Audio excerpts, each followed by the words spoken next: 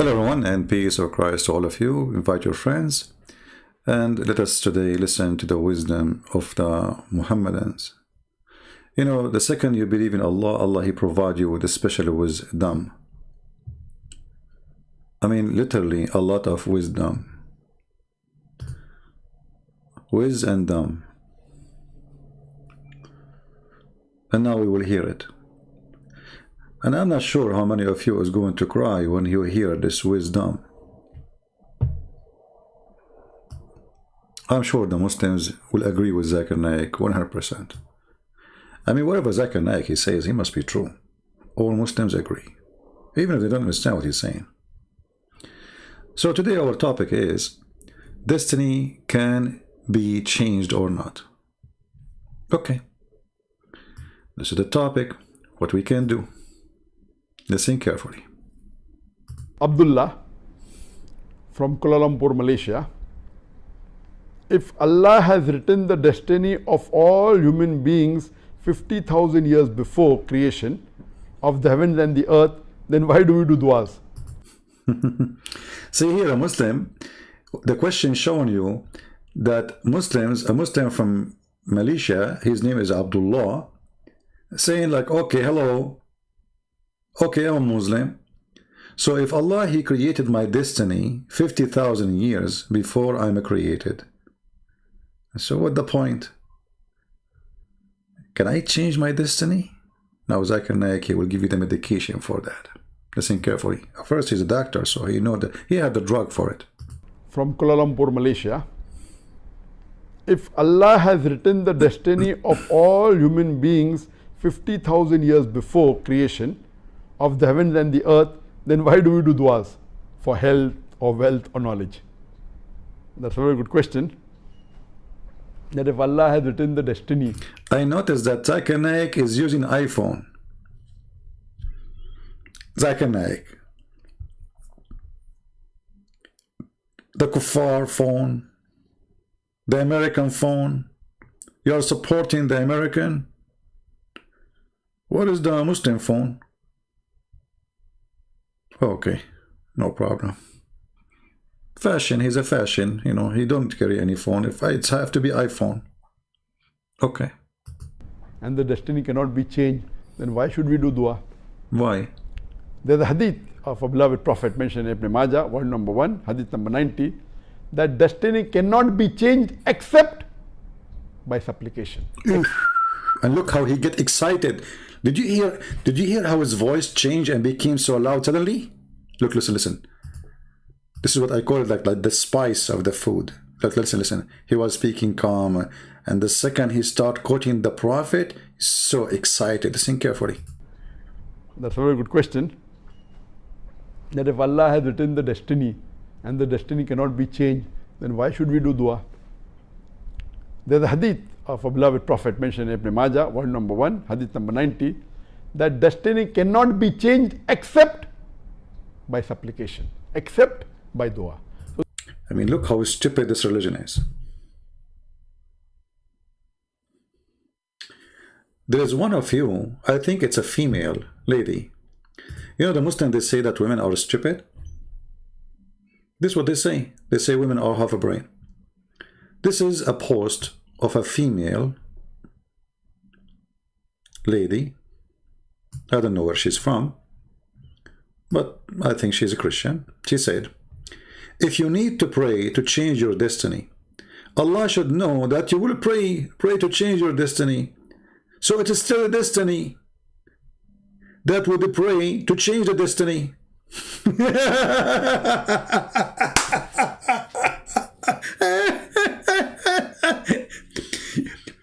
If I am Zakir Naik now, and you are saying that to me, I will say to you, Brother, with him. And you get the point there. You get the point there. What she got the point? She hit you in the head, you idiot. If everything you say, everything you do is a destiny by Allah, that's mean Allah, He will destiny to you to pray to Him to change your destiny. I mean, how stupid this religion is.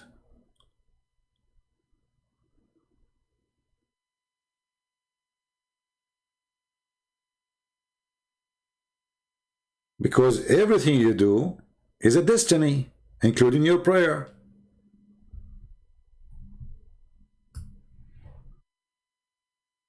So when Muhammad, he said, and Zakir Naik getting so excited, saying you can change your destiny, and this is the only way to change your destiny is by making a prayer to change your destiny.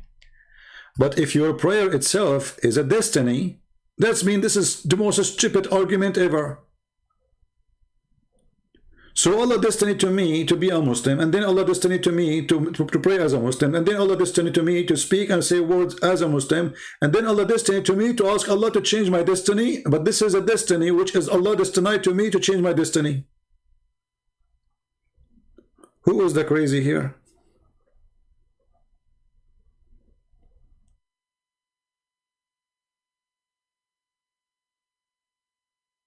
What is this? And look how he gets so excited, like, yeah, it's very important. And you know, remember in the other video, he says, Allah don't make destiny, Allah predict. If you remember yesterday, and the reason I am concentrating in this topic, because this topic is really destroy everything Islam stands for. Like you go to heaven, blah, blah, blah, blah. It's a destiny. You do, you don't do, you believe, you don't believe, it's a destiny. In this video here, the guy was asking him, okay, if everything is destined by Allah, if anyone commit any sin, then who is to blame? Zakir Naik, he claimed in this video that destiny does not exist in Islam. Allah just predict. If I am destined to commit a murder, and then I commit a murder, but naturally, I will not be responsible for it. It is Allah who has destined it. Therefore, He will be responsible. Then, why should I be punished for this? As far as the question of this qadr is concerned, it's a common question asked by Muslims as well as non-Muslim about the qadr of Allah subhanahu wa ta'ala, and it's difficult to understand. I'd like to give an example for people to know that Allah subhanahu wa ta'ala has ilm ghaib, has knowledge of the unseen. He has knowledge of the future. I'd like to give an example that if in a classroom there is a teacher who teaches the students, after 1 year has passed, before the examination, the teacher predicts that this child, he will come first class first. This child, he will get a second class. This child, C, he will fail. And once the examination takes place, and when the results are out, student A gets the first class first, student B, he gets a second class, student C, he fails. Now the question I would like to ask is that just because the teacher predicted that the student C would fail, can the student C blame the teacher, saying that because the teacher predicted that I will fail, I have failed? So here Zakir Naik saying that Allah, He just predict. There's no destiny. He just denied destiny totally. Do you know what Muhammad said about those who deny destiny? Do you know what Muhammad he said about them? They are kuffar. Let me try to find you the hadith.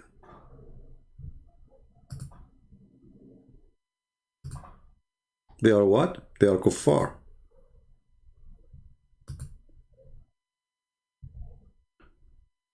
Let us see.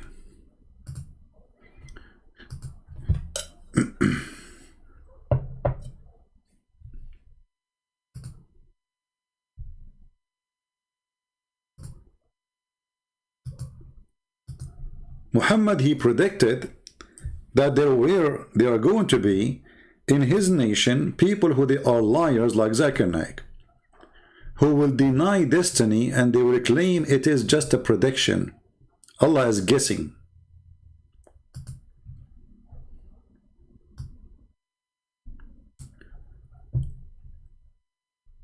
The Prophet said, among my people, there will be people who will falsify divine decree.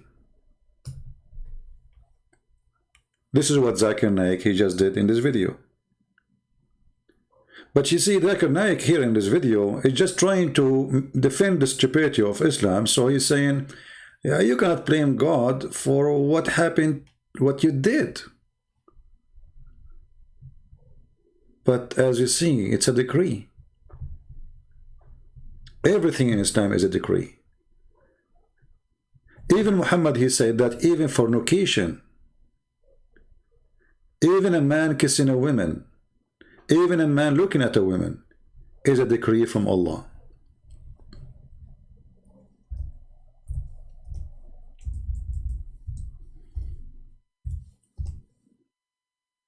And by the way, there is an idiot, he said in the comment that I don't show ask Christian Prince to show you the book. So what we are doing all this time, all those years, I'm doing what? Tell him to tell you the name of the book. Tell him to tell you the name of the hadith, the number of the hadith. So all those years we are showing nothing in the screen except the name of the book, the hadith, the reference, and your Muslim website, and even we post it in the chat. And then the Abdul, because he is angry, you tell him to show you the name of the book. Read carefully. Zakir Naik, he says, you cannot blame Allah for your destiny, for an act you do. Allah is just predicting. You don't even know. I mean, the guy, he says, Allah, he knew ilmul ghaib. And then he gave an example that the teacher predict who will pass, who will fail. And by the way, this is not true. A teacher, he do not deal with the student by prediction. Because a student can pass any prediction in the exam if you work hard. You don't know what he's doing at home. So he come to the, maybe all the year he was lazy, and before the exam he works so hard, studies so hard, and then he will surprise you. So teacher don't decide a student going to fail by prediction. He decide by what he see as an action from the student. After the student do the action, not before. Zakir Naik, he said, Allah is not decreeing for you what you do, which is totally against the teaching of Muhammad. As you see, even fornication is a decree from Allah. Verily Allah has fixed the very portion of adultery which a man will indulge in, and which he of necessity must commit. Do you see the word necessity, must commit? It's not a choice to commit or not. Allah wrote for you, you are going to sleep with this woman, and Allah wrote to this woman to sleep with this man. It's not a choice. And here we are talking about sin, not the good thing. We are talking about fornication, adultery. So why they lie to us in the TV and they say something totally different? But Zakir Naik in different video, he agreed that everything is a decree. Because this is what the video about. Destiny, can it be changed or not? I mean, look at this stupid idiot. In one video he's saying that Allah, he just predict, and you can't blame Allah for action you did. And in this video the title is Destiny, can it be changed or not?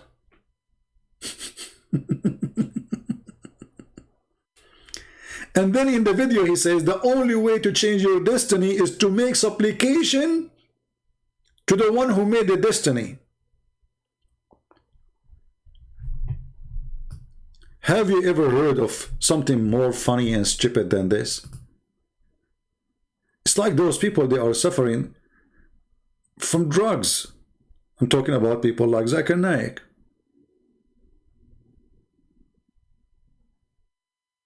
In one video, he is making destiny as if it's not exist. In the other video, saying, no, there's no way to change your destiny except by making supplication to Allah, so he changed your destiny. And if your prayer is a destiny and your act is a destiny, so how that can be changed to this destiny? So Allah, he made me pray to him. It's a destiny.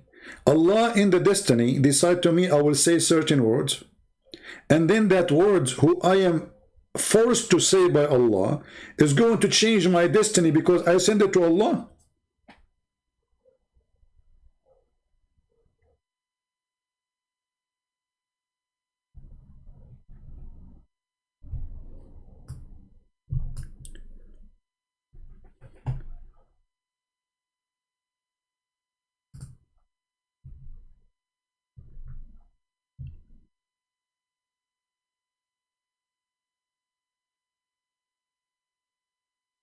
The Quran says in the chapter of the insan, which means the human, وَمَا تَشَاءُونَ إِلَّا مَا شَاءَ اللَّهُ, or مَا يَشَاءَ اللَّهُ. Nothing of the will you will except what Allah will. I don't know if that makes any sense anyway.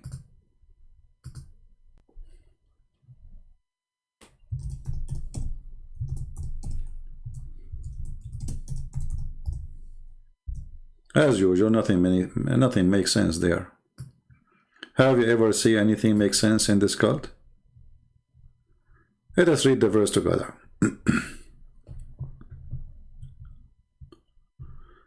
Okay, hold on.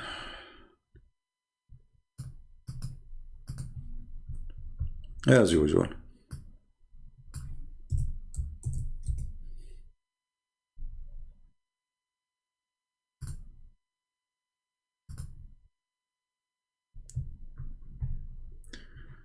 Oh boy. Oh.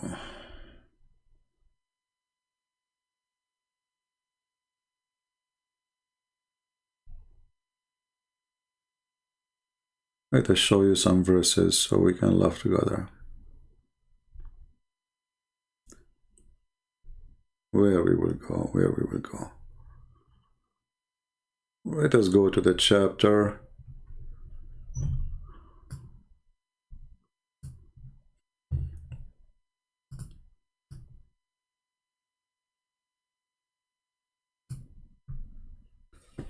Let us see this one.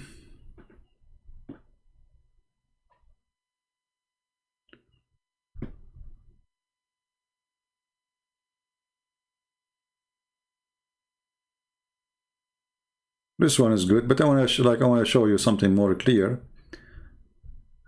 Okay. How Allah He forgive and how Allah He punish, it's up to Him. It's up to Him. It's not like about what you do. It's up to Allah. Allah He punish who He will. Allah forgive who He will.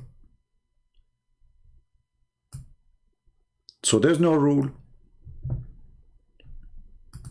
And that is something Allah decided already before He created you, who will He punish and who He will forgive. Let us see.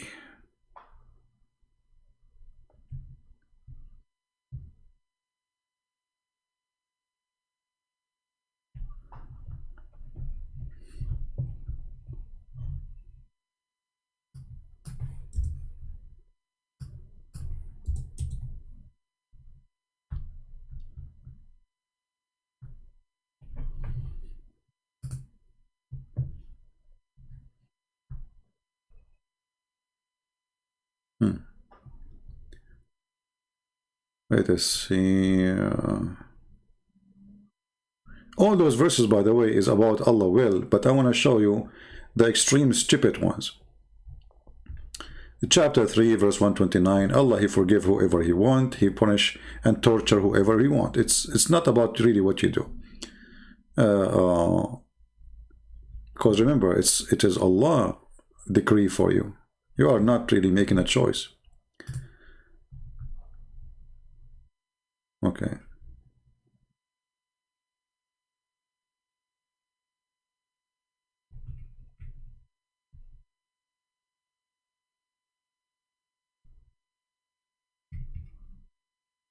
Oh, they're repeating the same thing.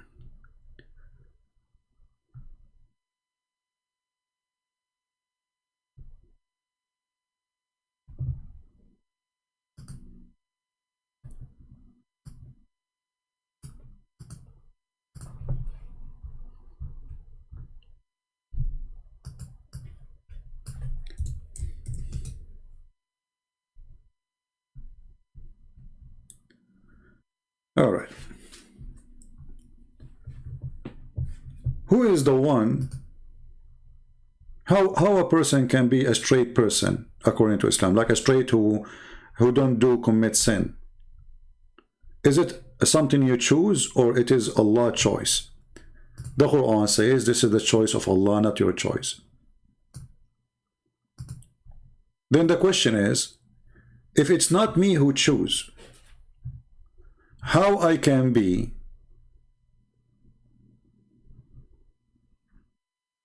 good or bad? So what make me good and what make me bad? It's Allah who make you bad and Allah who make you good. That's wonderful.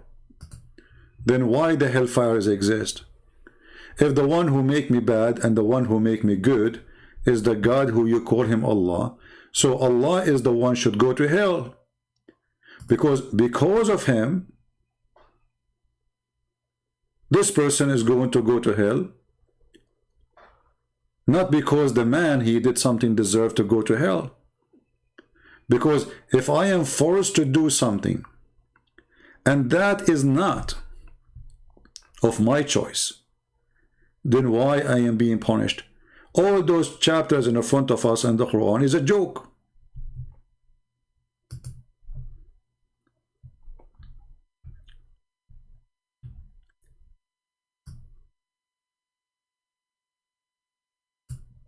Read carefully with me and laugh. And ye will not unless it be the will of Allah. Let us change the translation. This guy, he's using I don't know what kind of software to translate, obviously. All right. And you will not, what is, this is English now. And you will not unless it be that Allah wills. What? Okay, change the translator. You will not unless it's Allah will. Go to different idiot.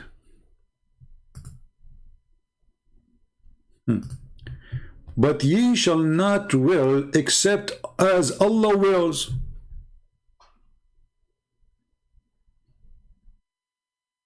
Any Muslim there in the bushes can tell us how we can function with this? So now I went live on air to expose Allah. The Quran saying, it is not your will, but it is the will of Allah to go online, expose me. Any Muslim in the bushes?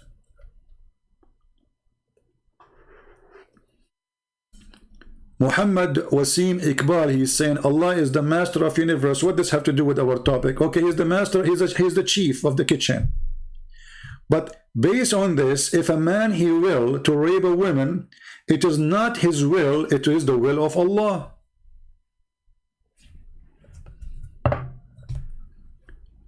Tamara saying the translator does not make sense, but the translator is struggling with the stupid Quran. The Quran, first of all, doesn't make sense. Therefore, the Muslim, they look like, you know, those translators like a bunch of crazy people trying to fix it.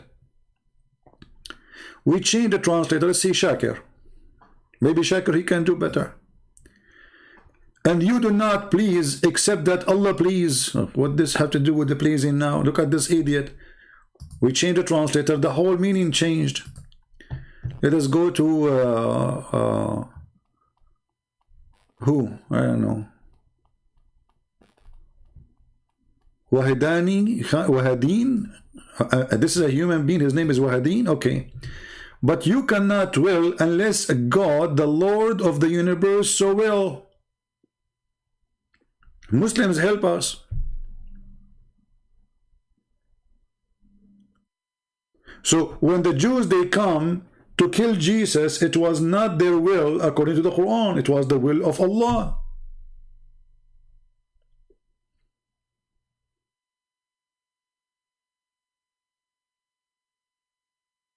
Any Muslim?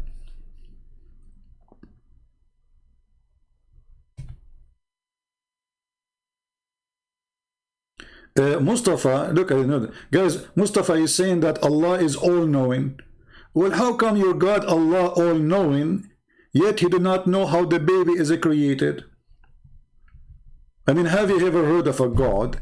He said that the woman, she have a sperm coming from her breast, from the top of her ribs, and the man have a sperm coming from his backbone. Allah is all-knowing, brother. Allah is all-knowing, but he said there's hail coming from mountains in heaven. This is the all-knowing God. Allah is all-knowing, but he claimed that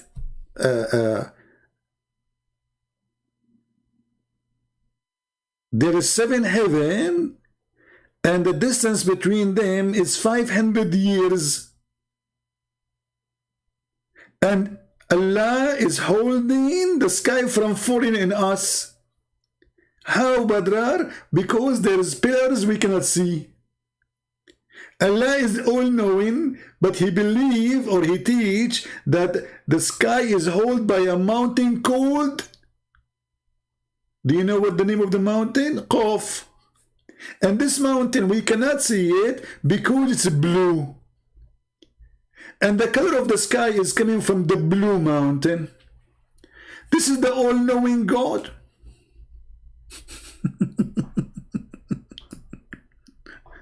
Allah is all-knowing. I mean, shall I continue until next year, telling you how much Allah he knew? Allah the all-knowing, he taught his prophet that if the women have orgasm first, the baby will be a girl. And if the man have orgasm first, the baby will be a boy. This is the all-knowing.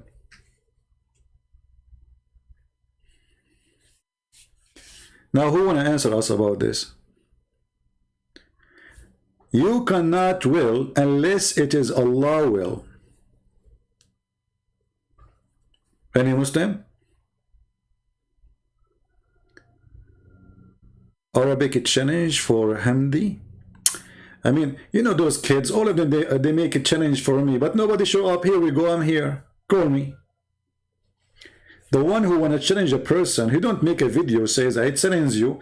The person, he have a way to call him. He go almost every day on air, and he say, okay, who wanna call me, call me. And you don't call, it's mean your challenge is like Allah. Fake.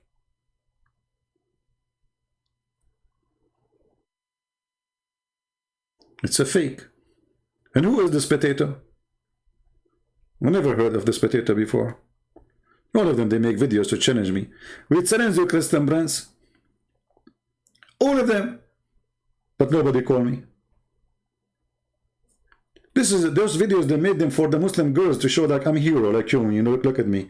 I'm challenging them, Christian Prince, you see? I challenge Christian Prince, he ran away from me. But I'm here. I'm live on air. Where are you? Now, who is the one going to answer us? Those Muslims who make video to challenge me, they are the same as Joe Biden. Do you know the thing? You know the thing? They have no answer for anything, and they will never dare even to get close to me. You know the thing? Any Muslim can answer us? Forget about those kids. Don't change my topic. There is no will you do except the will of Allah. Anything you do is the will of Allah. Right now I'm speaking about Allah because it's Allah will.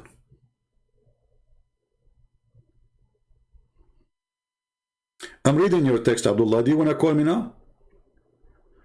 Abdullah, before we started, you said, can I debate you? I said yes. Do you like to call me? Right? Folks, you don't try to change my topic. You are a coward like your prophet. We have a topic in the front of us on screen. They try their best to talk about anything except our topic. Very embarrassment to Islam. Notice with me, not a single Muslim, he answered the question we are asking. Can you explain to me this verse in the Bible? Folks, see, let your prophet explain it to you, just to show you how stupid what you are saying.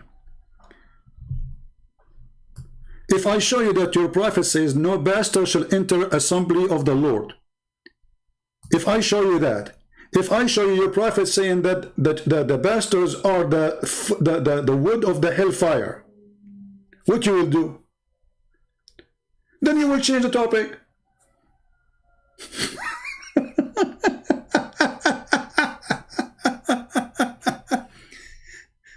And by the way, your stupid prophet, he's spoken about bastard, but he is a bastard. He is born 4 years after his father's death.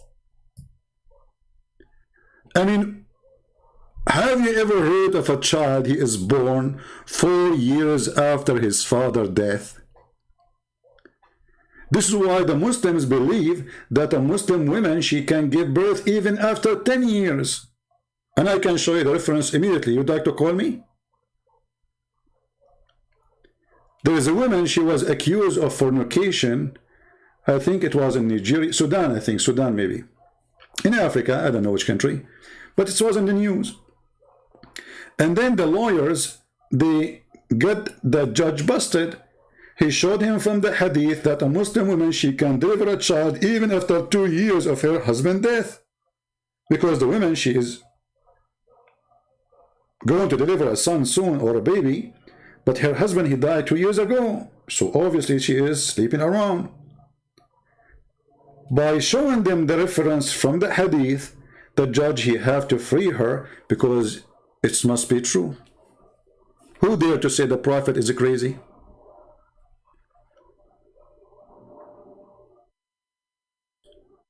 Are you there? Or do you want to change the topic now? Is it true your prophet was born 4 years after his father's death?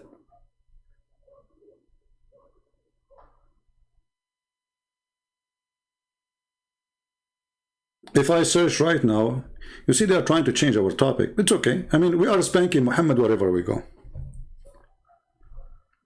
You know, Christian Prince, when he is driving his car, he is driving and throwing garbage from the window. Where? In the yard of Allah. So it doesn't matter what I'm throwing, really. It's going to be the garbage of Muhammad. Let me show you how we laugh.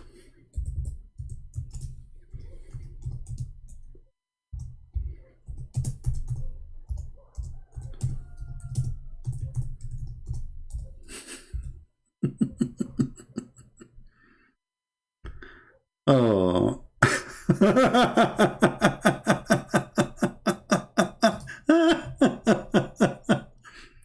Hold on. Okay. This is your sheikh on the TV explaining brother to us, brother and sisters. Look, look, look. This is the TV of Saudi Arabia, official TV. Alhamdulillah. He's explaining to us, and look at the music, the background, the holy God. إلى أنه يمكن أن تحمل المرأة الجنين 4 سنين. Allahu Akbar. It's possible for us in Islam that a woman, she can carry a child even for 4 years.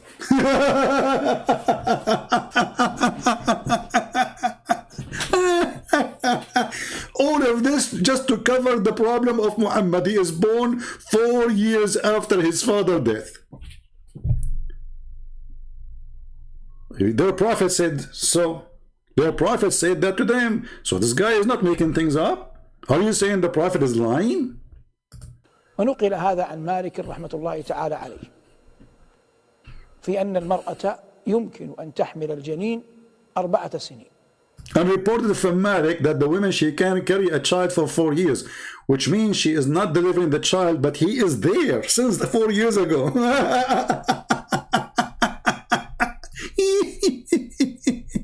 Now we go back to that topic.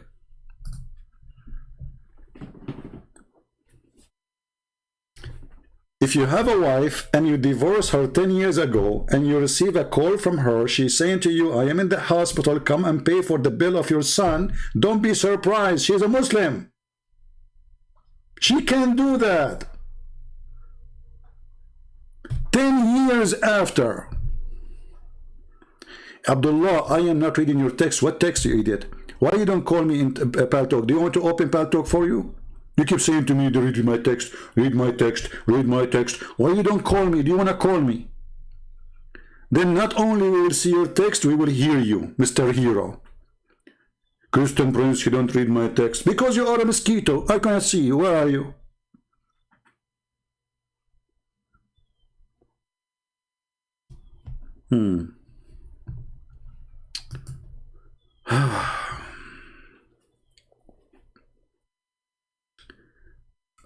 Christian Prince, here we go. Foxy, now she is focusing in the topic. Finally, Al-Insan, chapter 76, verse number 3. Indeed, we guided him the way. Be he grateful or be ungrateful. How stupid you are. You just said we guided him. So where is the free will?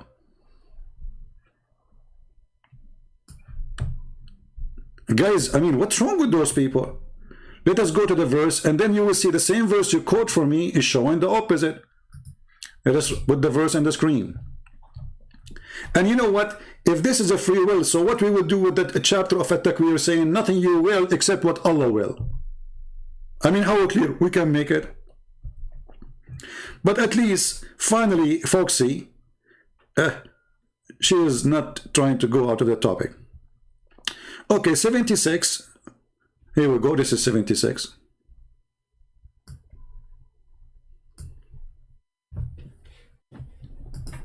We created the man from a drop of mingling fluid so that we might try him, and we gave him hearing and sight.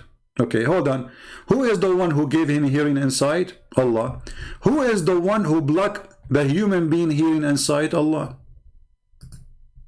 Let us see.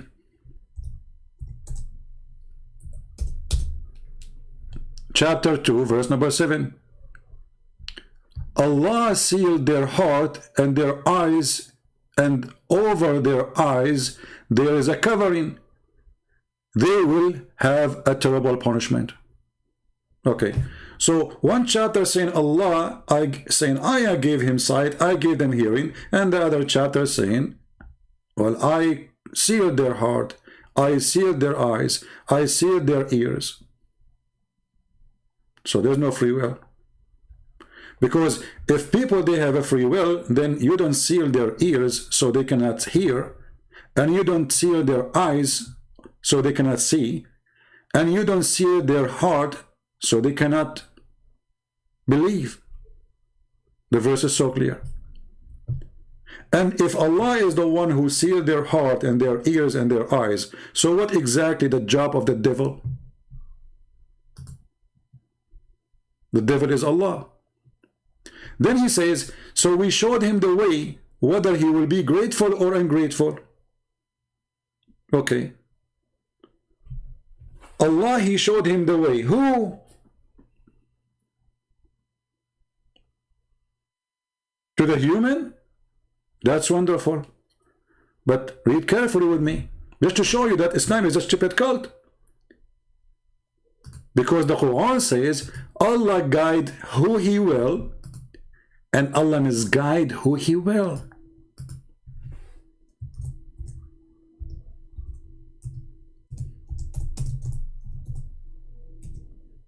Read carefully. Are you going to guide who Allah misguide?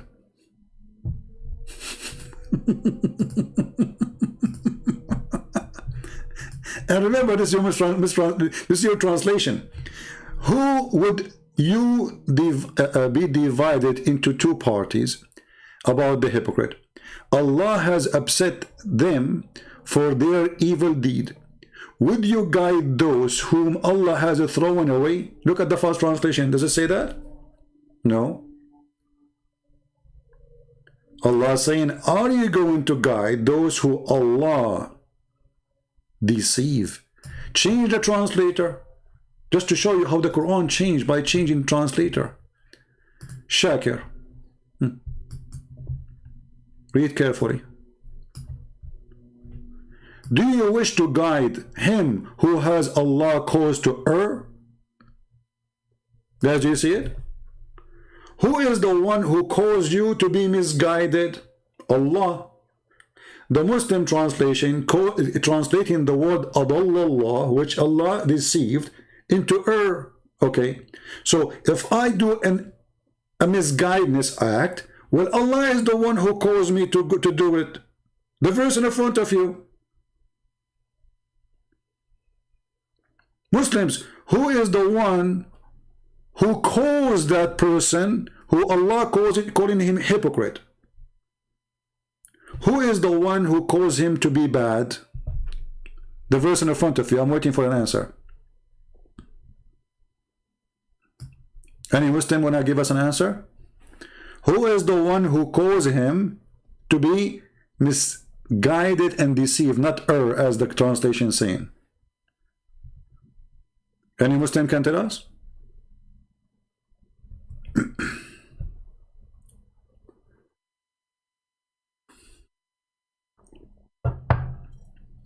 What happened to the Muslims? They are searching Google now.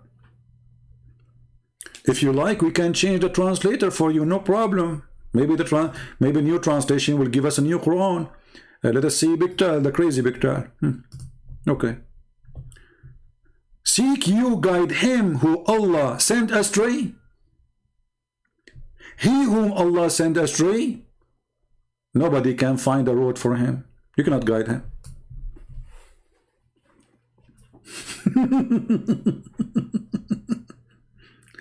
And the funny is, Allah, He sent you astray. Okay, what astray mean? Misleaded you?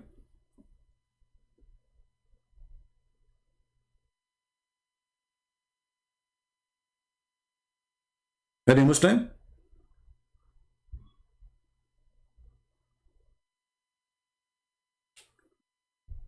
Let us see more verses.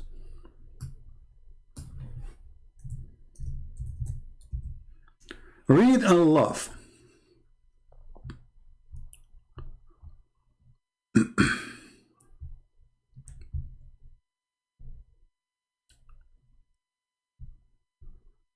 Let us see which one we will show you.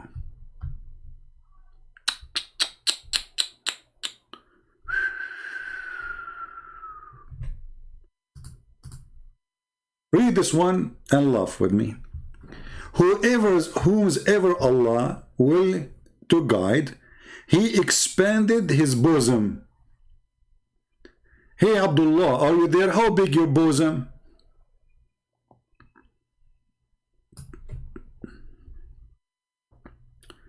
$730 a group He guided, and a group deserve error. What deserve error? The verse saying He caused them to be misguided. Don't lie. People, does it say there that Allah caused them to be misguided, or Allah, or they deserve to be err? Why you are lying? It says there, are you going to guide those who Allah deceive? And here in this verse in the front of us, chapter 6, verse 125, it says that the one who Allah want to guide, this is the will of Allah, He expanded His bosom, and the one who don't want to guide, He made his bosom close and narrow. It's Allah's decision, not your decision. It's not you decide to be guided or not.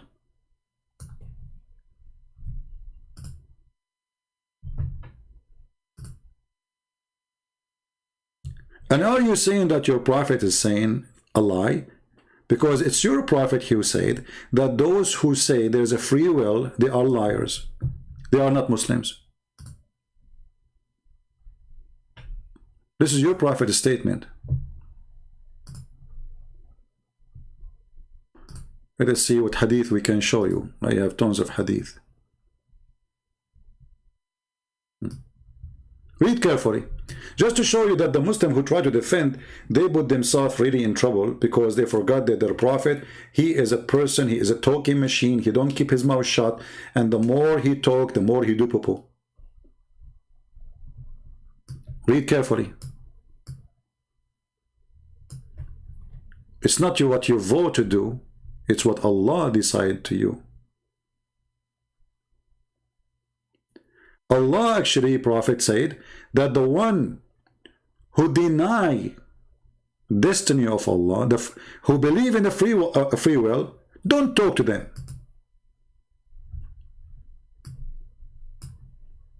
Omar reported that the Prophet said, don't sit with those who believe in a free will.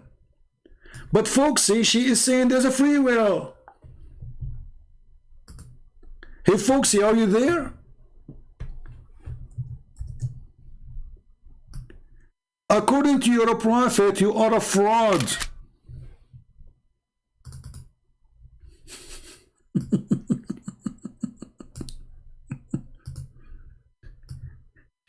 Foxy, how you feel now? Be honest with me. How do you feel now? Your prophet said with the clear words, don't sit with those who believe in a free will. You saying, no, we have a free will.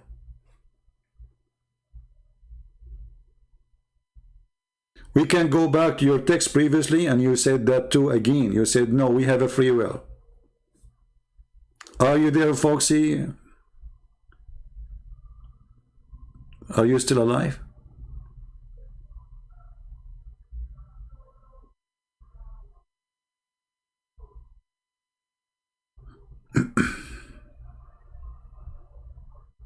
Anyone? The Prophet, he forbid you to sit with those who believe in a free will, and he accused them to be kuffar.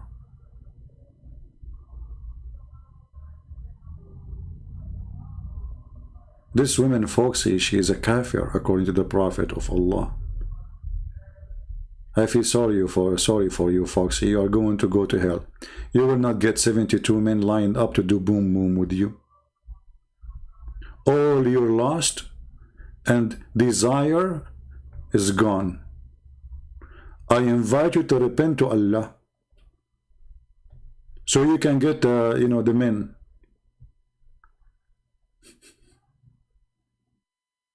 Abdullah, no, I saw your text saying that Allah, he made Muhammad a messenger. I mean, this is the most stupid statement. Muhammad, he made a verse saying Allah, he said, I am a messenger. Okay, I can make one now. How Muhammad is a messenger for Allah? Is Muhammad never spoke to Allah?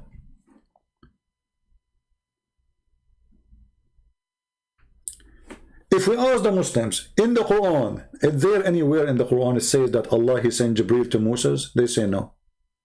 Did Allah send Jibreel to Abraham? No. To Jacob? No. To Isaac? No. To Isa? No. So all the prophets, the Muslim prophet, Jibreel never come to them to deliver Quran or Torah. Only Muhammad. Why Allah don't want to talk to Muhammad? Why Muhammad? Because he smell bad, he don't take a shower? Any Muslim can tell me why? So Allah, he sent his revelation directly to Moses. Hey Musa, tell them, I give you revelation, Musa. Hey Allah, how are you? I am Allah, how you doing? I am Musa Habibi, how are you? Okay. This is Musa speaking to Allah. How about Abraham? Tadadam. Who is there? This is Abraham. Hey Abraham, I am Allah, how you doing? How is your wife Sarah? Oh, she is doing fine. She is feeding the goat. Okay, I have delivery for you. Okay, this is Abraham. Allah speak to Isaac. Tadadam. Habibi, this is Isaac who is with me. If you are not a Jewish, don't call me. I am Allah, Isaac. Oh Allah, how are you? You did not call me since last night. So why Allah only with Muhammad he sent Jibreel? Why? Because Muhammad was so dirty, he don't want to shake hands with him? Allah speak to all the angels, I mean to all the prophet except Muhammad. And Muhammad is his favorite. I mean, do you see how much his favorite is? Oh boy. Going back to the topic. Those who deny destiny, don't sit with them and don't talk to them. What we will do? Hey man, this is da'if. Who want to say that? This is da'if.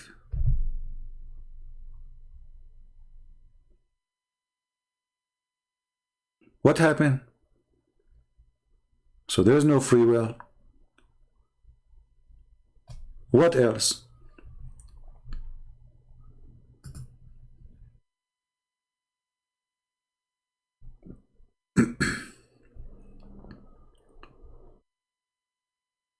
Any Muhammadan?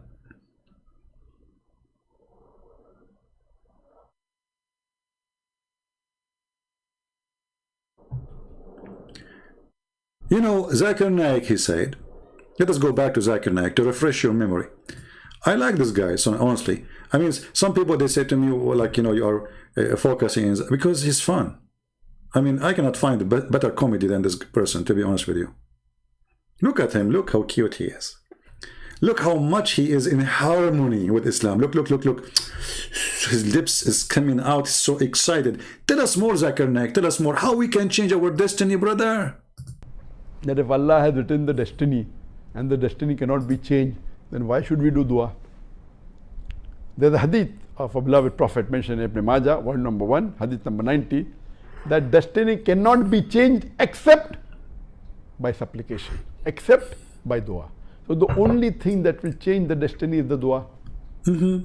Allah says in the Quran, in Surah Rad, chapter number 13, verse number 39, that Allah subhanahu wa ta'ala can erase or confirm whatever He pleases from the mother of the books. See, it's in the mother of the books. But Allah can cheat. Allah can change your grade. Allah have a book. Hey, Christian Prince book. This Christian Prince in the day of etc. He did this. Okay, I will take it for you, Christian Prince. Are you happy now? What the heck is that? But this guy, he's forgot. You see those people, they claim to be scholars. Isn't it the Quran says that you pray, you say nothing except what Allah will? وَمَا يَذْكُرُونَ إِلَّا مَا أَنْ يَشَاءَ اللَّهُ. Anything, or يَذْكَرُونَ, anything you say. Let me see the verse. I did not read it for long.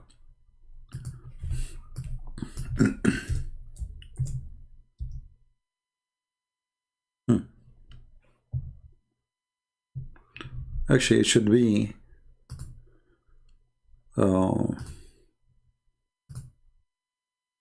here.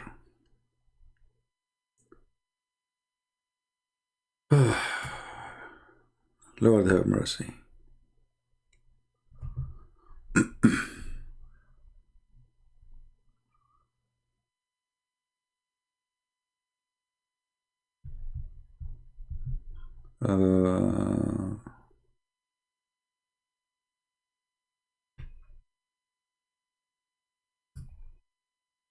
Okay, before we go to that verse, let us read this one here.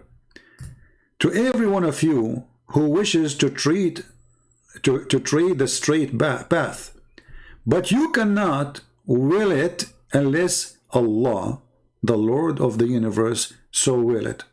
Do you see it? So, if you want to be a good person, can you be a good person? The answer, no. Unless this is Allah will.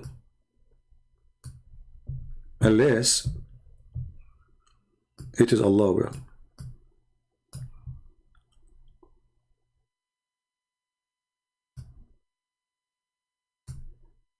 Let us see here.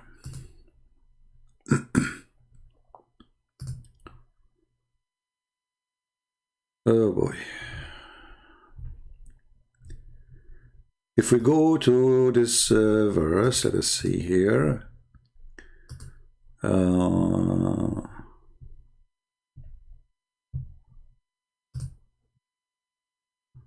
Okay.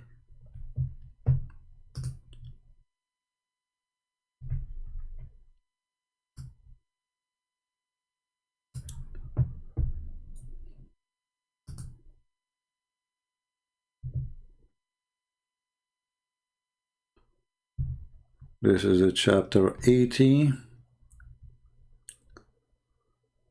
And then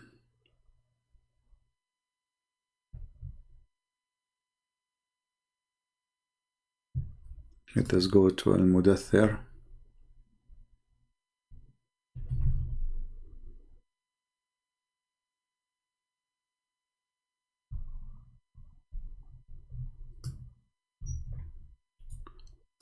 I mean, it's a stupid religion. What you can do? Endless stupidity.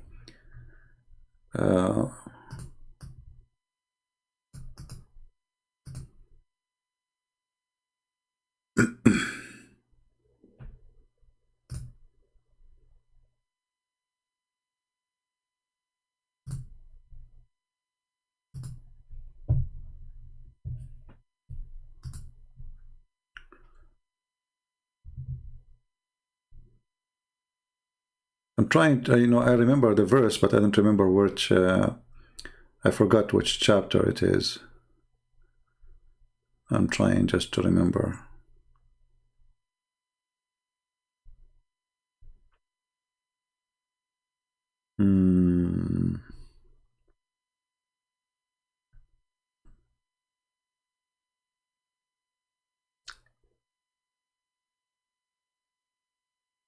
Because I did not use it for long.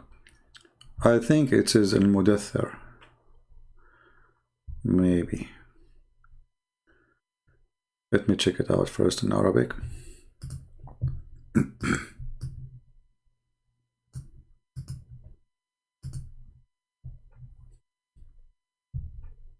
Yeah, I was right actually. Okay.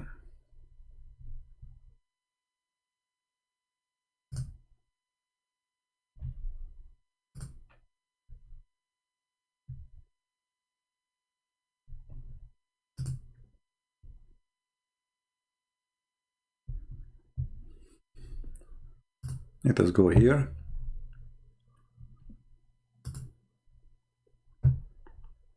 And then we go here.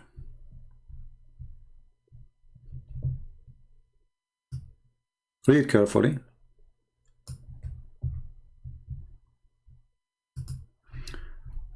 Translation is not clear here. Let us change the translation. I think all the Muslims, when they translate the Quran, they are using English, translation from the dictionary, not a proper language which is used in the street. Because the translation making it even more stupid. And they will not mind unless Allah please. Okay. What they will not mind?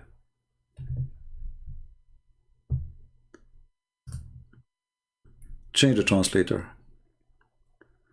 Let us see Hilali and Khan. They will not receive a domination unless Allah wills. This is this translation. Any Muslim agree with it? So you will notice that Islam is focusing in one thing, that at the end of the day, it's not what you do, it's what Allah will is.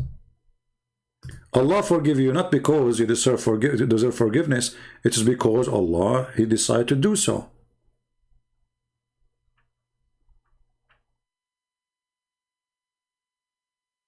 It's not your choice.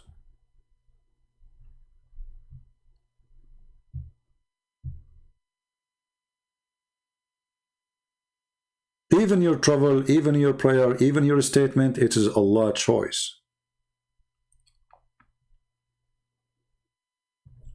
Yesterday we showed you the story of Adam, how Allah, He made Adam commit sin, and Allah, He forced Adam to do sin. It was not a free will of Adam. That means all the story in the Quran is a fabrication. Because if Allah, He said to Adam in the Quran, go and live here and don't eat from this tree. And then Adam, he ate from that tree. And that was a decree from Allah.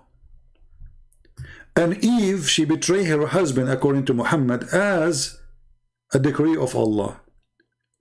So Adam and Eve, they commit no sin. And as you see here, Muhammad is blaming Eve for what happened to Adam, showing the stupidity of this prophet. Because how you say it was a decree and then you blame Eve? Either it was a decree, that's mean Eve, she is just part of a theater, a movie, a scenario, and she did her part, and Adam, he did his part too. When Muhammad, he said, none among you attain salvation purely because of his deed,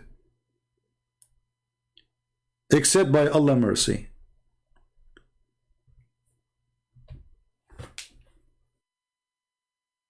So what the prayer for? Why Muhammad, he says, the one who say Allah 100 times, Allah forgive his sin. The one who touched the black stone and kiss it, Allah erase his sin, or the black stone erase his sin. The one who do jihad, Allah will make him a green bird.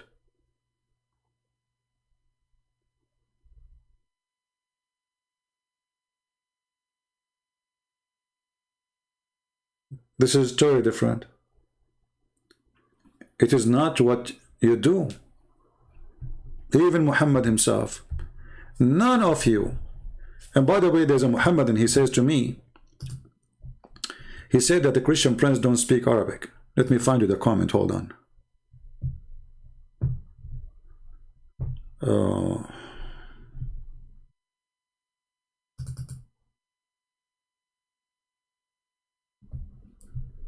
Let's see, where is this guy?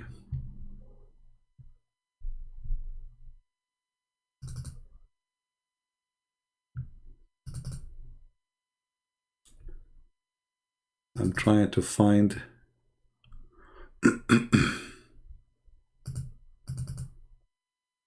his comment.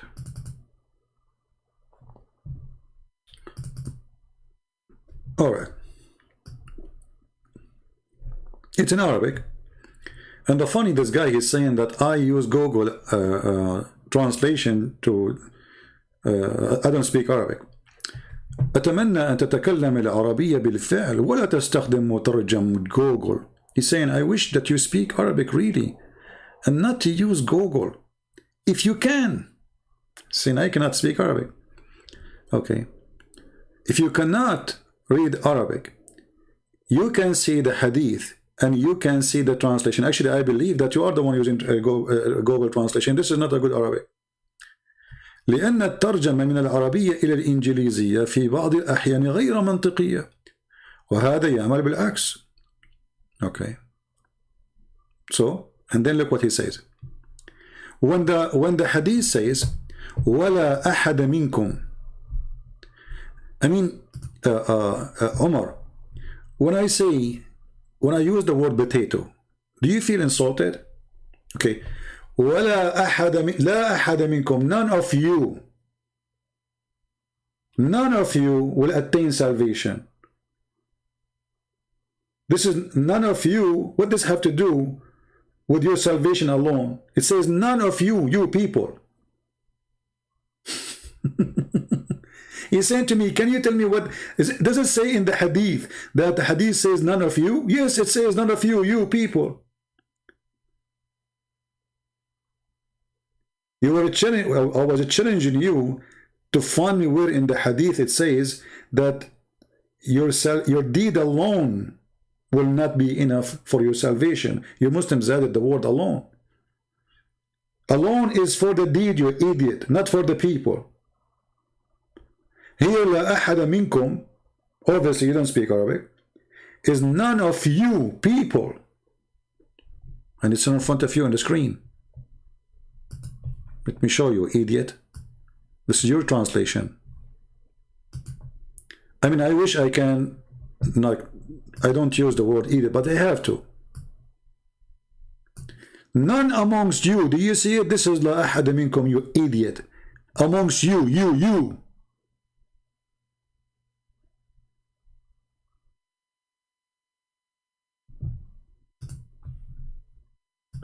So none of you people would attain salvation. This is the Muslim translation, purely because of his deed. In Arabic, it doesn't say that purely. It says because of his deeds. And this is the Arabic in front of us. Yeah. Let us show everybody.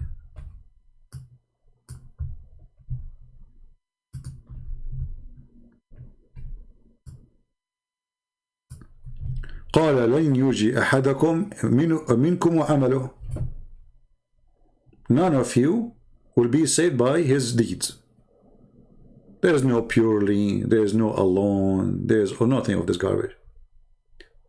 And if we go up, the same hadith again. None of you will be saved by his action. Because you have no action.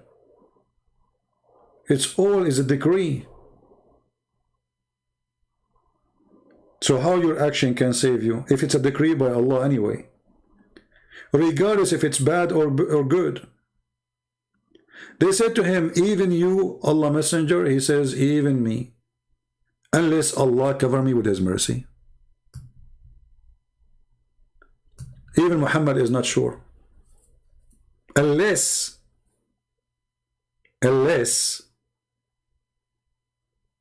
which is maybe.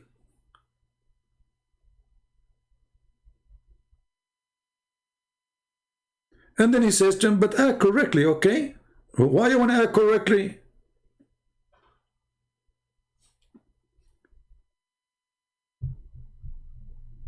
You just told me that my act is not the reason to be saved, is not the reason to go to hell.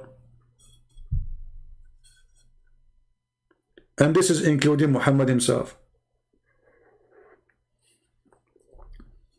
Do you see it?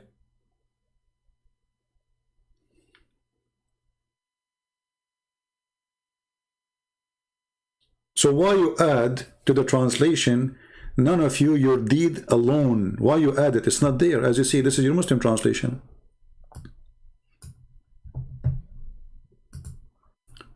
And they say to you, oh, he don't show the hadith number, he don't show the book. No, I'm scrolling up and down, I'm showing everything. This is Al-Bukhari. Look how clear this one is. Allah Messenger said, the deeds of any one of you will not save you from hellfire, between two brackets. Let's say there's no alone, there's none of you, no exception.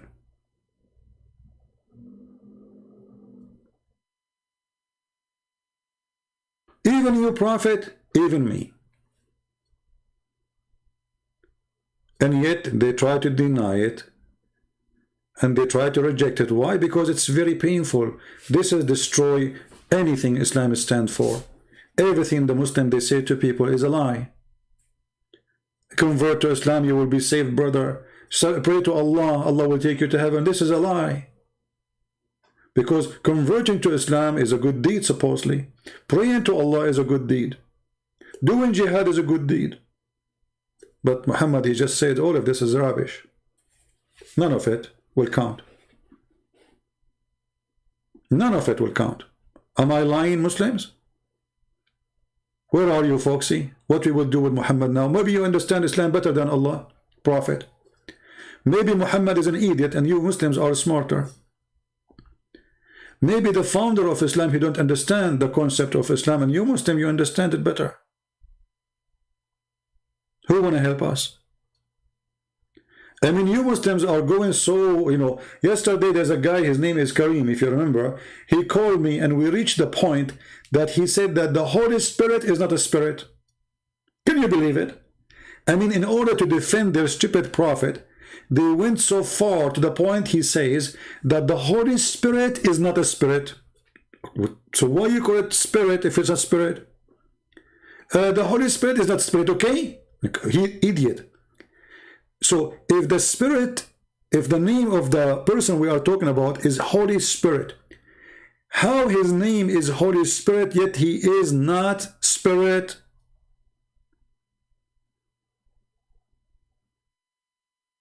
But because he have to find a solution to defend Muhammad, so they go crazy. They go in denial. I know he's here as a potato. Do you want to call me Kareem? I like to receive call from him, by the way, just for entertaining purpose. Honestly, I don't mind. Like, yes, I know I will lose my patience with him because he's an idiot. But still, it's fun. And then at the end of the day, people will laugh. The Holy Spirit is not a spirit. And then you say to him, hey, okay, Kareem, according to who?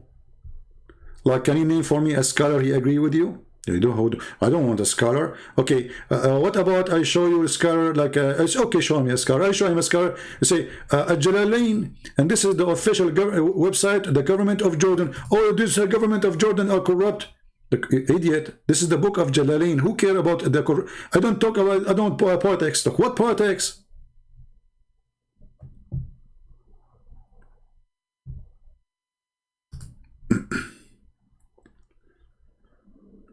The Holy Spirit is not a spirit.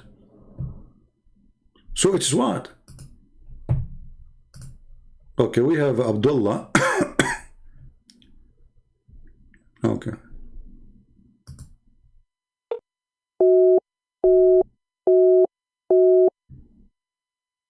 Guys, Abdullah, he asked me to call him, and look what he said to me in the chat. I called him, he did not answer, he rejected the call. Hey bastard, call me. Kid, you are a coward like your God using voice changer. I'm using voice changer.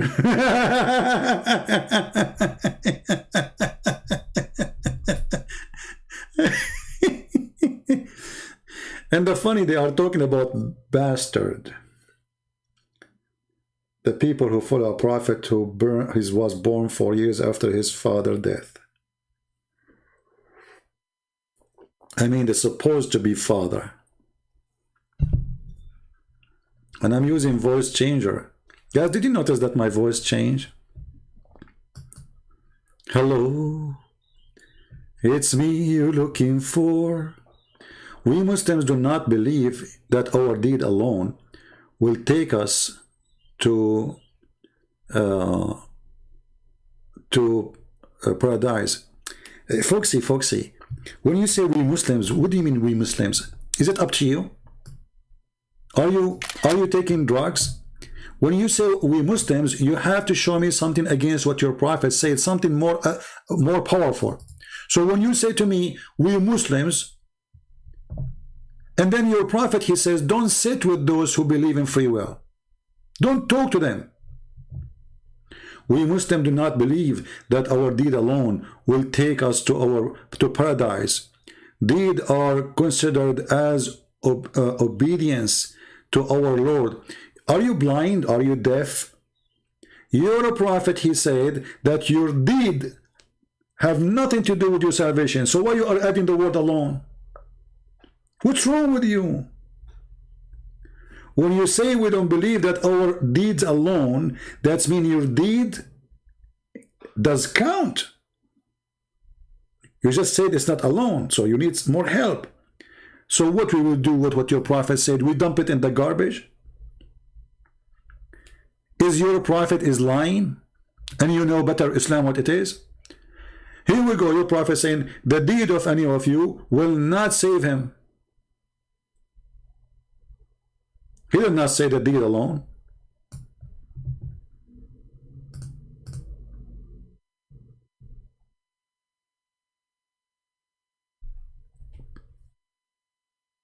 And then you are insulting your prophet. Because now you are saying something against your prophet. If you're a prophet, he is not using the word alone. It means deed have no place.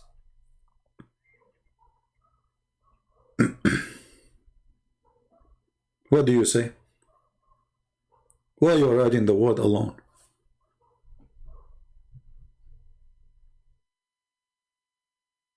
Okay, Kareem, you will call me. Hey, hold on, let me see. Are you online? Kareem. Okay, come online, Kareem, so I can text you.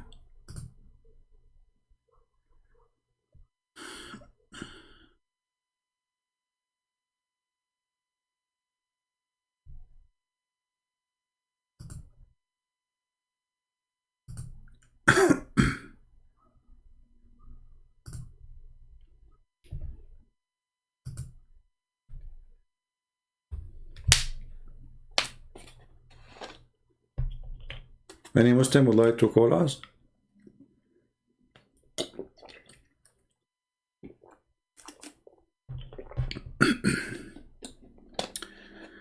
Thank you, Lord.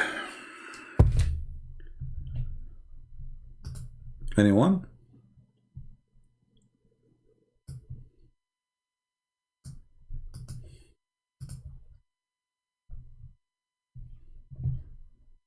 Are you online, Kareem? So I will call you.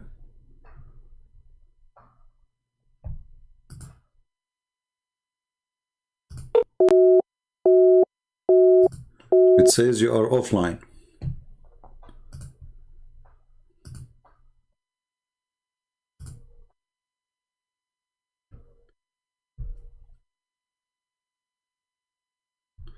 Look what this Muslim here, he said to us. Let us answer some comment and tell Cuckoo call us.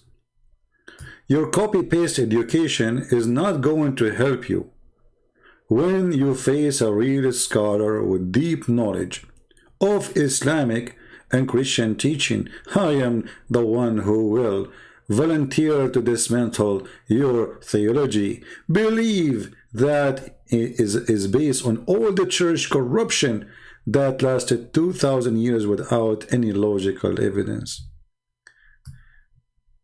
2,000 years without logical evidence. Islam stands by logical evidence. Muhammad, he went to the moon, the top of the 7-11 heaven. No witnesses, nobody. It's logical. The sperm coming from the backbone, logical. The penis will be in this palm tree, logical.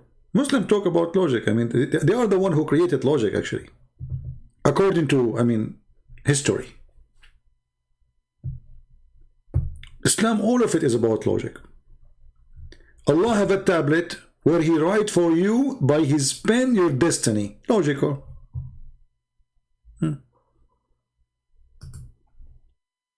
Isn't it logical?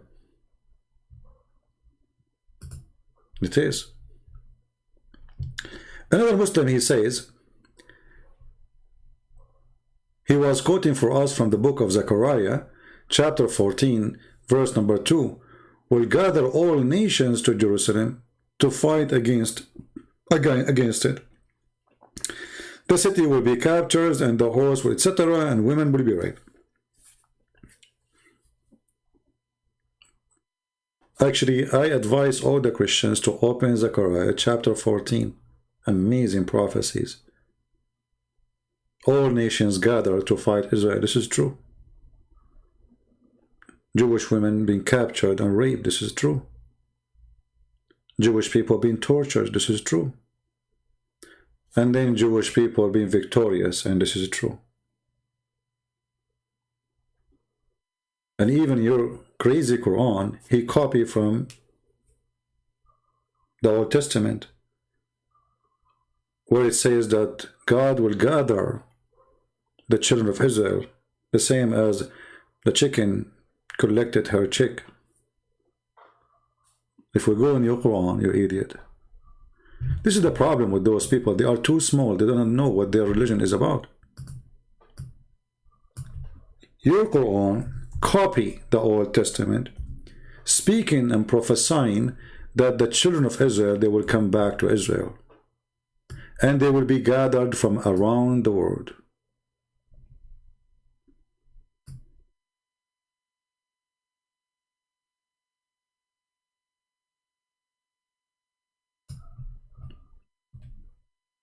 And then Jesus Christ will come. Do you see it? This is taken from the Old Testament. It's not a prophecy of Muhammad. What happened to you, Kareem? Are you still alive? So when we talk about the copy-paste, it's you Muslims who copy-paste from us.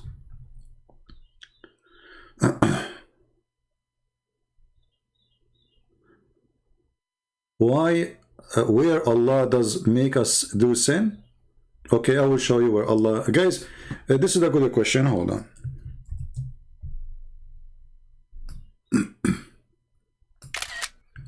Folksy, let us, me and you, make a deal. If I show you where Allah, He says He make you do sin, what is next?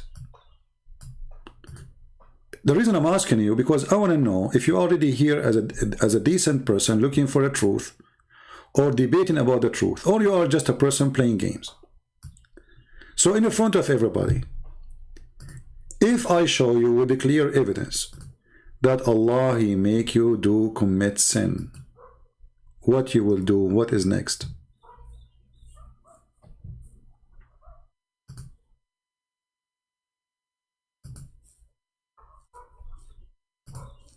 I'm waiting for you.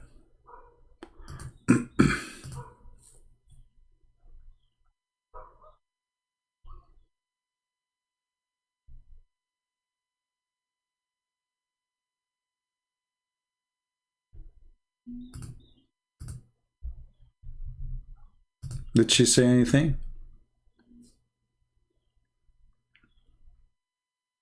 Foxy? If I show you that Allah is the one who make you commit sin. Oh, you like to see it only in the Quran. Guys, she like to see it only in the Quran. Why your prophet didn't count? Did you see, like, they're trying to be smart? I like to see it in the Quran. I like to see it in the Quran.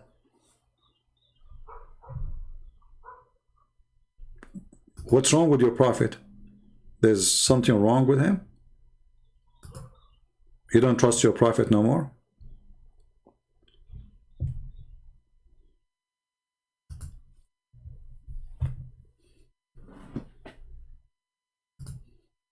All right.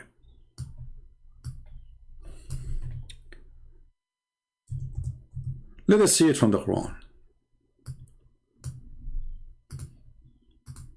And now we will show her from the Quran, and she say, I don't agree with the Quran. Show me something else.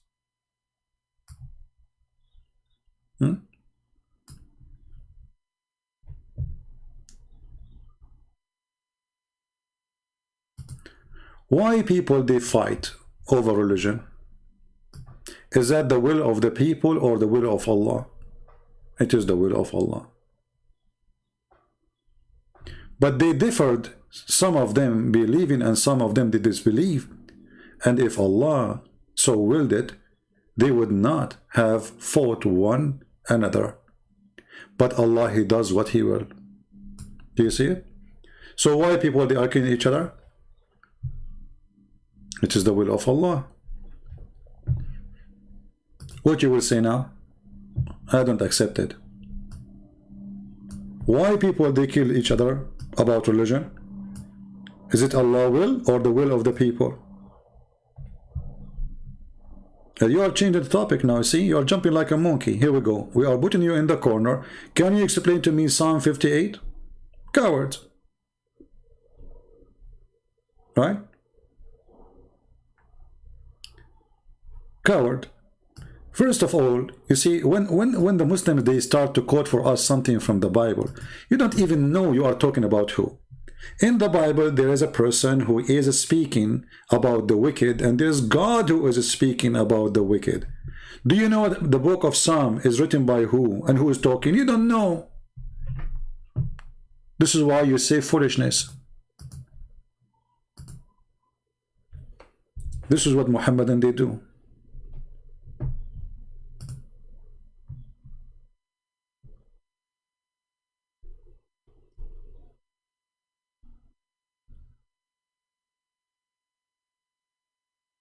Why people they fight each other? Is that Allah will or your will?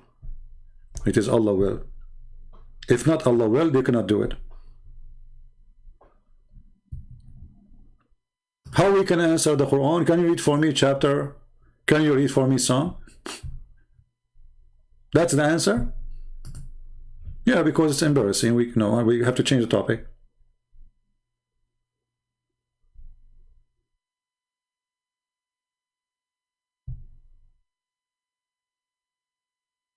There's a person making a prayer to God, saying this person is wicked since he was born. Why he's saying that?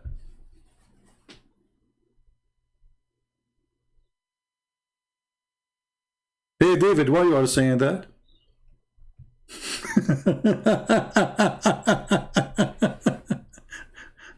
Hey, David, what's wrong with you? Crazy people. Your heart is full of evil. Those kings of the world.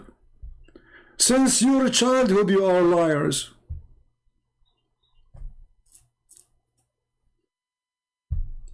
This is not even God talking.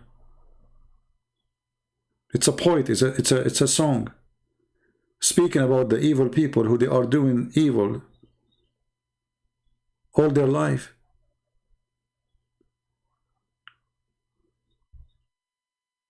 But we have your God, who he said that Allah, he made your wickedness when you are in the backbone of your father.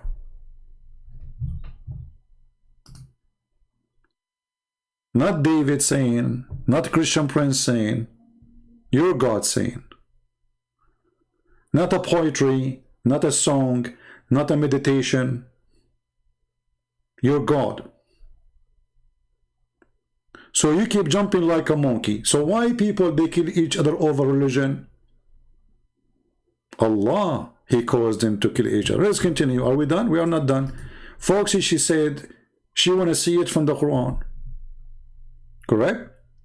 In the Quran, the Muslim, they say that the pagan, they used to kill their babies. The pagan, they are pagan. Why? Because Allah will that they will be pagan. Read with me. Had Allah willed, they had not been idolatrous. Do you see it? Are you there, Foxy? Why people, they are worshipping idol? It's the will of Allah. You are not a keeper for them. It's Allah will. You are not even responsible for them. It was Allah will. Because if it's not Allah will, they will not be worshipping idols. Yes, I'm serious. I'm quoting for you. Look at this, guys. Are you serious? Are you quoting for me? Chapter 253, 253? Yeah, I'm quoting for you.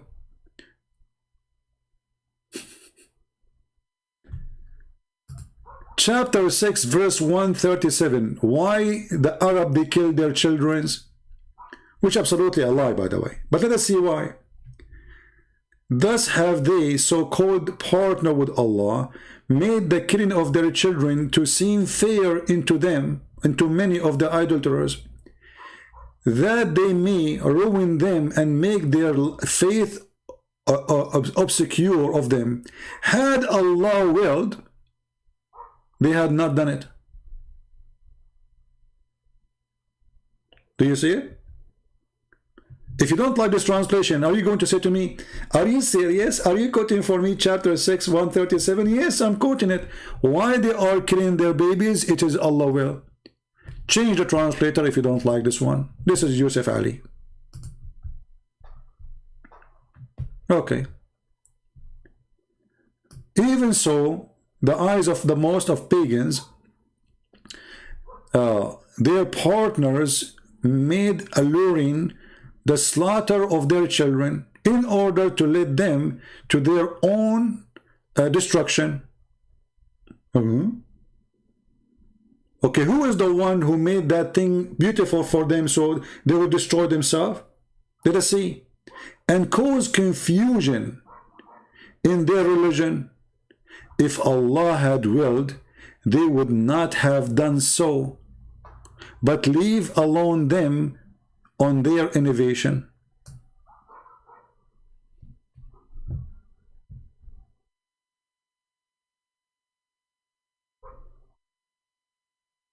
Had Allah willed? You idiot, he's saying, had Allah willed, they will not do it.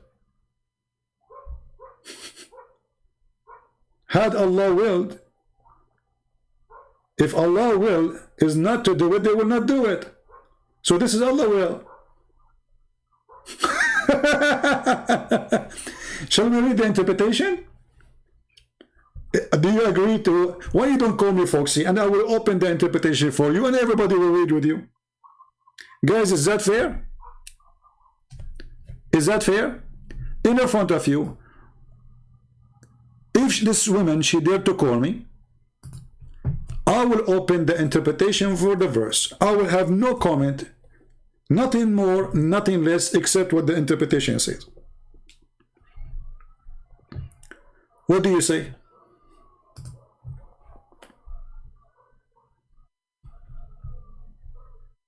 Or now the interpretation is not good?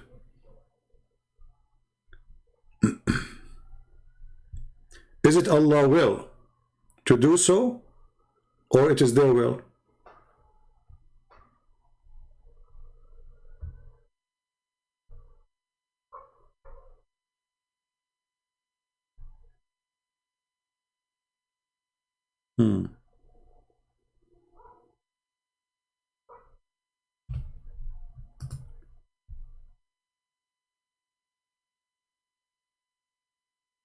Any Muslim? And you know, the reason, by the way, she is saying show me from the Quran, because she can play as she wish.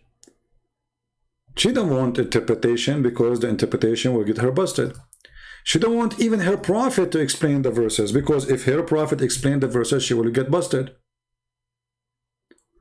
Isn't it us? We just showed you that even sexual activities in Islam is a destiny. What her challenge was? Show me where it says that Allah, He force us to do sin, correct? Well, isn't it Muhammad, he said that you do fornication because it is Allah's destiny for you? Is that sin or not? Who is the one who decides how much fornication you will do? This is why this evil person said, show me from the Quran.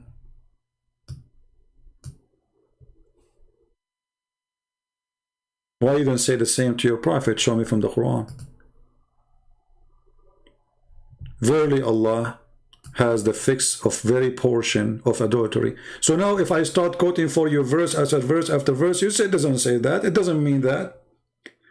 Then I'm showing you what your prophet explaining about those verses. You say he didn't say that. Oh, you will say I don't accept that. But this is sahih. Allah has the fixed of the very portion of adultery. Is adultery sin? You said, can you show me where it says Allah forced sin on us? How much sin you want?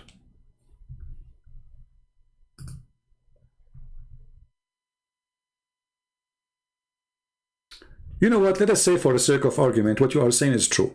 Guys, look at this. Those verses is against this. It is not will of Allah. That's mean your prophet is stupid.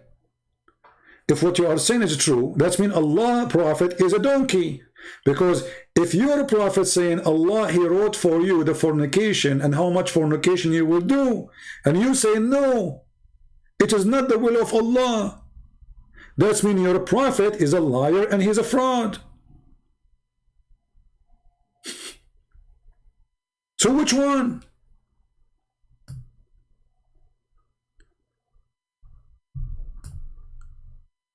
And the boy is your father. Still he is swimming in your belly.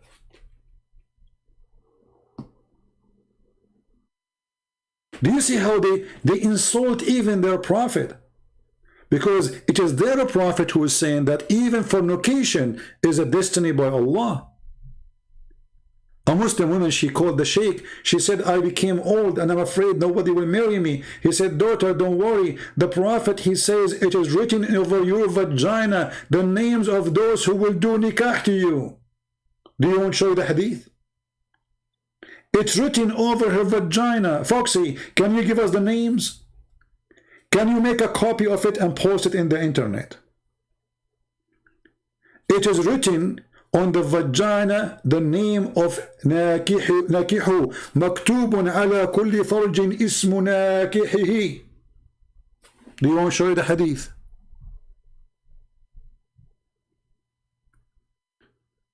Allah, He wrote His destiny everywhere, even over vagina. I can even play the video for you from YouTube. So when you say this is not what the Quran is saying, you are insulting your prophet, and you are showing the Christians and non-Christians that Islam is a messed up cult. A woman, her name is Foxy, is correcting what Muhammad saying. Be my witness. Muhammad is a donkey, she is a smart. Muhammad do not know, she know. And the funny is that Muhammad, he says that women are half a brain. Yet she is proving that she is smarter than the prophet, proving that Muhammad is the half a brain, not her. Thank you, Foxy. Wrong again. The hadith is not talking about adultery. It is a strict sense. It is talking about adultery of the eye, adultery of the tongue. Guys, you tell me have patience, right? Let us see how many people will laugh at you. Guys, look what she said. Wrong again.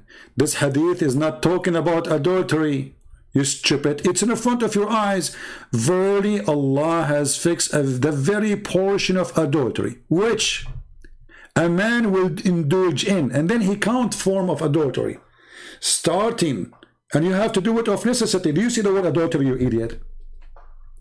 Do you see it or you don't? Verily, Allah has fixed the very portion of adultery. What is adultery of Islam is? Having sex. And Muhammad, he count other form of adultery. But you have to do it of necessity. It's not a choice. Allah, He wrote that for you. He must, and which he of necessity must commit. It's a must to commit. The adultery of the eye. Listen carefully, stupid idiot. Adultery of the eye. Adultery of the lust look. The adultery of the tongue. The adultery of the speech. The adultery of the heart desire. And all those adultery is exposed by the vagina. Do you see it?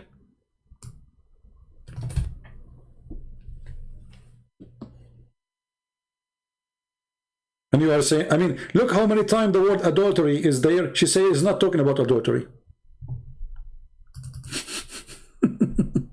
Christian Prince, wrong again. This hadith is not talking about adultery. And look, the adultery is all over the hadith. I mean, every 2 seconds there's a word adultery. And this hadith is not talking about adultery, okay? Look, what? It's not talking about adultery, so your prophet used the wrong word. Verily, Allah has fixed the very portion of adultery. Who is the one who fixed the portion of adultery? Allah. To who? To each one of you. Which a man will indulge in, and which of necessity. When we show you the story of Adam, did Allah force Adam to commit sin or not?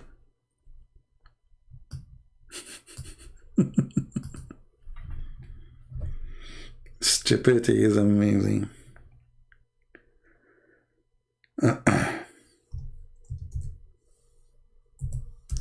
When Moses says to Adam, because of you we are of heaven.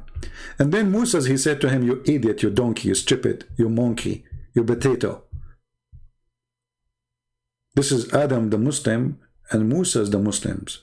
This is how they talk, you know, in heaven. Are you blaming me for something, an action which Allah had written for me? What your prophet saying? Are you blaming me? Do you blame me for action which Allah had written in my fate 40 years before my creation? Do you see it? So, can we blame Adam for his sin? Your prophet said, so Adam confuted Moses, and he repeated that 3 times as usual because he's a Trinity person. Do you see it?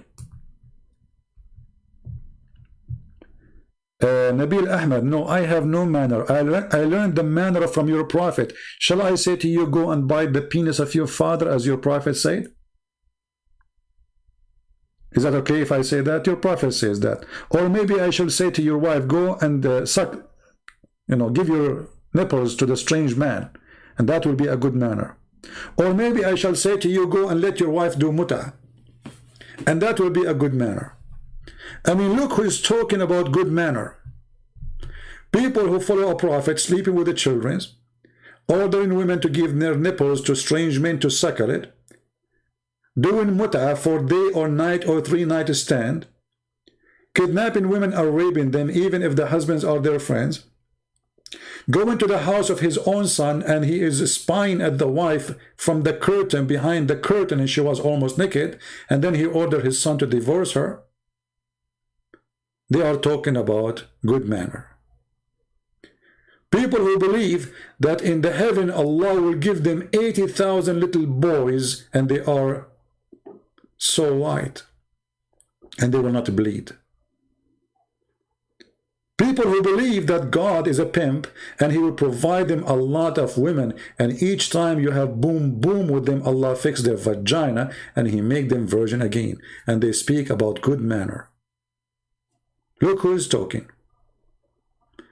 People who believe in a prophet who taught them to beat their wives. That is a good manner. I mean, how good you can be a good husband. The best of the husband is the one who beat his wife without breaking her bones. And they come here to give you a speech about good manner. Why you don't call me so we can read some of the good manner of your prophet together, Mr. Whatever your name is? Do you like? Do you like me to show you the hadith where your prophet says, tell him to go and bite the penis of his father? I'm sure you will be so proud about it. Actually, I advise you to make a print in the top of your house, big print. The prophet said, hadith, go and bite the penis of your... By the way, you can put it in the highway. I have an idea for the Muhammadan. Why you don't make a big banner in the highway in USA? The Prophet Muhammad said, go and bite the penis of your father. You can do that, especially in Hollywood. They are very open-minded. And actually, a lot of perverted people, they will join the Prophet nightclub. Open a nightclub and call it, bite the penis of your father. As the Prophet said. I'm not adding a word. I'm not cutting off a word. What happened to this guy? Suddenly he's so quiet now.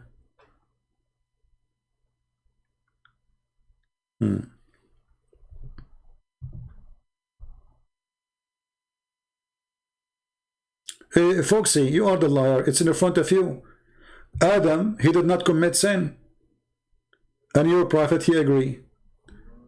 And get out of here. I don't want to see you no more. You see, I have a limited patience for liars. You can lie as I mean it's in front of you, you coward. Do you blame me for an action which Allah had written in my fate? Christian Prince is lying. Christians, do you see Christian Prince is lying? I mean, you're stupid. Even Adam, he was a victim of your God. The first sin in the world is nothing but a fraud. Even that is a fraud.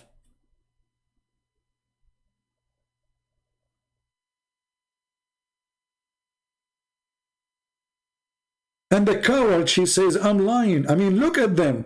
This is Sahih al-Bukhari, and this is your prophet agreeing with Adam that this is the correct answer. You cannot blame Adam for the sin he did. So Adam confuted Moses. Adam confuted Moses, and he repeated that 3 times because he's a mentally ill person. He fight the Trinity, but he is a Trinitarian. Do you blame me? For what? For an action. Okay, who is the one who did the action then?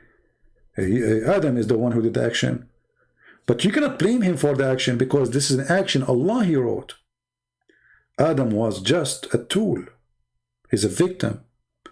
And yet those cowards, they say, hey Christian, do you see how he lie?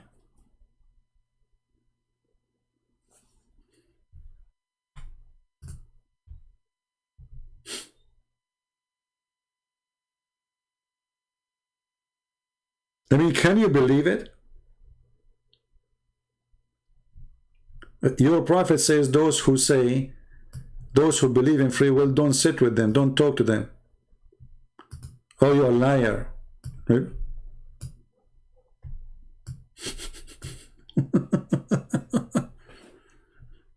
It doesn't say that, CP. Don't sit with those who believe in free will and don't talk to them. Obviously, Muhammadi believe in free will then, according to your logic.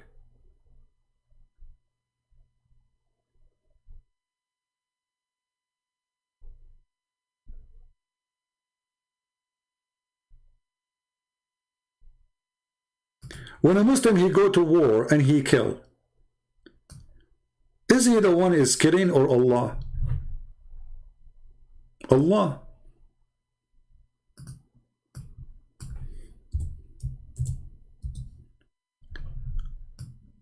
Read carefully. You killed them not, but Allah killed them.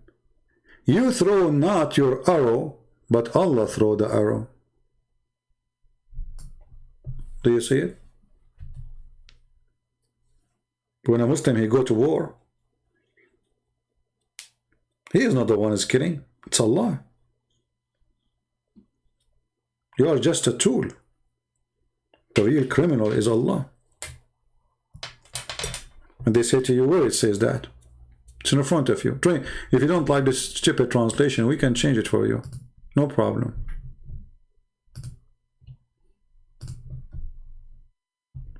It is not ye who slew them, it was Allah. And when you throw, it's not you who throw, it's Allah. And here they are talking about the arrow, when you throw your arrow. Change the translator. All translation, by the way, is messed up. All Muslim translation is stupid. I don't know. I think all of them, they are using software. They don't even know Arabic.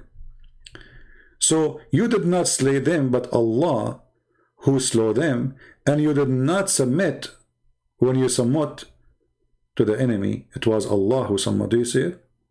Actually, this one is more close to than the rest.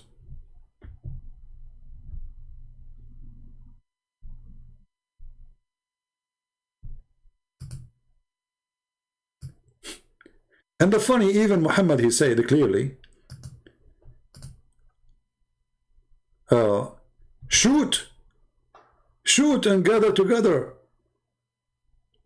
And none of you will enter heaven by his work. I mean, look at this stupid idiot. He's encouraging them to go and shoot, and then he's saying to them, you will not go to heaven by your work anyway.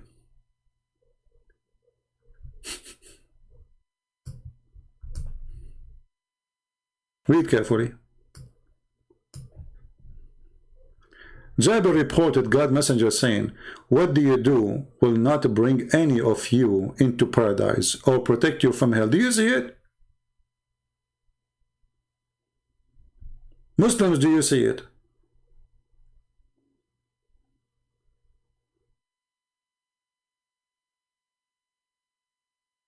So all the promises of the Quran is a lie. And we can show you tons of those hadith, and all of them, they are sahih. This is Sahih Muslim. And this is the hadith number. And the Muslims, they add again the word alone here, but there's no alone. The Arabic is so clear. لا يدخل أحدا منكم عمله الجنة ولا يجيره من النار إلا برحمة الله, except by the mercy of Allah. In the English, they added the word alone. Because a Muslim, when he see this, he will go crazy. So why I want to go and do jihad? This is the same hadith.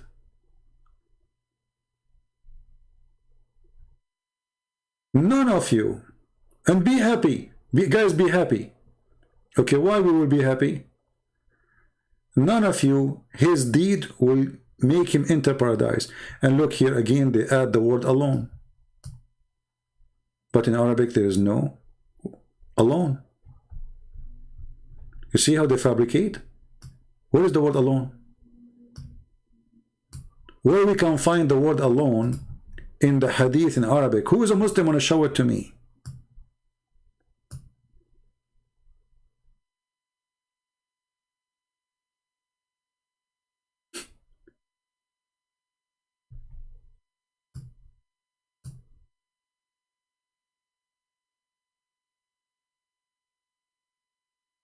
Coward liars. No shame. Look at this one. This is Al-Bukhari. Let us see if here they forgot to add the word alone to corrupt the story. Because until now I don't see it. The Prophet says, do good deed properly, sincerely and moderately, and receive good news, because one's good deed will not make him enter paradise. I mean, this guy is an hashish. He's saying to them, do good deed and be happy, because your good deed will not make you go to paradise. Have you ever heard of a stupid story like this? I say to my people, do good deed and be happy, because your good deed will not let you go to heaven. Well, if I'm a Muslim, I will go crazy.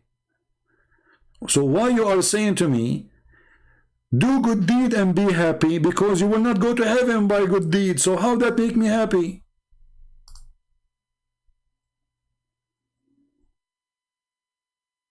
Any Muslim can explain?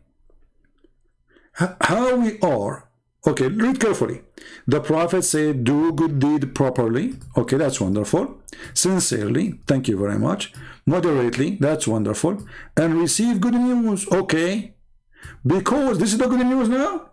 Because one good deed will not make him enter paradise. The ones of you, his good deed will not make him enter paradise. They said, not even you, Prophet. He said, not even me, unless Allah bestows his burden on me. Do you see it?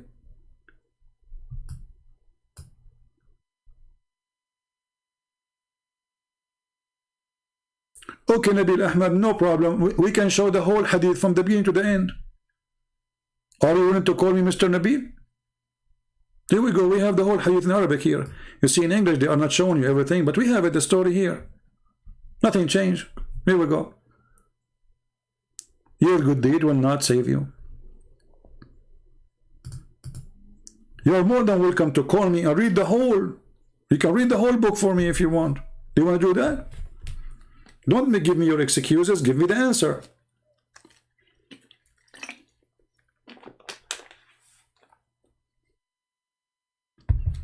You are trying to give me excuse, but the excuse is not working. Or they are not giving you the context of the hadith. Who cares about the context, my friend? This is what is important. None of you will go to heaven because of his deeds. As simple as that.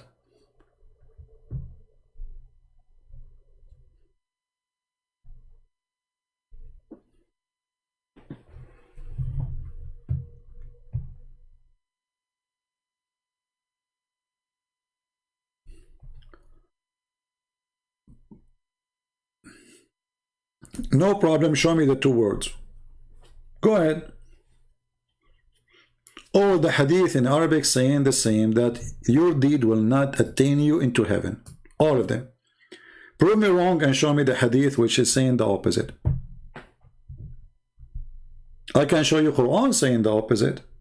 The Quran says, those who do good deeds, they will go to heaven, and there's garden waiting for them, and there's rivers underneath of them. That's Quran. Muhammad here is saying no. And this is additional proof that Muhammad is a fraud. Remember that this is very authentic. This is Al-Bukhari.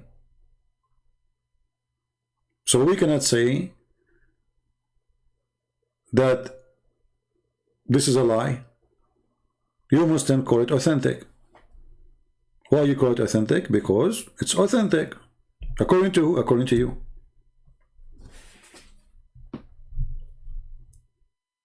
When your prophet, he said, Mr. Nabil, that Adam,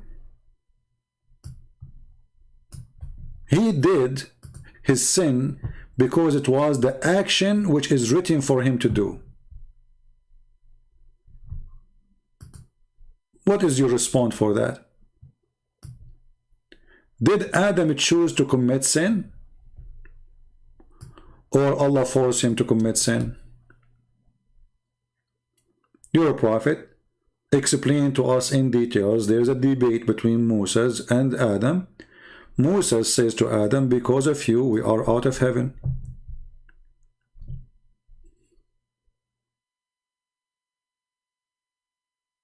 No, you don't get mercy by doing good. Let me show you that it's not true.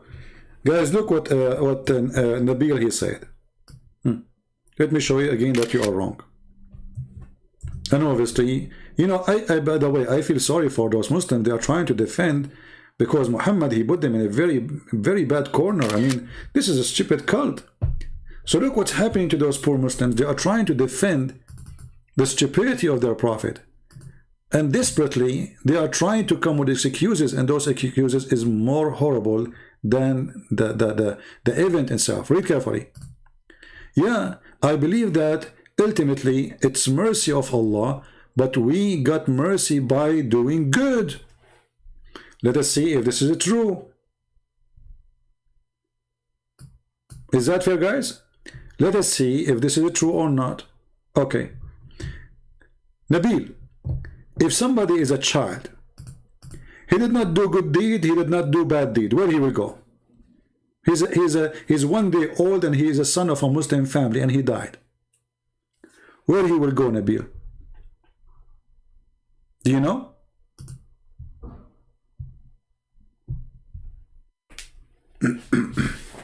I'm waiting for you.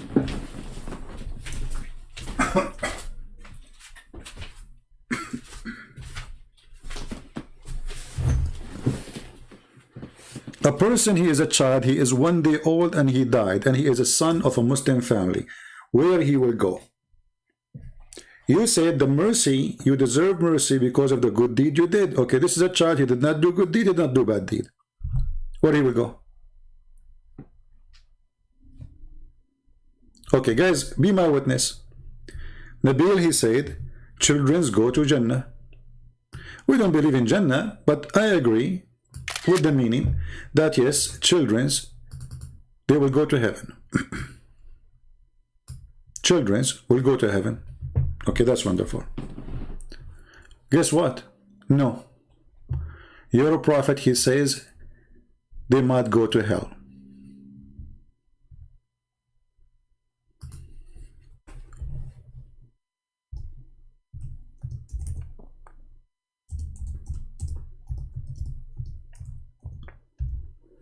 Read carefully. A child, he is from the child of Al-Ansar. He died, he's an infant. And Aisha, she said, well, a happiness for this child, who is a bird from the birds of paradise, for he commit no sin, and neither reach the age of sin to commit. Muhammad, he said to her, Aisha, peradventure, it may be the otherwise. Do you see it? What otherwise? Aisha is saying he will go to heaven. Muhammad saying it may be the otherwise. So the bill, he said, you will go, the child will go to Jannah.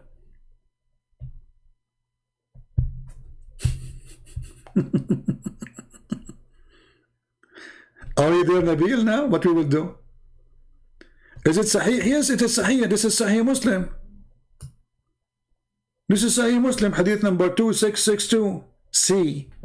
I mean, the C make it more heavy too. And we can show it to you from different books. This is Mutawatir hadith, very strong. An-Nisa'i Sahih. Here we go. You see, Sahih. The same story. Aisha, one of the children of Al-Ansar who had died, and he was Muhammad, he came to do the funeral with Aisha, and then she said, there's a fortune for this little bird, he will be a bird in the birds of paradise. He never did the evil or reached the age of doing evil. He said, oh, it's better not saying anything, Aisha. Allah the Almighty Sublime created paradise for people of paradise. When they are in their father backbone, And he created people for hell when they are in their father backbone. But that's mean doing sin have nothing to do with going to paradise.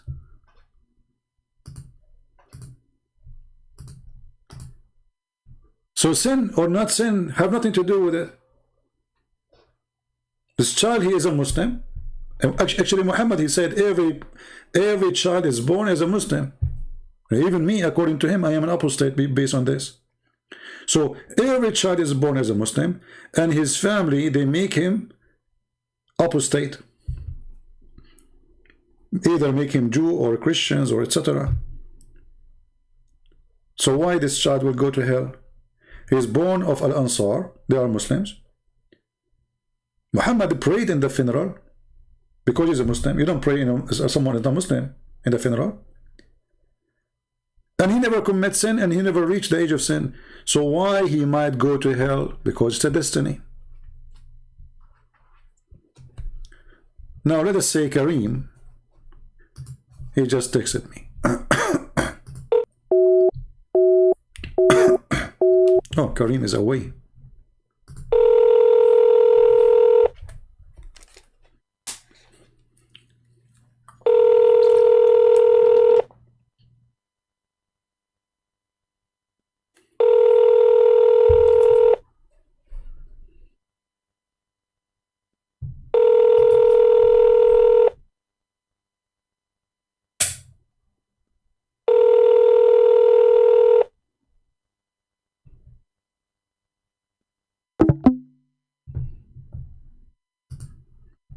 I did not answer you yesterday. Yusuf, what is your name in YouTube, in Paltalk?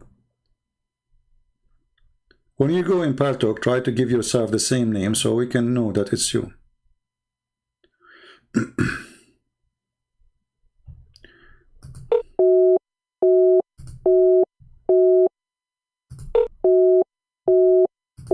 I'm trying to call this guy who called me bastard. It's okay, no problem. I'm not going to be upset from him. He's just a kid. But you see, he's rejecting my call.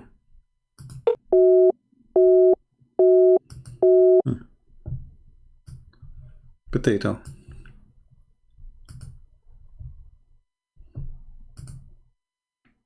What was your name, Yusuf? What is your name? In Paltalk, you said you text me. You want to text me now? Text me now and call me now. I will call you. Just text me. Ah, this is Yusuf. Okay.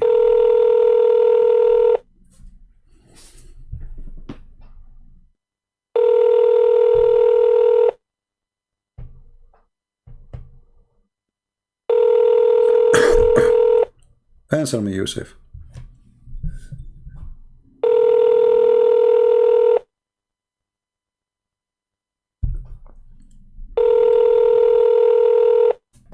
Hey, Yusuf, answer. He did not answer. It says outgoing call cancelled. What happened, Yusuf? I will call you one more time.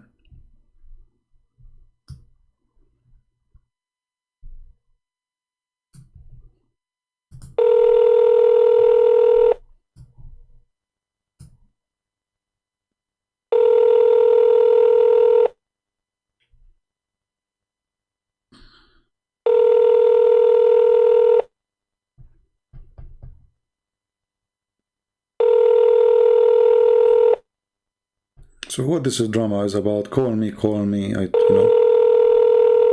And now we call you, you're not answering. Huh. So all this drama for what? No, you don't. There's no need for update. It's going through. It says now you are offline. Why you went offline? No, it doesn't say anything about update. It says everything is fine, and that's why I'm able to call you. Come online, my friend. It says here that you are offline. You just went offline. You see it? It says you are offline. I'm talking about your name in the corner, not the monkey. This is the monkey who was stoned according to the hadith. The female monkey. This is the boy who was sleeping with the female monkey. Come online, my friend.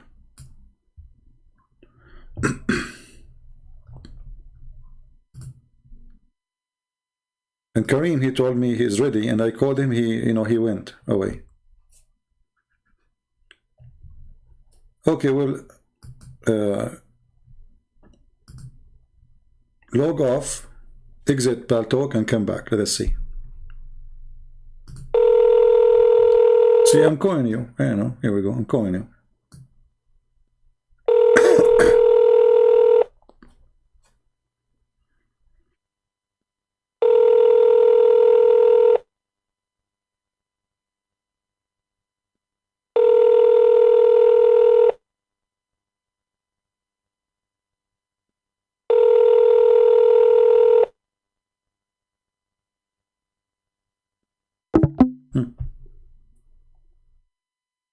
My internet is not good. My friend, what is not good is Allah. It's Allah, He destined for you that you will not call me. What we can do now? Now you blame the internet. No, my internet is fine. If my internet not fine, you will not see my broadcast. To broadcast, it take way more internet than making a call in Paltalk. Yeah, so all this drama, call me, was for nothing. Tomorrow, I have a very nice topic for you. I don't know, I should do it tomorrow, or tomorrow is Sunday. No, this topic is dirty. It's about Allah. He will send. I don't wanna tell you now. But the next topic is going to be hilarious. I promise you, all of you will die laughing. Literally. Way more than any time before. Very, very, very. They call you Kareem? Yeah, the hero, Kareem here. Kareem is here. That's it. If Kareem is here, forget about the rest.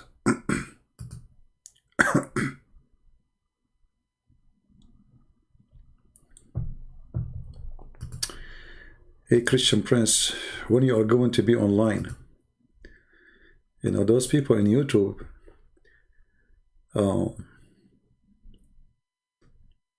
they don't know when I'm going to be online. I mean, in Paltalk. You see, I use Paltalk for a long time, so there's many people, they know me there, and I did not go in Paltalk for long. So from time to time, I receive messages saying, where I can see your life. All right. Let us see Kareem. Hey, Kareem, it says that you are away.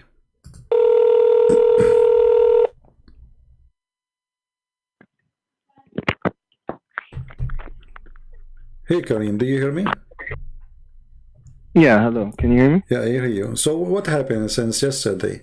Is the Holy Spirit is a spirit or it's not? No, I already found the answer to that. Alhamdulillah, easy answer. Okay, what is the answer? Verse 1785, that should answer why I wasn't able to answer it, but the Quran answered it, of course. Okay, so what is the answer? Is the Holy Spirit is a spirit or it's not? Well, the Quran says that when you're asked about the soul, you should know that the soul has been given limited knowledge for human, for mankind. This is not the question. So don't answer. What is the answer? Is the Holy Spirit is a spirit or not? It is a spirit, because that's why it's named the spirit. Yeah. So yesterday you made me scream at you, get so upset from you, and you deny it. No, I said it's not the Spirit of God. No, I said it's not the Spirit of God, because Allah says Ruhi. Don't lie. We did not say, Allah said we did not Ruhi. say a Spirit of God or not. We said, is the Holy Spirit a spirit? You said no. Okay, he's not the same spirit as the Spirit. Okay. So all that He was screaming yesterday, no, it's not. I'm telling you, you're ignorant. You do not know what are you talking about. The Holy Spirit is not spirit. Go and get the video yesterday. And now he's saying, yes, it is. I think he went and he asked his sheikh. His sheikh, he told me, you idiot, what are you doing? You told the guy that the Holy Spirit is not a spirit. It's like saying to him, the water is not water. Crazy people.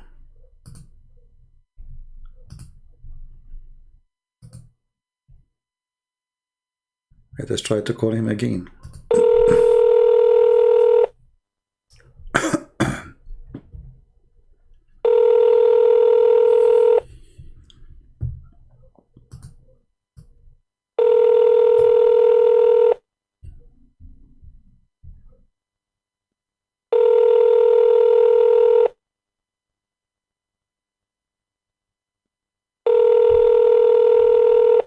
Okay, he's not answering now. Go. Any other Muslim? Who's next? All of them, they are heroes. You know, if you go and see in the comment section, we challenge you to debate this guy. Why you don't call this guy? Why? Okay, here we go. I'm here. Give me, text me. I will call you. Whoever you are. I don't care. You are sheikh. You are... Actually, I prefer to talk with people who have long beard. That's my favorite. Because you see, when you are a stupid kid, you can say whatever you want. We say to you, Allah have body part, you say, who says so? You are a kid, you can say whatever you want. But when you are a sheikh and you say something, it's going to be used against you. You know, we discover that there's the standard narrative has holes in it.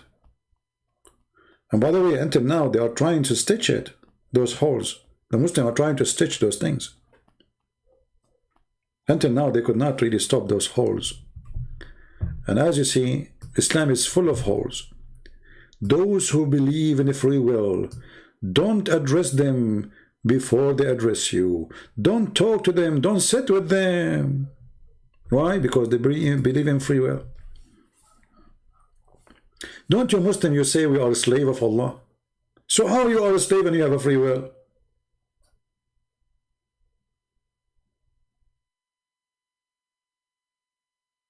A slave, he don't have a free will. And a slave here is not coming like metaphorically, no, literally.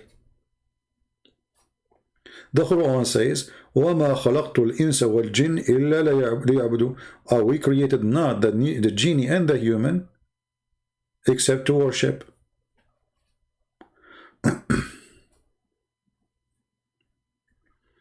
Exactly. Each time they try to fix it, they make it blind.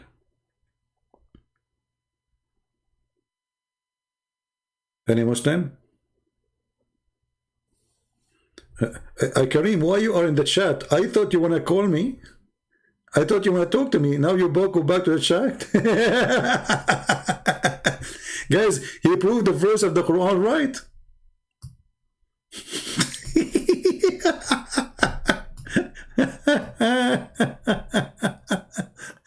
He proved the verse of the Quran.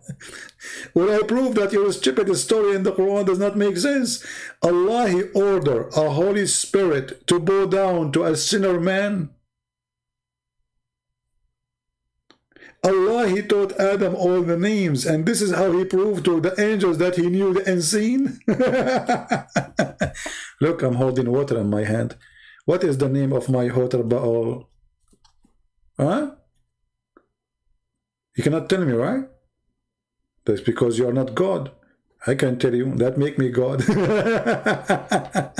What the brand of my water Baal? Do you know? You don't know. I know. That's make me God. I mean, have you ever heard of a genius God like this? So he called this water the pure water. Huh? And then he asks you, he put his hand over the sticker. He says, what is the name of this Baal? You say, I don't know, Allah. And then Allah, he leave his hand and he read the sticker says, pure water. That make him God. Allah, he proved to us that he's God. That's deep. That's very deep, brother. Extremely deep.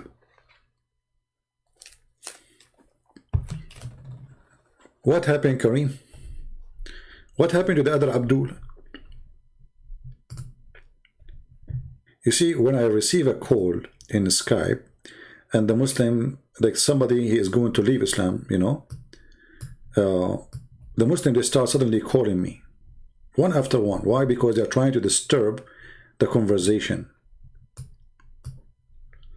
They don't want the guy to continue calling me. This is why I like Pal Talk more. In Pal Talk, I take a call, nobody can call me in the same time, that's it. I can decide in my setting when I can receive calls. In Skype, no. One person call you, all the Muslim, when a Muslim calling me, they start calling in order to drop that call, to disturb us.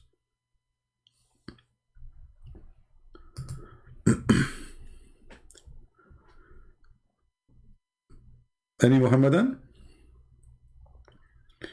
So, if not tomorrow, the day after, we will have a very extreme, don't miss it. You miss it, you are making a big mistake. I'm warning you. It's like missing to go to the coffee shop of Muhammad. And you imagine what is there, you know? The virgins, the belly dancers, you know, hashish. Everybody is relaxed, but there's one thing is not relaxing. Only one thing will not be relaxing.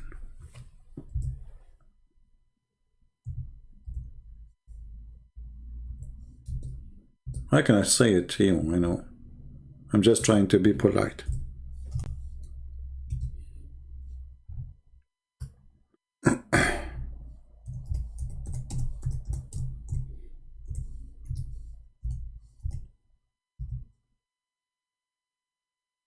You know, Kareem, as long as you are a Shia, do you like me to read for you that if you wear a black shoe, your penis will not function?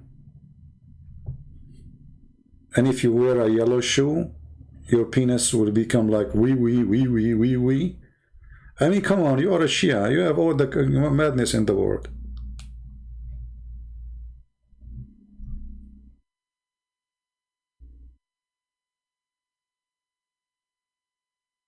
You know, if I open the books of Shia,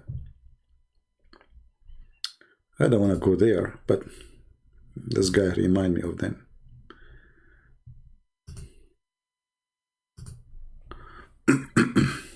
Let us see. He's a Shia, he is from Lebanon, he knew what I'm talking about. He can deny that he is not Shia, but he admit that his father is Shia, so. Okay.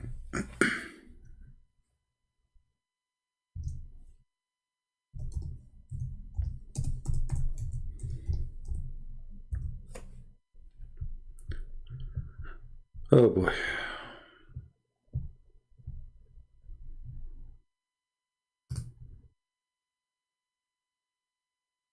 Because, you know, the Shia, they say that the Muslim Sunni, their books is crazy, is stupid, blah, blah, blah, blah.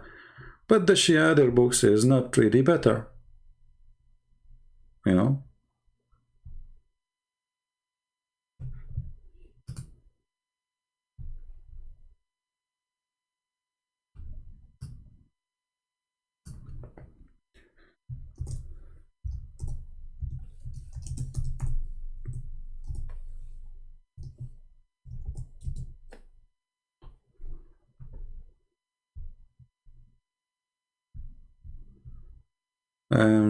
Let us see.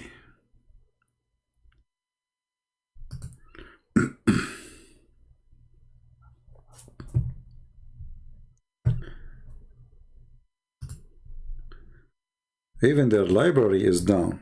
I'm trying to open their website, their biggest library in the world. It's called CIRA.OnlineVideoTraining.com. It's not working. See, it says the site cannot be reached. Because this is where I have all their books there. You know, I know a lot of tons of hadith of the Shia, but it says the site cannot be reached. I don't know why. Too many believers, maybe.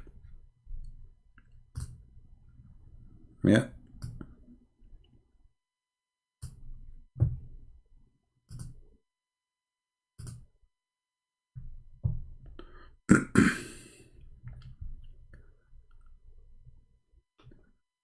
Kareem, he wouldn't answer. He never answer anything.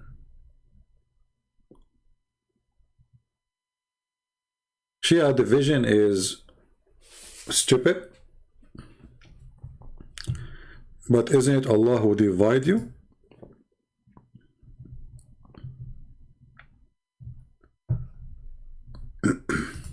Who is the one who divide the Shia and the Sunni?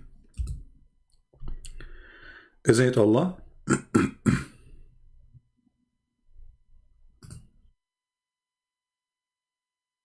Don't you believe in destiny?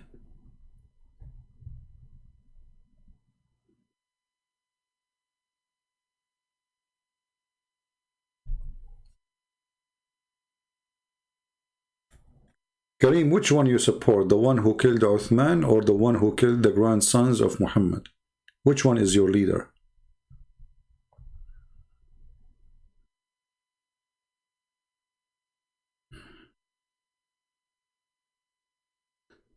Shia are mad? Well, Sunni is more mad. You know, if we go on right now, look, hold on. They can say whatever. Actually, for me, I believe Shia is more decent. I mean, they lie a lot, yes. But they are more decent than Sunni in many ways. At least they say, okay, the Quran say muta. We do muta, you know? Not like the Muslim Sunni. They try to change the religion.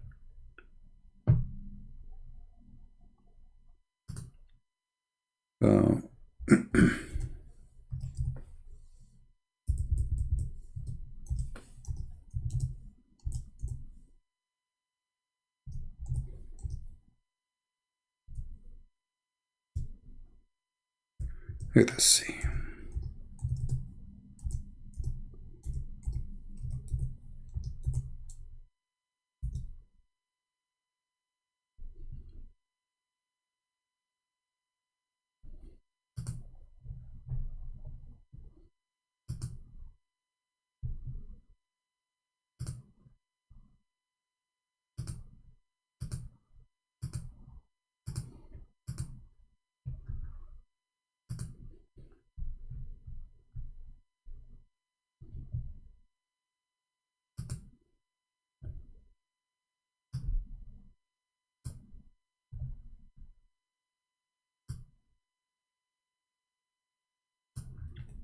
I will show you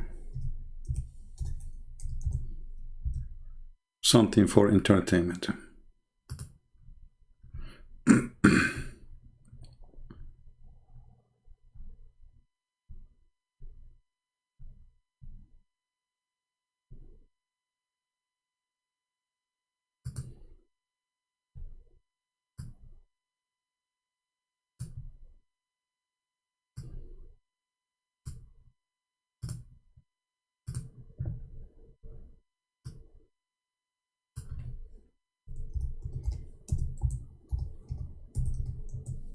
I mean, there's tons of videos, by the way, but I'm trying to find something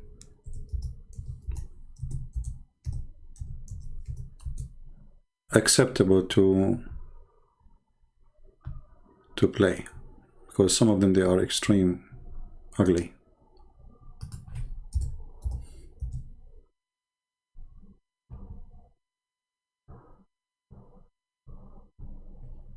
Oh, this one is funny. Let us see this one.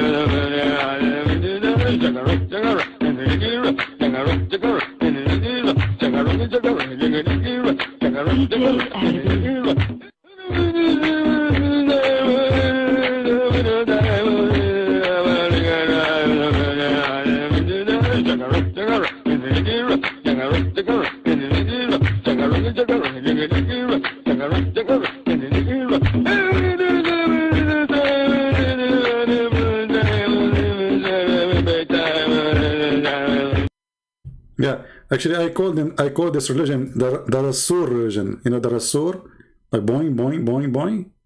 Yeah, I mean, yeah.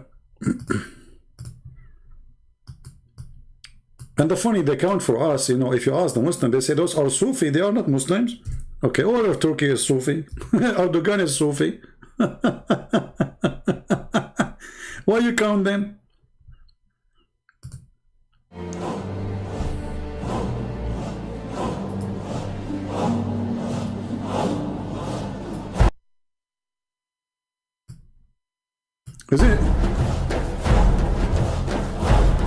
Isn't it this is in Hagia Sophia?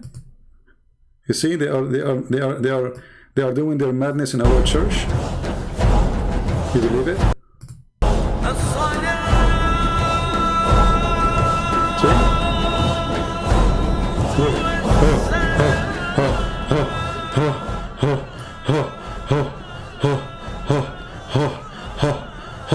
You spend the whole night doing ha ha ha ha ha ha ha ha ha ha ha. This is religion. What is this? And isn't it this is Hagia Sophia, our church? Look at the cowards. This is our church.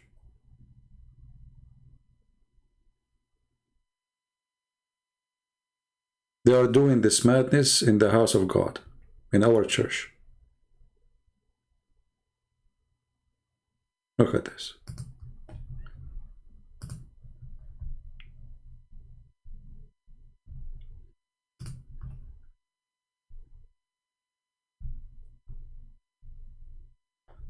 All right.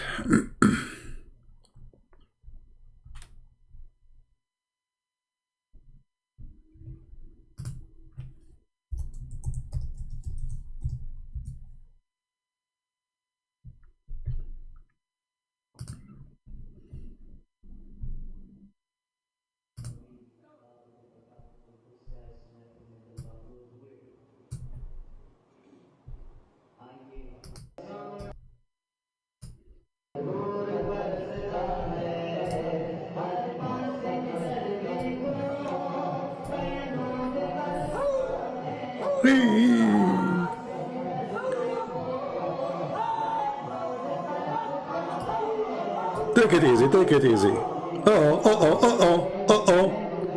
He fall. Oh boy. Look at this.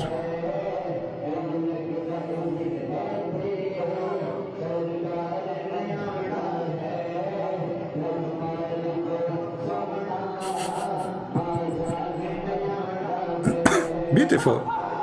What happened? What happened? And by the way, not only Muslim, they have those crazy stuff. There's many, they call themselves a Christian, but they are cult. They do this crazy stuff too. You know, you will see some, you know, fraud churches, you know, they are Church of Satan, they are not Christians. They are doing crazy stuff, you know. So religion is a great business. And the devil is waiting for you. The devil is waiting for you in the casino. The devil is waiting, whatever you like. What do you like, religion? Here we go. He's there. He can come to you even if you're a Christian. He can use a person who he claimed to be priest, but he is the devil himself. So don't think that all those things exist only in the garbage of Muhammad. Those things exist between us as a Christian. So we have to be careful not to allow those people to deceive us. All right? Now look at their behavior, what they are doing. Is that from God? What is this?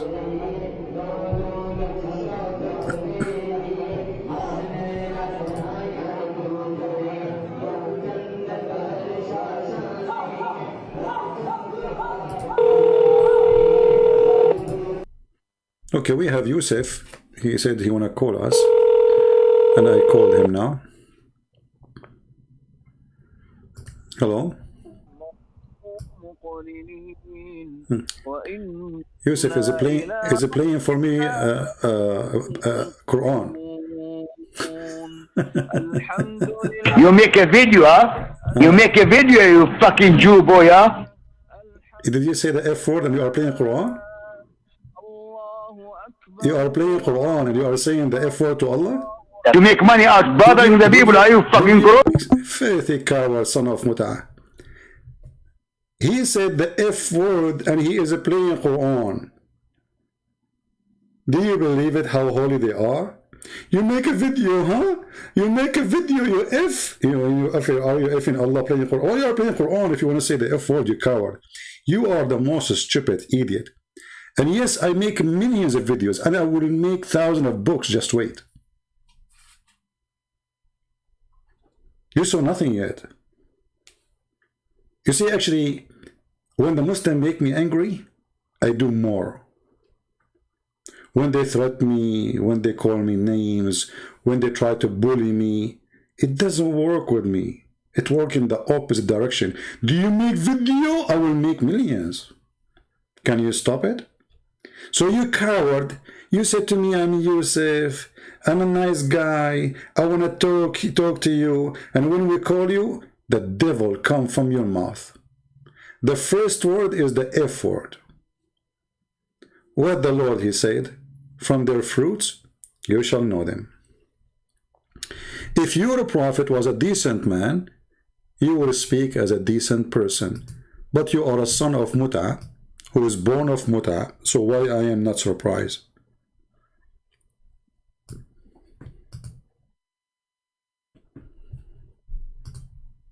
Filthy like your prophet. We say, hello, Yusuf. How are you, Yusuf? Yusuf is playing Quran for me. I know right away that he is a stupid kid from the second he started playing Quran. They don't even know what the Quran is saying. And you are showing too much respect to your God to the point you are saying the F word while the Quran is playing. This is what Muslims do. They play the name of Allah and they say the F word right away. Well, I think you said it in the right time, in the right place. And now everybody believes that Islam is a good religion after they listen to you. You proved it. Actually, you know what? Those people, they are, for me, they serve my purpose. They can show how filthy this cult is. For me, I believe that the one who tried to be a nice person, sweet, those are the dangerous one. They are the sneaky one, the snake, you know, the one who have like soft skin. This guy right away, he show you Islam is garbage. The other ones is the one you should be worried about, who try to fool you.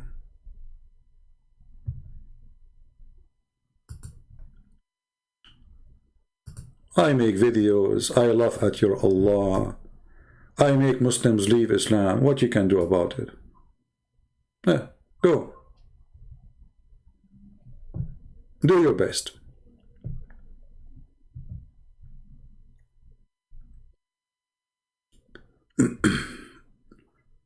Do we have any Abdul want to say anything? Who is Abdul want to play Quran for us?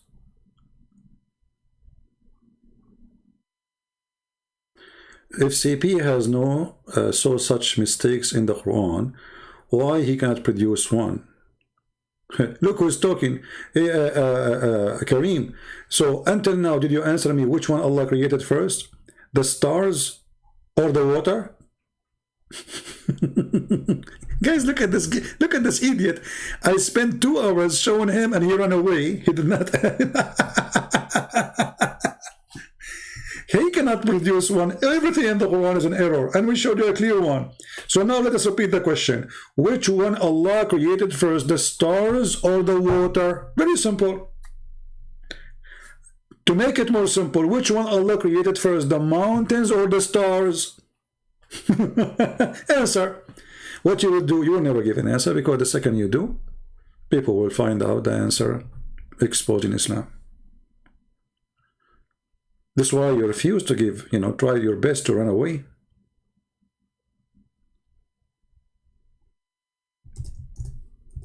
Have you ever heard of a God? He don't remember which one he created first?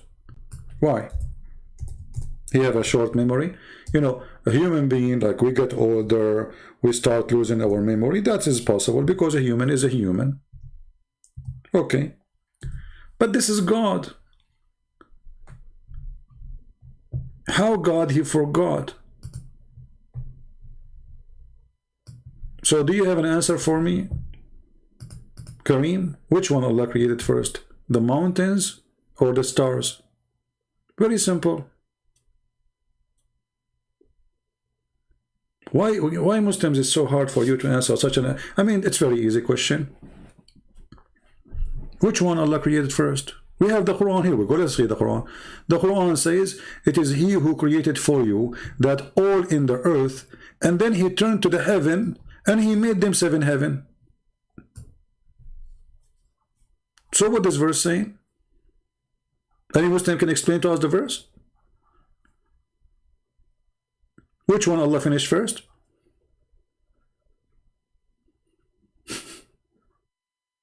The mountains finished first. Okay, guys, Kareem, he gave us an answer. Be my witness, finally.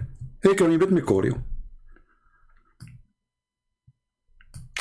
Finally, Kareem, he gave us an answer. The mountains Allah finished first, before the sky, before the stars. Be my witness. Let us call Kareem. Hey, Kareem, why you are not taking my call? Come on, Kareem, let me call you. Please I want to talk to Your Majesty.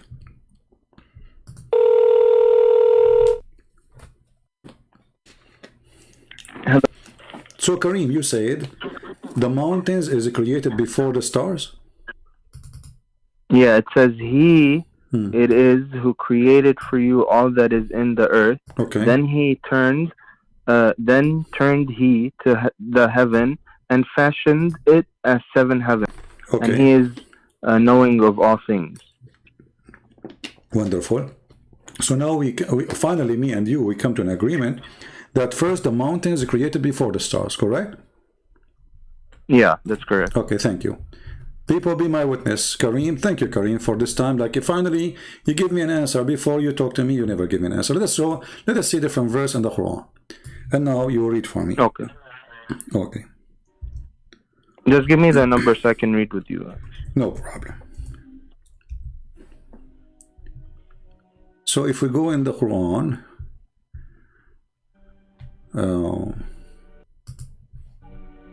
let us go here.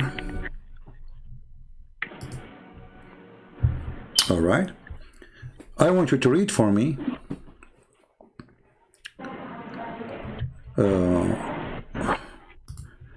I will go to chapter 79. Do you hear me, Kareem? Yeah, chapter 79. Okay, chapter 79. And me and you, we are going to go and read from verse number 27 and whatever follow. Okay. Yeah. Okay. 27.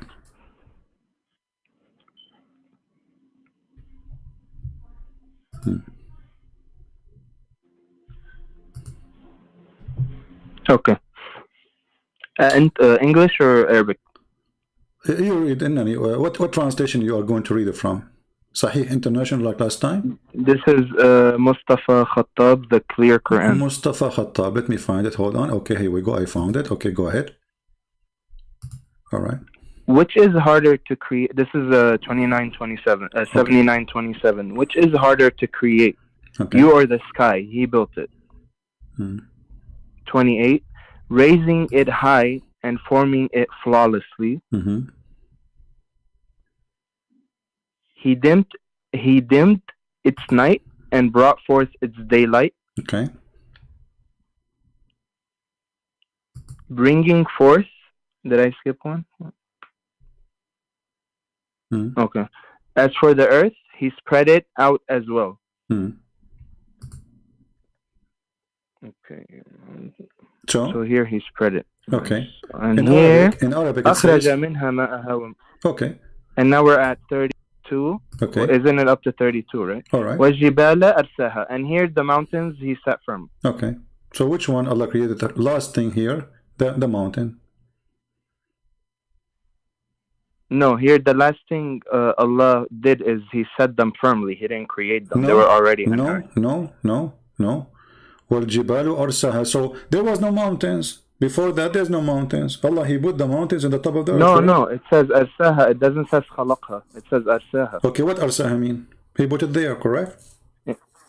Yeah, correct. Okay, so what it was? There was no mountain, correct? No, it was already in earth. No. Okay, go to verse, same chapter, verse number 30. Go back. وَالْأَرْضَ بَعْدَ ذَلِكَ دَحَاهَا. Okay. As for the earth, this is when He spread it out. Okay. He already created the earth. All right. And in this chapter is where He spreads out the earth. Okay, you just said, وَالْأَرْضُ بَعْدَ ذَلِكَ. It's mean, and then the earth after that, He did this, correct? And after that, He did this, correct? He spread it. Okay. He spread it. Okay, hold on. This verse comes before the mountain. Okay, and so after this point, Allah, He start working in the earth. He did the following. He made the earth flat. He made water and pasture, green trees, right? And then after that, He placed the mountains. Do we agree? Okay, so وَالْأَرْضَ بَعْدَ ذَلِكَ دَحَاهَا. We're on agreement right here. Okay. So far that we both agreed that it was spread out, right? So the first point is Allah, He finished the sky. No, say verse. So we are going verse. We are going verse. Okay, verse 30. Verse number 27. We both agree that no, wait. One second. Verse 27. Let me just ask you so I understand. Verse 27. Allah, He created the sky. Correct? Okay, so are you in the same chapter or the other in the chapter? same chapter. Okay, so same Allah chapter, created, verse 27. Allah created the stars. 27. Allah created the stars. Yes. Okay. And then He raised the sky, correct? He raised it up. This is in the other chapter, yes, correct. Okay, and as فَسَوَّاهَا, which means He designed it. And then He made the day and the night. And then He made what? The day and the night. No, again, it's darkness but I'm not gonna argue with you. No, you have to argue. No, you see. Listen, Kareem. If you want to be honest, you want to be treated as a man, then act as a man. You can argue, no problem. I am. Listen. Okay. Let me tell you why you think I'm not being honest. You can argue, no problem. Can you show I'm not me? arguing. Give me the verse. No, you can argue. I'm giving you the verse. Chapter 79, verse 29. Is it Allah saying He created He created the darkness and He created the sun? Yes or no? No, because He doesn't say. Does it say He brought the daylight? Does it say? No, it says He brought. This is the translation you choose. He brought the daylight. Does it say that? Okay, He brought the daylight. Okay, what is the daylight? That. What is the daylight? The daylight is light that comes from the day that we think comes from the day. Sun, but it's what not. Is that? What is the light which is it we see in the day? There's night and there is a day. So what is the light we see in the day? It's not the sun. Again, all light comes from God. But if you want me to say the sun, I want to reach. I'm not asking you to say. Sun. You see, stop being a kid. You see, you are shame on you. Okay, I'm not being a kid. You change the subject. We're on the mountain. Let us don't. We are not changing the subject. Here the Quran saying that Allah, He did design the sky first and He made the day and the night, correct?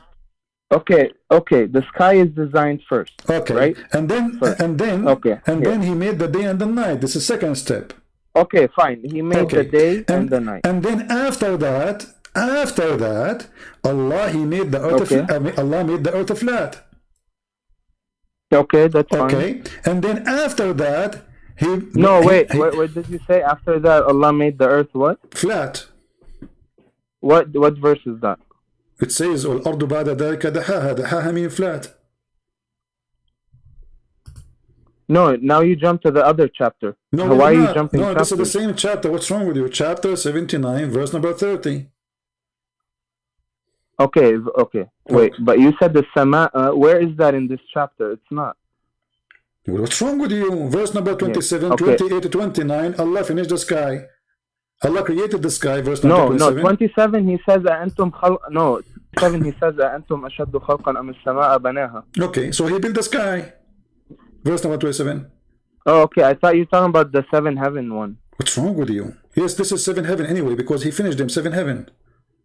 The heaven is still the Okay, so go on. So he built the sky. And then he raised the sky up and he designed it, and then he made the day and the night, and then after that he made the earth flat, and after that he made the water, and after that he placed the mountains in the top of the earth. Do we agree? Okay, well, let me read. Because you say after that, so I just have to make sure. Yeah, it says after that. You speak Arabic. It says والأرض بعد ذلك دحاها. بعد ذلك. Yeah, بعد ذلك دحاها. Okay, so بعد ذلك mean what? Mean after that. Do you agree? Yeah, after that. Okay. دحاها. So after that, so after what? After Allah, he finished the sky. After that, he started working in the earth. After that, he started making the water and the trees. And then after that, he placed the mountains. So the last act Allah he did is after creating the sky, making the earth flat, spreading it, and then making day and night, and then making water and green trees and greenery, and then he put the mountains at the top. This is the last thing. Now if we go to chapter 41, it's the opposite. Allah first, and you are the one who agreed. Remember, you are the one who agreed that the first thing Allah he did before the sky, mountains, when you call me. Okay, chapter 41, what verse was it? Chapter 41, which verse? Yeah, what was it? Here we go. Hold on. Let me close some. Too many. Here we go. Chapter 41, verse number 9. It says, Allah created the earth in 2 days. And then Allah, he made everything, and he placed the mountains in the top of it. وَجَعَلَ فِيهَا رَوَاسِي. The same as the other one, rawasi. In the top of it. This is the second thing he did. So first he created the earth in 2 days. Then he made mountains in the top of it, and he made water and substance in 4 days. And then after that he went to the sky, and the sky was a smoke. And then after that he made them 7 heaven. And then after that he put the stars. This is totally the opposite from chapter 79. Not the opposite. Let me show you what you missed.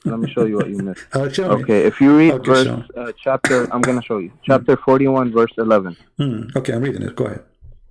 Okay, 41, verse 11, he says, أعوذ بالله من الشيطان الرجيم بسم الله الرحمن الرحيم ثم استوى إلى السماء, right? وهو دخان. فقال لها والأرض أتي طوعا أو كرها. وهي, not وهي دخان. Okay, I'll read it in English. Then he turned towards the heaven when it was still, like smoke, saying to it and to the earth, submit willingly or unwillingly. They both responded, we submit willingly. Okay. So? Okay. It says, you don't see it? You don't see what you missed? No, I did not see. What did Allah say to the sky? Hey, come to me, brother. What did Allah say to the sky? This is a stupid statement, anyway. So, but the sky is a smoke. There's nothing there. Smoke. This is stupid, but it proves you wrong. I don't care what you think it is. How does it prove me wrong? Proves you wrong. There's no stars. There's no stars. Because he said to the, I'm gonna tell you. You idiot. You idiot. You idiot. Look, read it, bro. You idiot. You idiot. It's so clear. Okay, it says, hold on. So what Allah he said, okay, after Allah he said to the sky and to the earth, come to me willingly. What he did after that? Then he made them 7 heavens. And then what he did? He made lamps. That's wonderful. Okay, what was the question? Which one Allah he created first? The mountains? He finished the mountains or the stars? This is the question. Okay, read verse 12, 41:12, right after. What you said to me? What is the first word? What is the first word in the verse 12? What you said to me? You said the mountains. This is your text. Here we go. We took a screenshot of it. So it is. Look. Okay. Read the first. Okay, stay on topic. Okay. Read the first word. Okay. Here we go. Let us read. It says Allah. First word of verse 12. Number 9. 41:12. Verse number 9. Allah he created the earth. Verse number 10. I'm not disagreeing with you. I agree with everything you said, and I'm backing it up. Okay. I'm telling you, read chapter 41, verse 12. I'm reading 41:12. No problem. Which one Allah? What Allah? First word. Okay. I just need the first word. What is the last thing Allah he did? What is the last thing Allah he did in chapter 41, verse number 12? in that one word, you obviously don't know what it's saying. فَقَضَاهُنْ. What does فَقَضَاهُنْ mean? He ordained them. He designed them. No. No. No. فَقَضَاهُنْ. What does that mean? Tell me. Go ahead. Well, when you go, okay, you speak Arabic. You're, I think, Egyptian, right? لما بتروح بتعمل قضية. لما you finish the thing. قضية فقضاهن. You don't know what قضية means anymore? Abdul. فقضاهن. That's mean he made his decision how to design it. قضاء وقدر. فقضاهن, he made his decision. Wait. فقضاهن, he decided their decision, correct? No, he decided how they will be. He made them. That means they're built. That means they were not built yet, brother. He just did. He just did. He just did.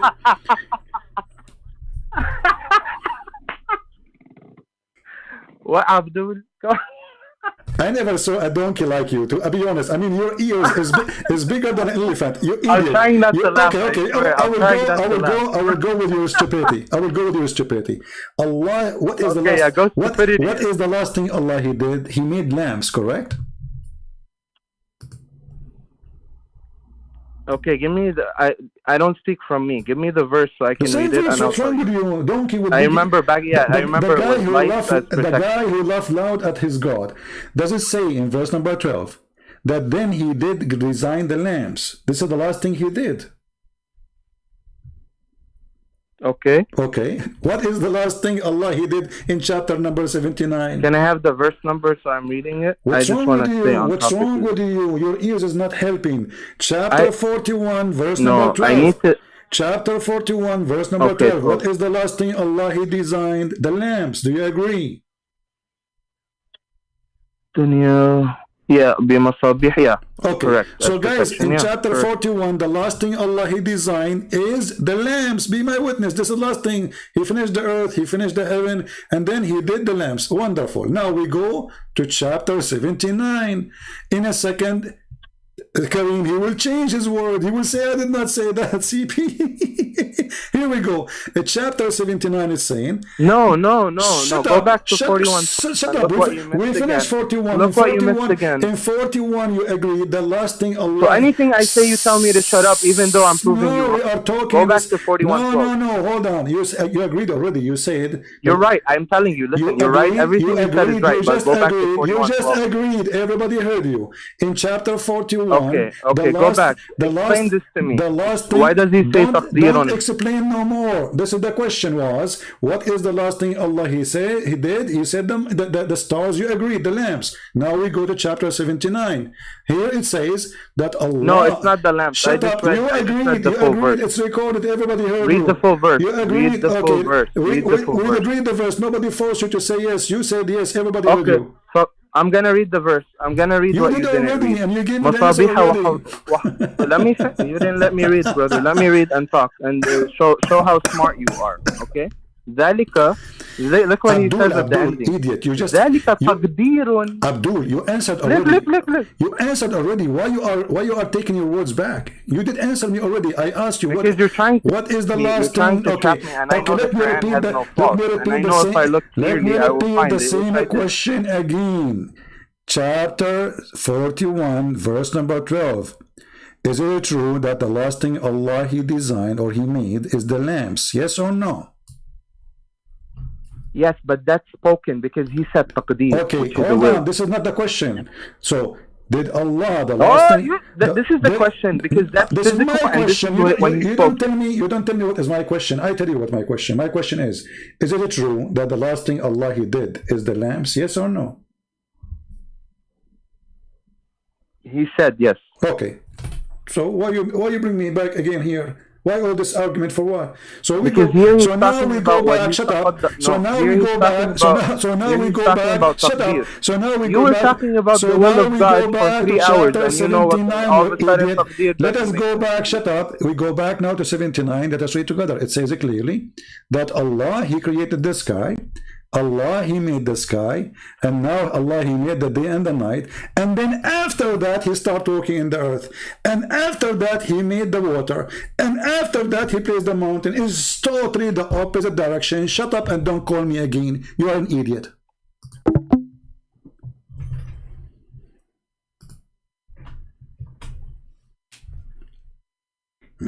No comment.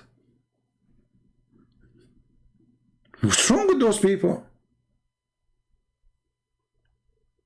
I repeat the same question. Okay, let us go back. Okay, no problem. Let us go back. So what is the last thing Allah He did in chapter 41? Do you agree it is the Lamb? Yeah. Okay. Now, the second we flip the page. No, go back, go back. Okay, why you're go? Yeah. So I repeat the question. So what is the last thing Allah He did in chapter 41? Do you agree it is the Lambs? Yes. Okay. We go now to verse number chapter 79. No, go back. What's wrong with you? So chapter 79 saying the opposite from chapter 41. Here the last thing Allah He did, He created the lamps, the stars. In chapter 79, the first thing Allah created, it is the sky. He rose the sky. He made the day and the night. And then after that He started working in the earth. And after that He made the water, and then after that He placed the mountains.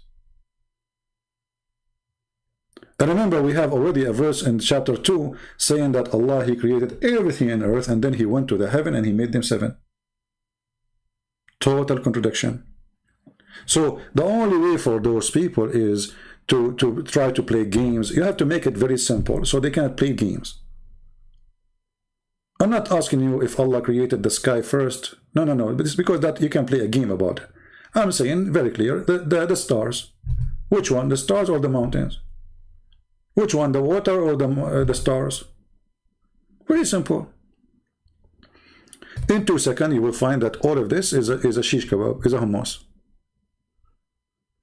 This God cannot be God. I mean, how somebody, he claimed to be God, he don't remember which one he created first. Especially in Arabic, it's so clear. Like in the English translation, they lie to you. You see, in Arabic, it says, وَالْأَرْضُ بَعْدَ ذَلِكَ دَحَاهَا. And he agreed that بَعْدَ ذَلِكَ mean after that. But here in the translation, it doesn't say after that. It says, as for earth, He spread it out. But that's not true. What is after that? The reason they took it off, because that will make people see the contradiction. He agreed, he speaks Arabic, he agreed, yes, it says after that. If you change the translator, right away you will see how the word after that will come back to life. This one who translated this translation is a fraud. He don't want us to see the word after that, because after that will cause a problem. Look at Yusuf Ali. And the earth moreover. What is moreover? It doesn't say moreover. Change the translator. Let us go to a different one. Let us see Shakir.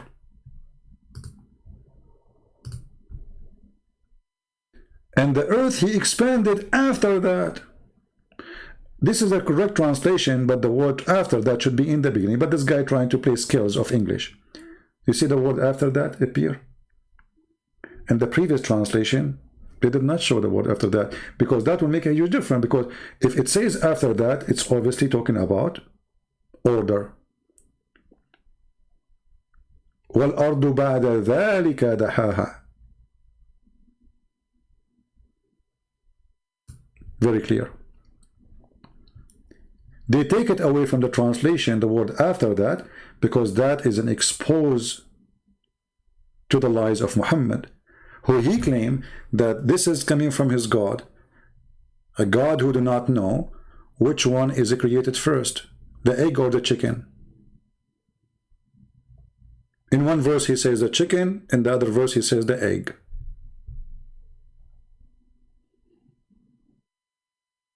Very obvious.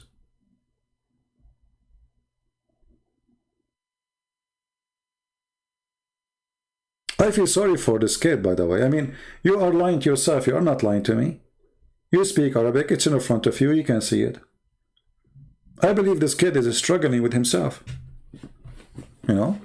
He's trying his best to defend, but it's very obvious. And especially the Quran say clearly that Allah, He created everything in the earth. Everything in the earth. And then He finished whatever is in the sky. Very simple.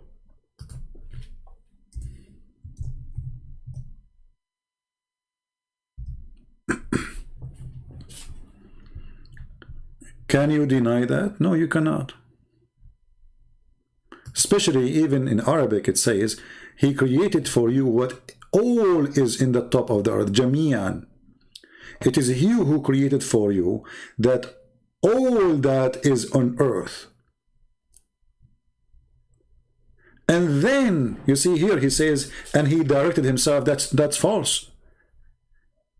It says in Arabic, thumma. Thumma is a tool to present timing, and the timing is long after. There's a Muslim guy, actually, he tried to convert people to Islam. He is teaching you how to use the word thumma. He have a video, the title of it, how to use the word thumma.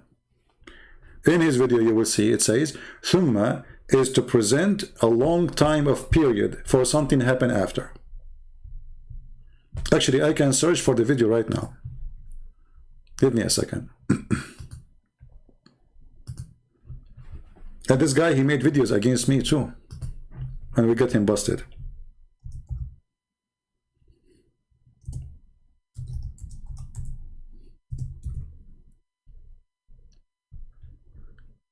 Let me see. Maybe. Yeah, this is the guy. Here we go.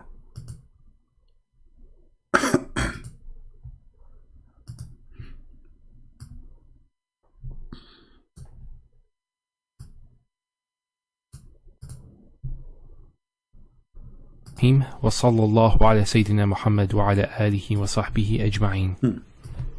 So inshallah, in this series we're going to be going through the different meanings of thumma. Thumma.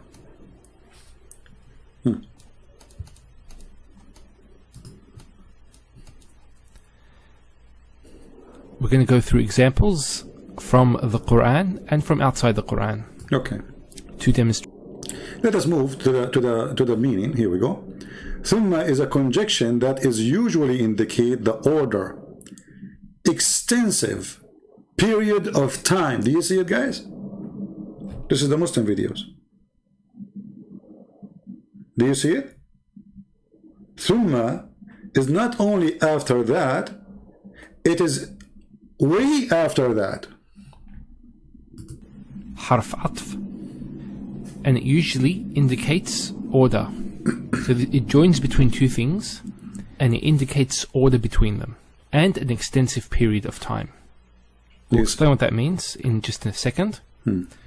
Just prior to giving the example, we need to actually highlight the difference in the light of another conjunction, which is the fa. So fa is a conjunction that usually indicates order as well. So they both indicate order. The difference is that thumma indicates an extensive period, while fa indicates a brief period. See how clear we can make it? So now if we go to the Quran, we will see the word thumma. So there was a way long period after Allah He created the earth.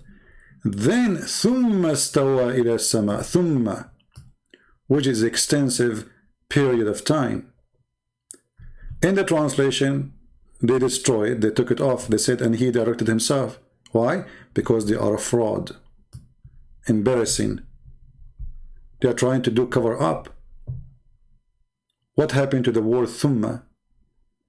If you change the translator in a miraculous way, you will see how the meaning change. Let us change it. Muhammad Hilali and Muhammad Khan. What we will find? Read carefully. He is who created for you all that in earth. Then, look here, we have then. There we don't have then. Then He rose over toward the heaven, and then He made them seven heaven. So the earth is done totally, perfectly, before Allah He finished the sky. Bingo. So what we will do with the chapter 79. In 79 it says that Allah He created the sky, He made the day and the night, He finished the sky in 2 days.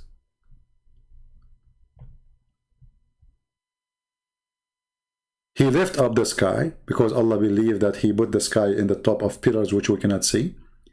And then Allah, he made the day and the night, and after that, and the earth he made. This is not, that's not true. It says in Arabic, وَالْأَرْضُ بَعْدَ ذَلِكَ, and after that. If you change the translator, you will see it says after that. The word after that, this is Yusuf Ali, doesn't say that. Let us show you the front translation. Then the word after that will appear suddenly. Here we go. Clear.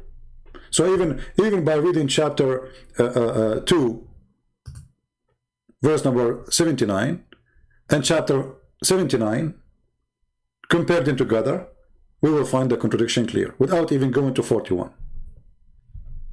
As simple as that.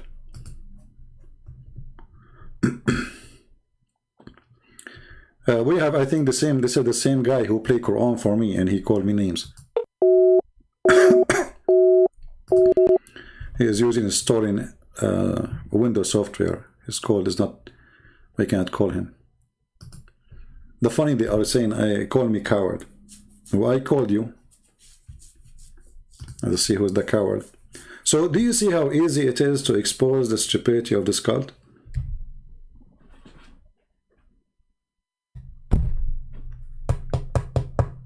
Yeah, Ayah Khan, my career is over. You see, all Muslims, they claim to be scholar. They don't let me speak to them because they knew if I speak to them, their career is over. So guys, did you take a note? Chapter 2, compare only. You do not need even to go to 41. If you go to chapter 2, verse number 29, and then you go to chapter 79, and you read it from verse 27, you will find right away the contradiction.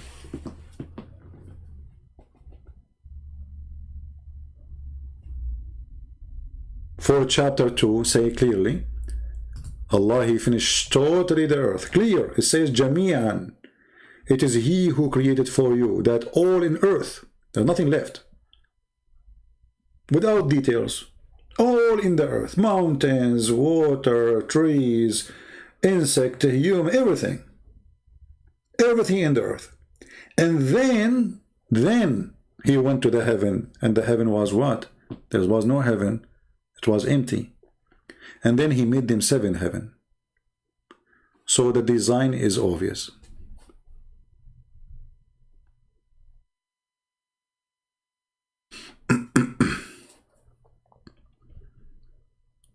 Any Muslim have an answer?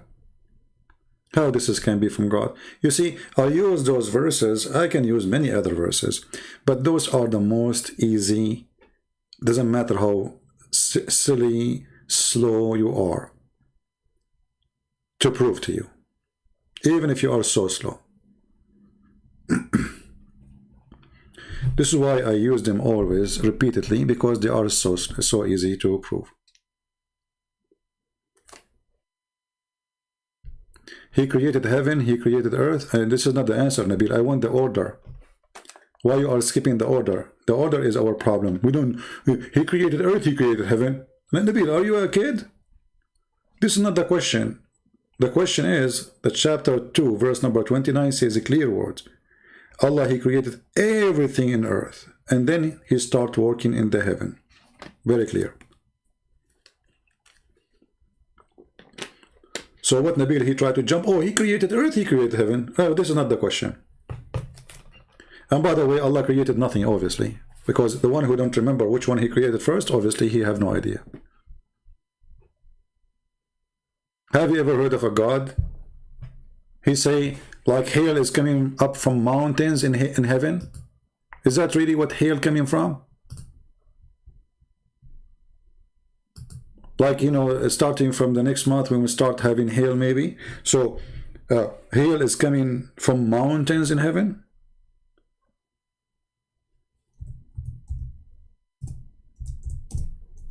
What kind of God he say that? The God he believe hail is broken from mountains? and those mountains are flying like Avatar movie. And the Muslims, in order to fix this lie, they say, read carefully, and he sent down from the sky hail, between two brackets, like mountains. Is that really what it says? And look, the coward, he put two options, or. There are in the heaven mountains of hail, from where he sent down the hail. You coward, you say or. Where is the or? This is what the Quran is saying. Now, this is God. This is a God who he think there's hail and as mountains, and they are located in heaven, and then he break hail from those rocks in the mountains, and then he throw it at us. This is God, my friend. This is the one who created the universe. He says such a stupid statement. Look at the CIRA International. Just look how they try to fix it. Look how they try to fix the lies. And he sent down from the sky mountains of a cloud. Like what? This is what the verse is saying. Within which is hail. Absolute 100% lie. If we change the translator, let us see. This is CIRA International. Let us see Biktal.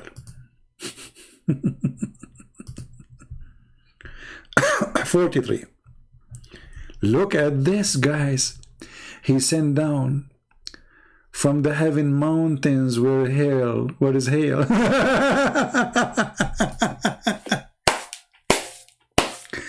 We did not change the Quran, we changed the translator. And the Muslims, they say, we do not corrupt the Quran, brother. Isn't it this is a corruption?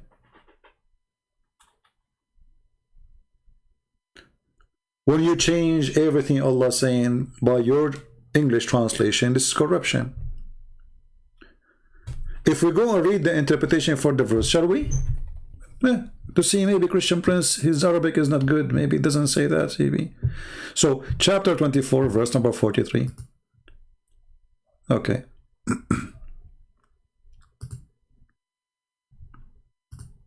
Again, chapter 24, verse number 43.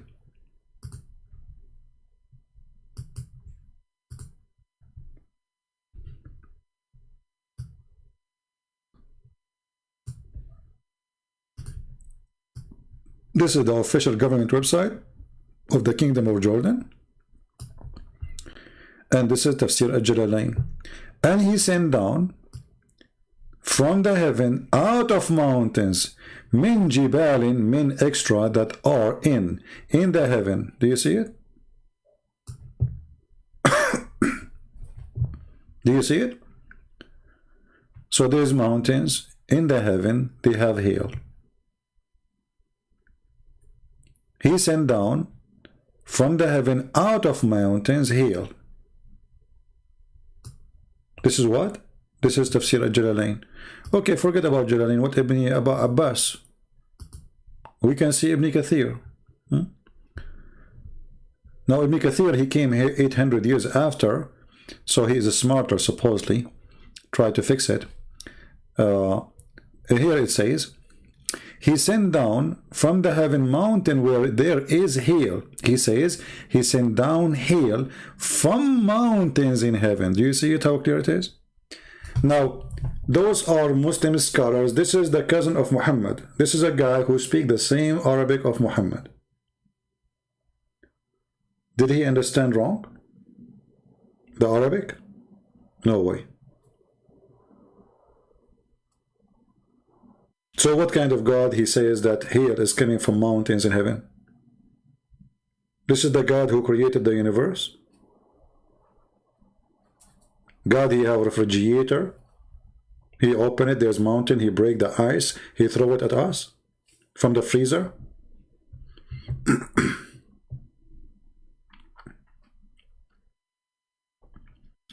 Have you ever been offered money to stop? Yeah, sure. There's a God, his name is the Child of God. He have a recording of it, I think. He posted in the internet.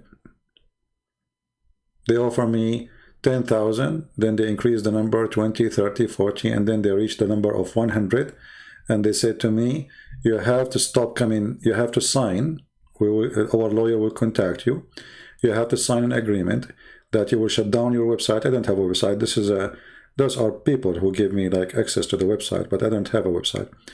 You have to sign an agreement that you will never speak about Islam, you will never make a video, you will not do anything. That's it. Take the 100,000 and go.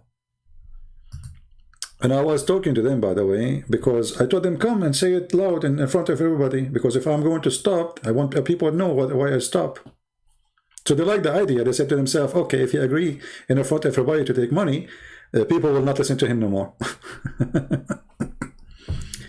Khan, he's saying, call me. I called you, idiot. Already I called you. But it says you are using a stolen software.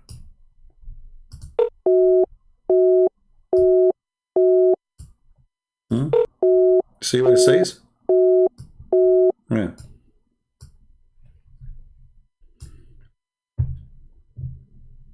Yeah, we called him again already many times.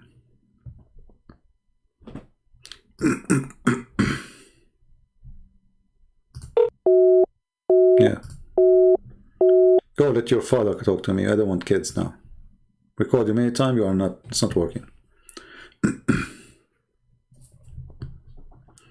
So what kind of God he says such a thing?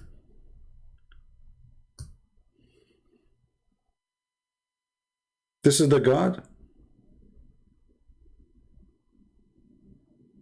This is really God? There's mountains in heaven, he break from it. If we ask the Muslims, why the sky is blue? Hey Muslims, why the sky is blue? Any Muslim have an idea? Why the sky is blue? The sky is blue because the earth is surrounded by a mountain. Its name is Qaf. And this mountain is surrounding the earth from every direction. Read carefully.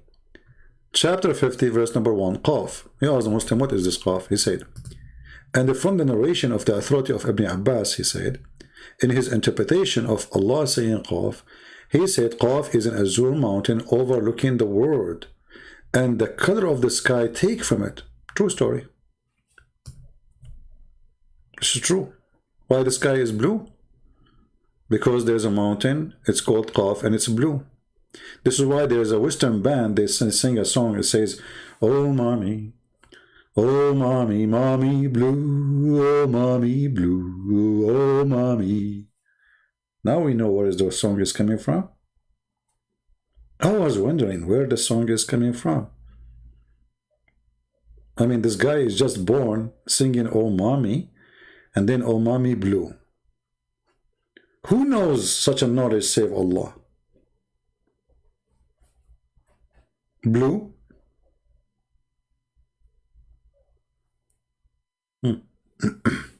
Obviously, this is from God. This is truly from God. It's an azure mountain. Look, it's not a normal mountain. It's an azure mountain. And this azure mountain is overlooking the earth. It's a fence around the earth is flat. There's a mountain around it in the corners or the sides. And the sky is blue because of this mountain. Makes sense.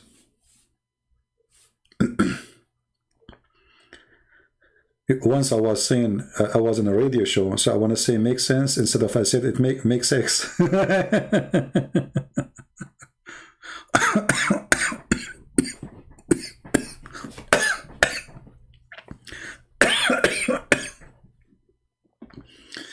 Oh boy.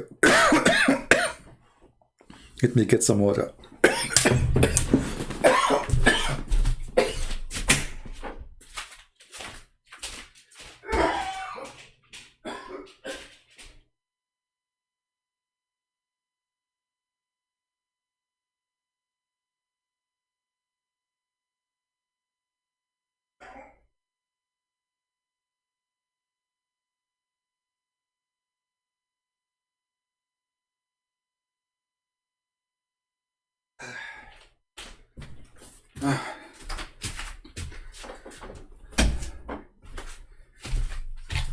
See what Islam can do to you? You die laughing.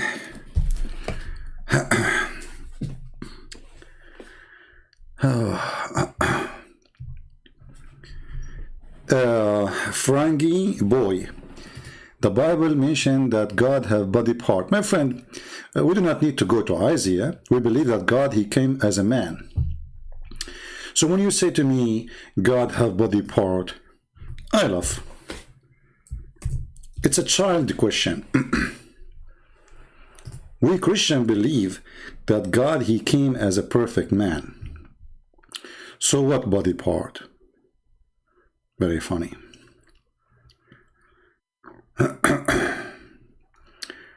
Isn't everything created by him and for him? That is Jesus Christ. Isn't it Jesus have hands? So when you say in Isaiah, it says, my own hand laid foundation of the earth. So the Quran says Allah, he built everything by his two hands. The difference is that you Muslims, you deny that your God have body parts. For us, we believe in the Father, the Son, the Holy Spirit. The Son is a full human being, yet he is God in the same time. So your argument doesn't work against us, it works against you. Your God, not only he have hands in the right side, both of them. If we go in the hadith, we will see that Allah is a defect, he have a defect. Have you ever heard of a God have two hands in the right side?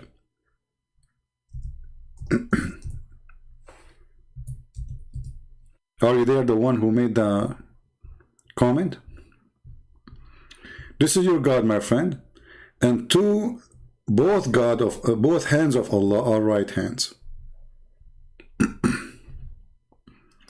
So for us, this is additional proof that even the Old Testament report that Jesus the Christ, our God, is the one who created everything.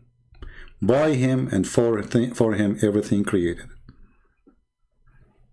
Now you can say this metaphorically, it doesn't matter really for me. You want to say body part, who cares? But here we go, your God have two hands and they are located in the right side. Your God, Allah, have a defect.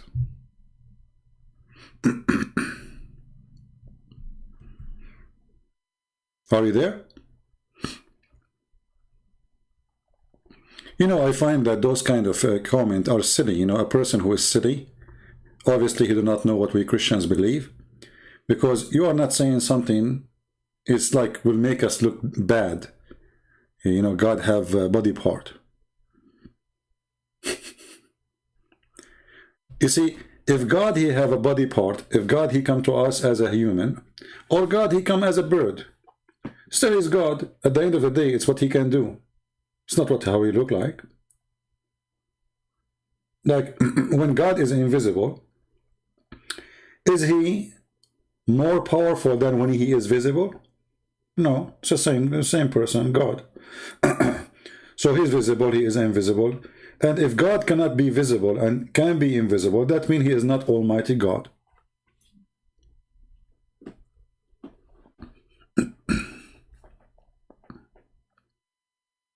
Our God is Almighty, and he deserves the name, for he can be invisible and he can be visible.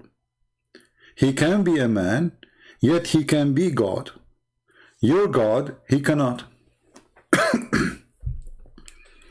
The Quran says how Allah can have a son if he don't have a girlfriend. This is Allah logic, not my logic. How Allah can have a son if he don't have a girlfriend? Obviously Allah cannot be God then, because my God, he can have a son without any sexual activities. What does this have to do with God? How even God compare himself to a human being, saying, how I can have a son if I don't have a girlfriend? That is something can be said to someone he is a human.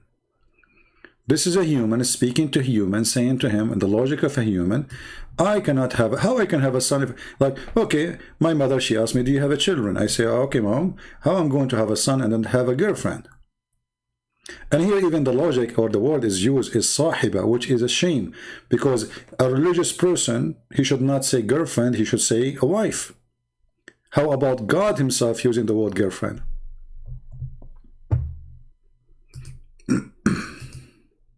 Right?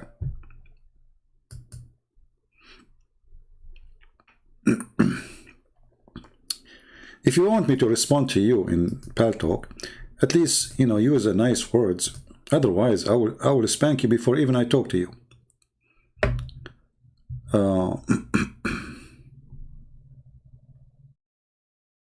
No problem, my friend. You can translate to the Eritrean. Contact me in Patreon and send me a message so I can remember, and I will give you my permission. Yeah, and I promise you, if you translate the book into Eritrean, but you have to give it to me, and I will publish it for free for people of Eritrea for free. I publish all my books, which is translated in languages of poor countries for free. Actually, there is someone now working in the Chinese, and when we have it ready, I will publish it too for free. Even I know that Chinese are not really poor.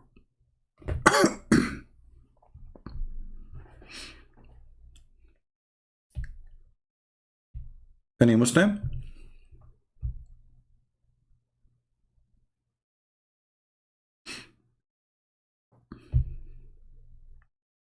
So for us, even the Old Testament witnessed that Jesus is a truly God on earth. My hand, it was my hand that laid the foundation of the earth. So when Jesus said, or the Bible, the New Testament said, for him and by him everything was created, and nothing was created without him. That is confirmed in the verse which this Muslim he posed for us in Isaiah chapter 48, verse number 13.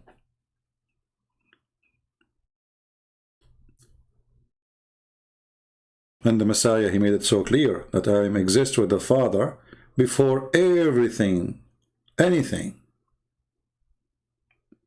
came to exist.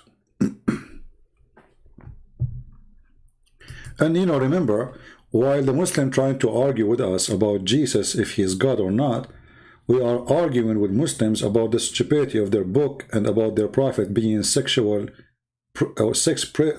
predator. So we debate them about Jesus being God because he's so good to the point. Is he God or is not? I mean, he's so good. Do you notice that? We don't discuss about Jesus, about how bad he is, how disgusting he is. We discuss about how good he is. Even no Muslim dare to say that Jesus was bad. But the Quran says clearly that Muhammad was bad. Yet the Quran is made by Muhammad. The reason for that, Muhammad, in the time he was exist, he have to cleanse his image. People, they knew he's filthy. So he said, okay, well, Allah, he said to me, he might forgive my sin.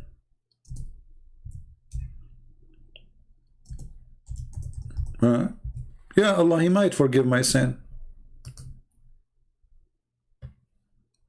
Chapter 48, verse number 2. Allah saying to Allah, that Allah may forgive thee sin. I mean, have you ever heard of a God saying to God? I mean, if you are God, how you say, may Allah forgive your sin?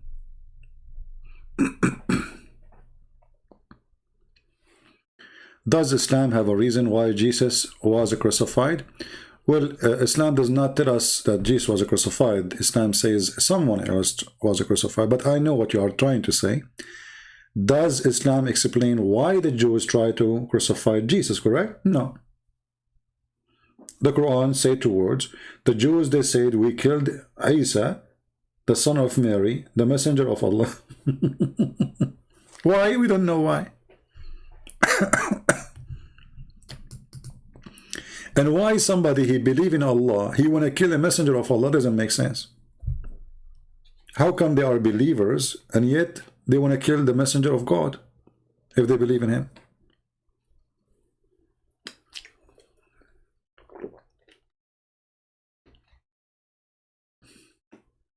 It's a stupid cult. Kareem, nobody drink alcohol as much as Muslims, and as long drinking alcohol is bad, so how hypocrite it is that Allah, He promised you a river of alcohol. You see the hypocrisy, Kareem? Drinking alcohol does not make you bad. It's what you do. If you get drunk and you start doing bad things, that make you bad. Otherwise, alcohol is food and it's useful. Alcohol is a useful thing. Is used as a medicine. People who have heart, doctors, they advise them to drink a little of wine every day. Go check. Alcohol is not the problem. People is the problem. So if alcohol, according to Allah in the Quran, is from the shaitan,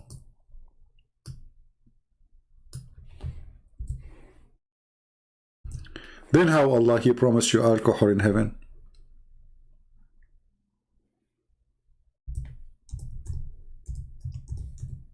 Allah will buy alcohol from shaitan? And your prophet used to teach people how to make alcohol, and he used to be drunk most of the week.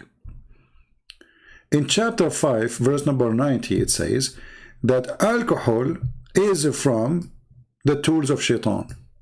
Okay, wonderful. As long it is from shaitan, how alcohol, which is made by shaitan, end in the heaven of Allah?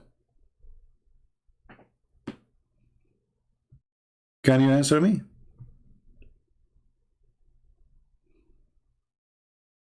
Hey, he changed the topic. Now he don't want to talk about it.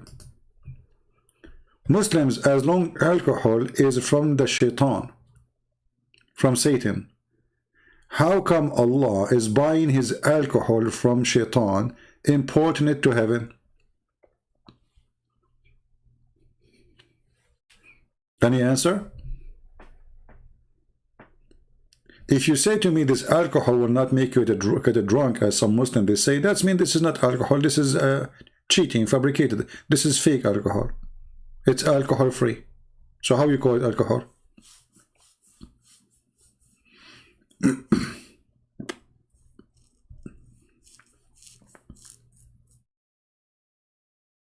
Right?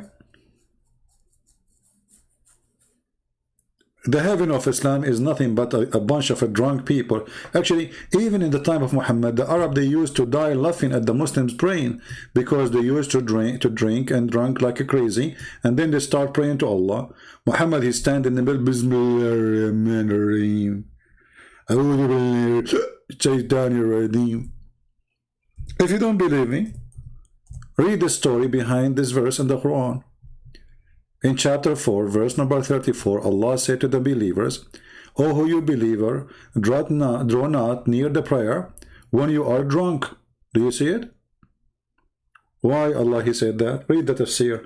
The Muslims, the Arab, they start laughing at Muhammad and his followers. They are a bunch of gang. They are gang. Literally, they are gang. They are drunk gang. They are falling apart around Muhammad.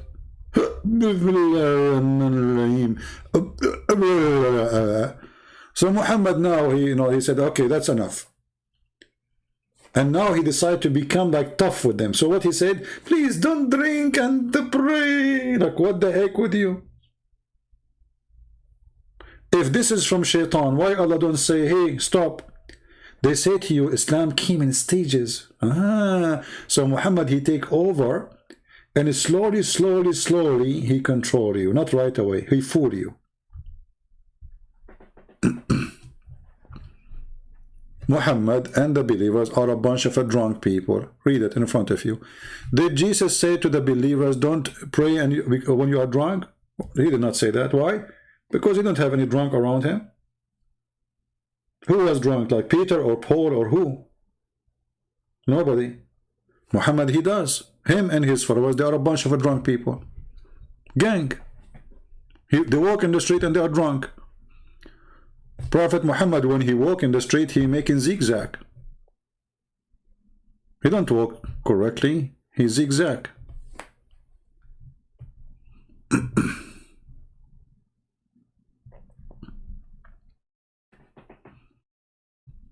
All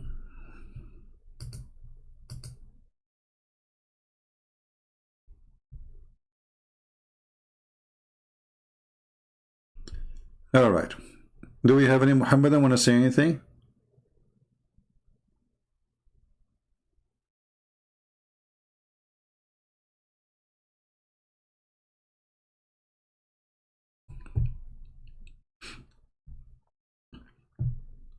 The Prophet, he have tons of hadith teaching Muslims how to make wine. There's a woman, she's a very old woman. She went to Hajj. You know, in the Muslims, when they go to Hajj, they have to go around the Kaaba, you know.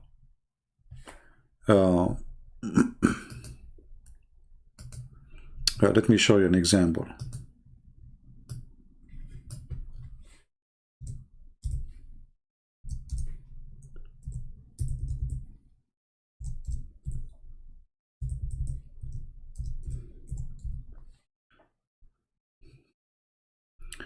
Actually, this is a life. You see, the Kaaba right now is empty.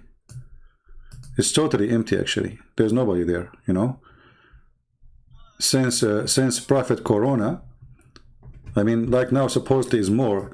Like in a certain point, there was nobody. And look like, it's like a, you know, pagan people going around like stone, going in a circle, they go in a circle. What is that? So there's a woman, they stop her in the airport and they found with her a lot of whiskey. And she's an old woman. So the Saudi police, the custom, he said to her, shame on you. You are coming to Hajj and you are bringing whiskey? The old woman, she said, my son, I am so old to walk around the Kaaba. So I drink some wine and the Kaaba walk around me. Black label. Pagan cult. Look at this. What this is madness going around a room. In circle, like, you know, ants, you know, the ants. I don't know if you saw ants, what they do. What is this? What is the religion exactly I'm practicing when I go around this like this? Non-stop, go. Is that a Disneyland? Is that go dizzy? Is this game called Make Me Dizzy? So the woman, she cannot go walk around the Kaaba, so she drink black label, and the Kaaba walk around her. Actually, there's the guy who is the leader of the Ahmadiyya. He have a friend. His friend is a hashish businessman. So he said that when he went to the Kaaba, he did not go around the Kaaba. The Kaaba go around him, and I believe it was the hashish influence.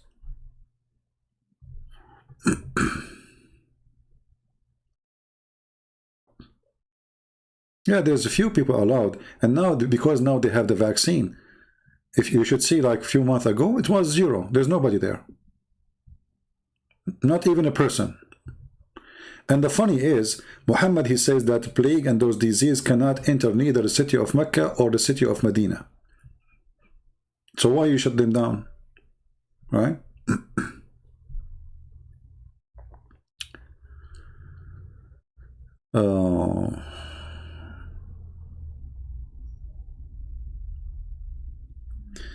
Anyway, I think we have enough for today. Now, next time, we will have really a great time. We have a very interesting topic. I will leave the topic surprising for you. You will be very surprised. There's a bunch of Muslims are going crazy, so the video will be about them. Tell me 5 differences between Allah heaven and Christ heaven. First, in Islam there is no heaven, so we cannot compare. You see, if heaven is involved, 70 years orgasm, that is not heaven, that is a curse.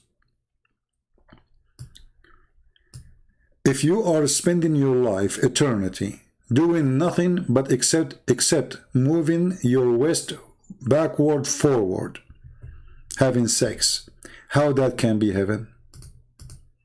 You know what I mean? This is not heaven. This is a pimp house. They put a sign in the top of it and they said, this is heaven. There's somebody says, call me. I mean, you come now? After all this time, we are here for long, my friend. What about we call you next time? Let us give you a chance. I think you are the same person. It says you need to update your palto.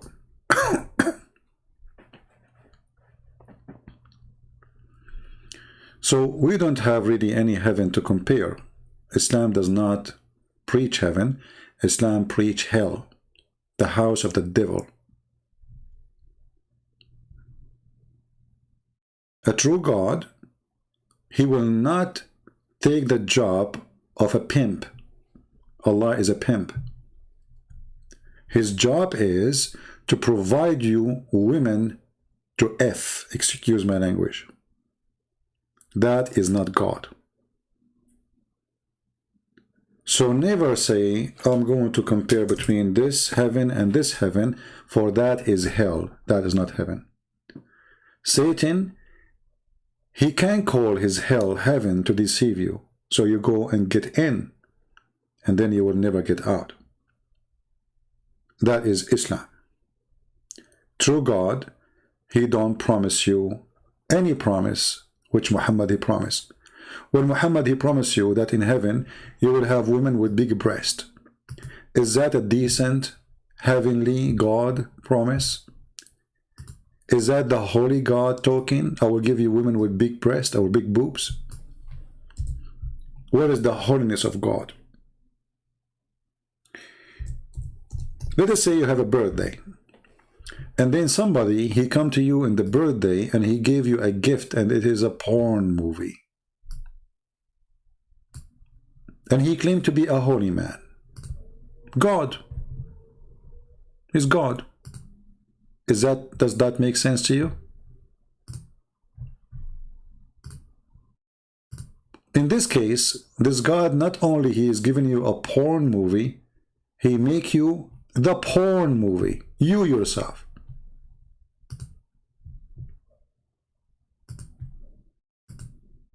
That cannot be from God. This is not a talk of God. This is a talk of the devil who tried to tempt me and tempt you. And we as a men, we get tempted by women, and women get tempted by men. So Satan, he knew perfectly what is our weakness, and from your weakness he will grab you. Sex, money, gold, silver, food. All the heaven of Islam is nothing but from the stomach and down. Read it. Drink, a grape, women, boys, gold, silver, diamond, pearls, saffron. That's it. Your house in the heaven is a brick of gold, a brick of silver. But ask yourself, who is the one who tried to deceive us by gold and silver? God? What is the value of gold and silver in heaven anyway? Actually, it's going to be ugly to have a house. The brick of it is one piece of gold and one piece of silver. That is disgusting. Who of us like to live inside a tank? Imagine, you can go actually buy now. There's a paint. There's a paint, a gold paint. It's expensive. Yes, from gold, made from gold. You can spray your house inside from gold, but that will look ugly. Your house will look totally ugly. Imagine you look at the floor, it's gold. You look at the ceiling, it's gold. You will go crazy. It's not comfortable. This is not God, my friend.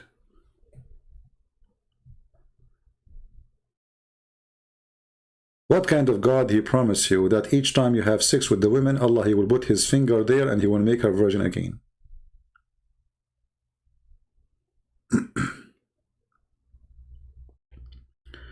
Karim is asking, when Jesus died, where did he go? Is a better question. You know, you see how stupid Karim. So you are not offended that your God, he made you a pimp. Your question is, where Jesus go? The Quran says he is in heaven. The question is this, where Jesus go? I mean, look at this, you know, look at them. A Muslim, he present to me, when he listened to me, is like a chicken taking out her feather and think I am in pain. Like Kareem, he is taking feather from his skin, one after one. It hurt. And he think now he's hurting Christian friends. You idiot. You just got yourself busted. Because in your religion, Jesus in heaven. Why he's in heaven and Muhammad is under the ground? Why Muhammad is with the cockroaches and Jesus in the holy heaven? If Muhammad is the most important man and Jesus is not important as Muhammad, then you need to answer the question, how come he is in heaven and your Muhammad is under your feet? That is a good question. So this is what they do. They are like a chicken taking feather from itself, thinking that this is the chicken next to her. At the end of the day, he will find that he is getting bald because he took all his feather. And by the way, talking about feather, Allah, he is the one who sent, he covered us by feather. I think Allah is confused between us and the Red Indian.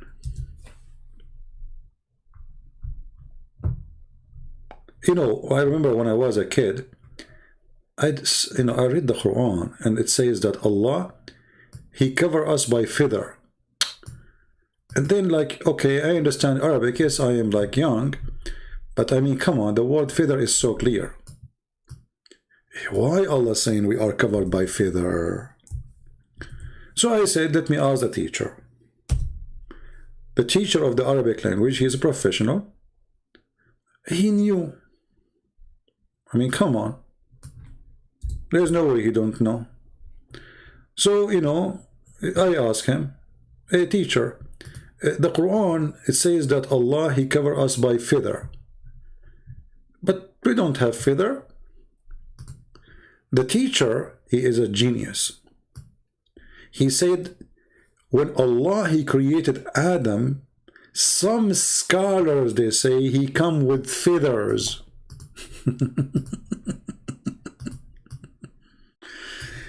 True story. Yeah. The first man, he was a turkey.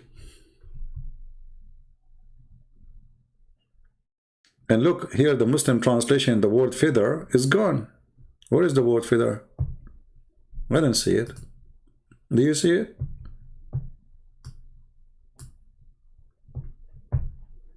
We need to change the translation to find the one who is saying the truth.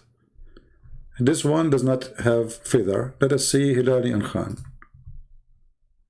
Okay. Bestwood remained upon you. Where is the word feather? Is gone. Let us continue. We go to Biktal. Let us see Biktal. We have to keep trying until we get lucky. Okay. He cover you remained. Where is the feather? Is gone. Until now, we have no luck. There's no feather.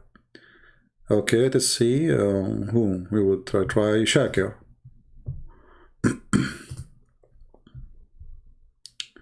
He sent you with the clothing to cover with shame. Where is the feather? Is gone. None of them putting the word feather. Do you see how important it is to speak Arabic? Let us see different translation.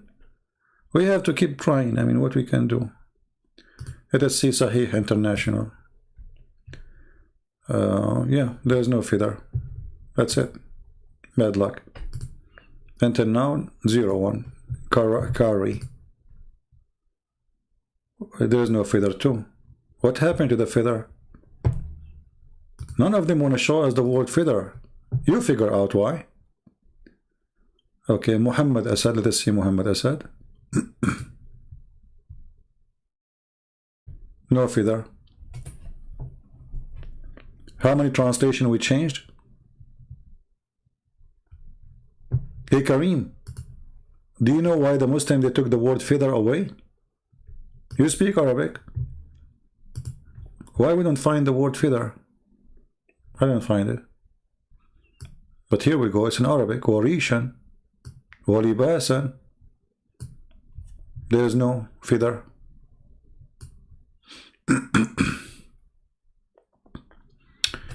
You know what? Let me try this.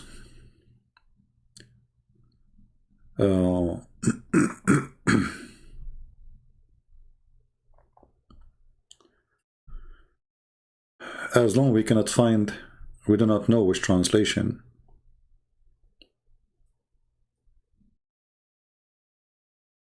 Let us see. If we go to a Muslim website, have a translation. Let me do this. Hold on, give me a second. Man, my back hurt from sitting this long.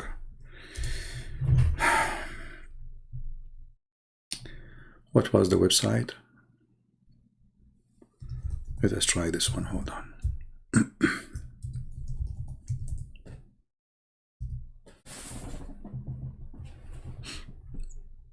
Okay.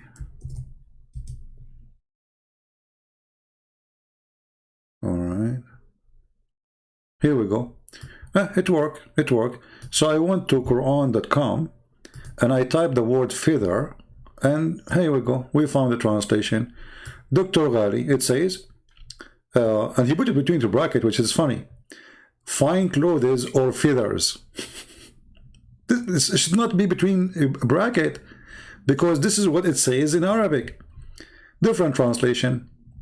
Here, Dr. Ghali says, literally, your feathers.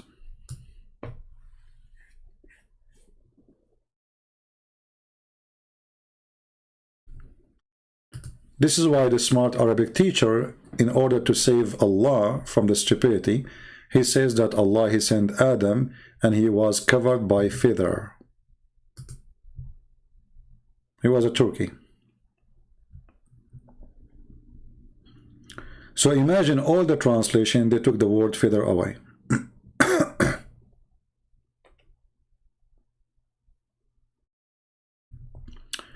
The link is Quran.com and just type the word feather.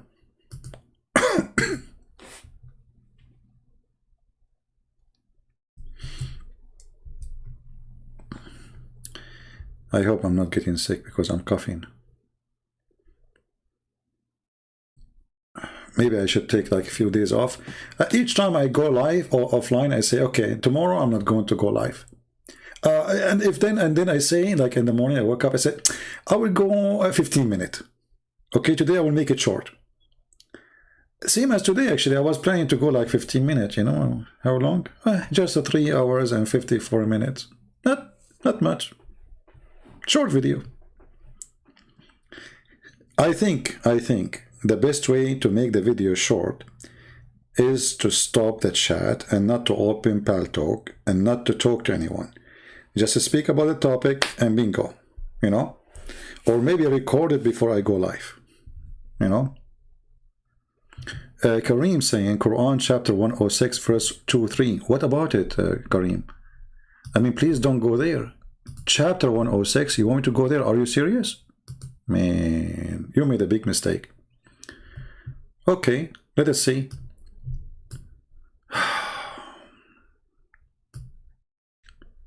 How in the world this can be called even a chapter?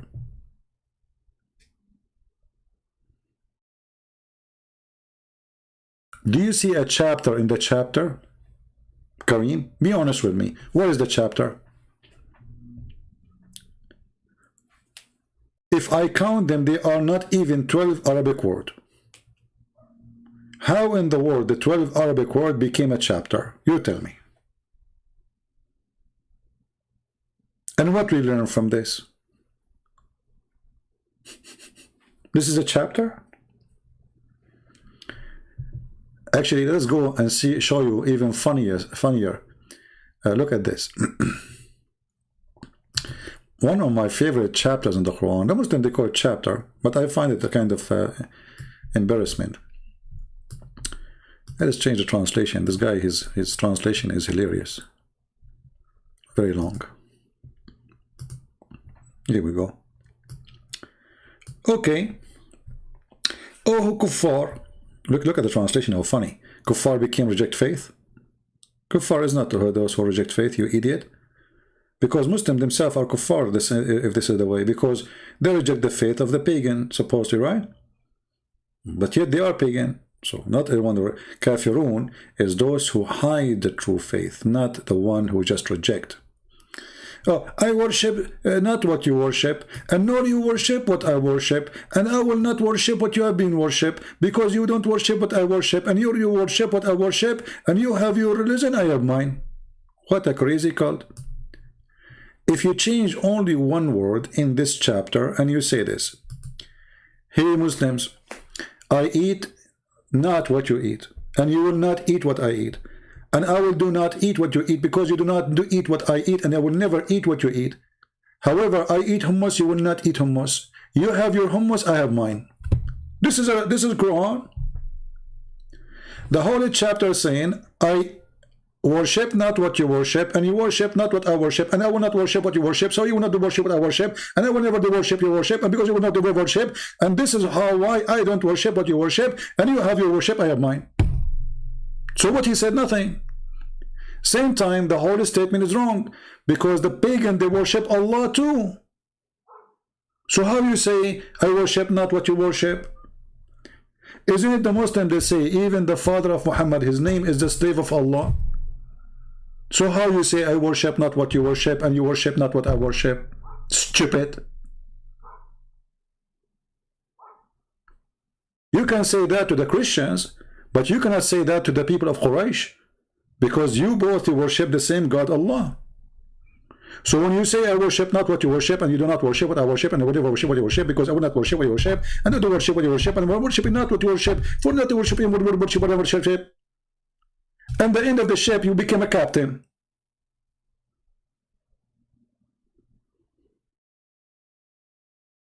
I think I made it clear, isn't it?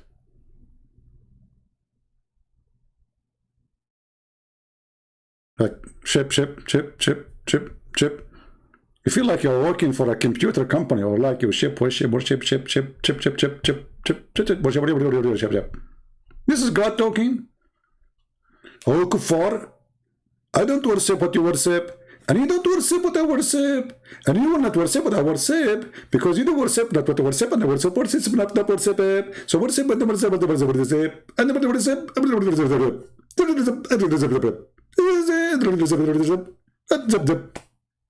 okay, finished. This is God. This is wisdom. This is deep. I'm getting dizzy. You worship not what I worship, and you worship not what I worship. You will not worship what I worship. I will not worship what do you worship. We lost internet. We lost internet for a second, a minute, I don't know.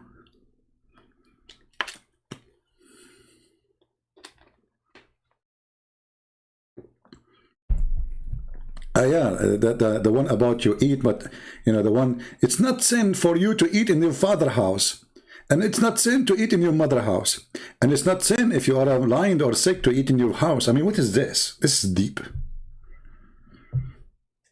If you go and see what Jesus said, like in the Mount of Olive, you know, and then, I eat not what you eat not what I eat. I eat not what you do eat, you eat not what I do eat. We eat not what do you eat, you eat not what we do eat.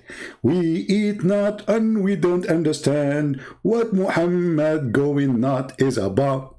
La la la la la la la la la la la. That's deep. This is God. I mean, here you can put your fingers in the eyes of the one you are debating. If somebody is a kafir, he come to you. What do you say to him?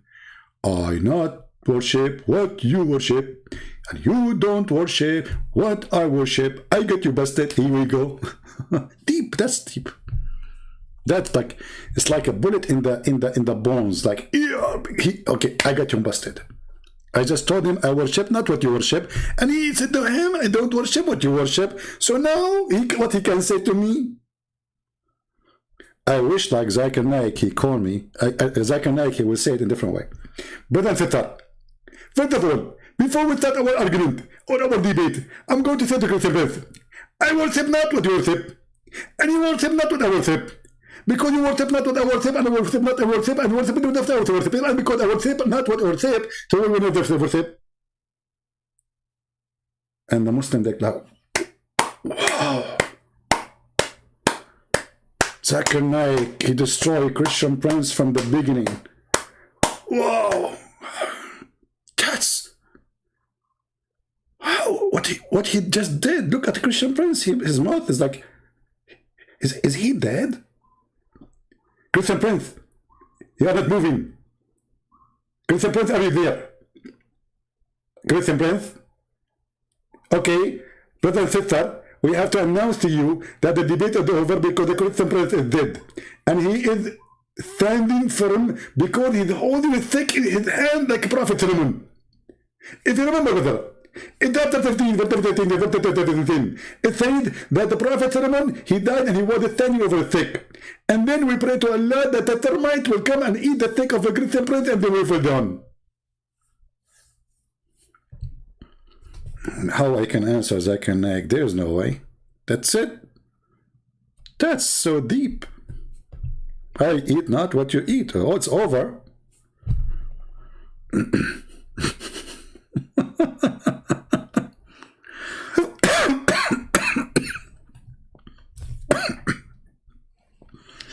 Anyone remember the story of Suleiman?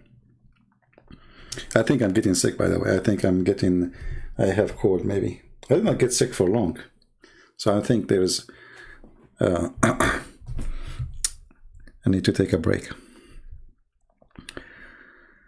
You know what, you know the story about Suleiman when he died in the stake? It's true story. I mean, look at this God. He's reporting for us true stories. A king. He have a kingdom. He died. Nobody noticed. What do you want more than this to prove that this is from God? Be honest.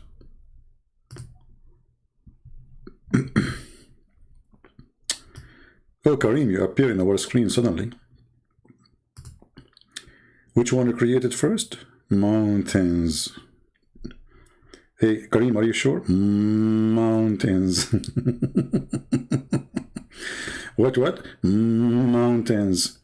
Then Karim, he called me, and the mountains became stars.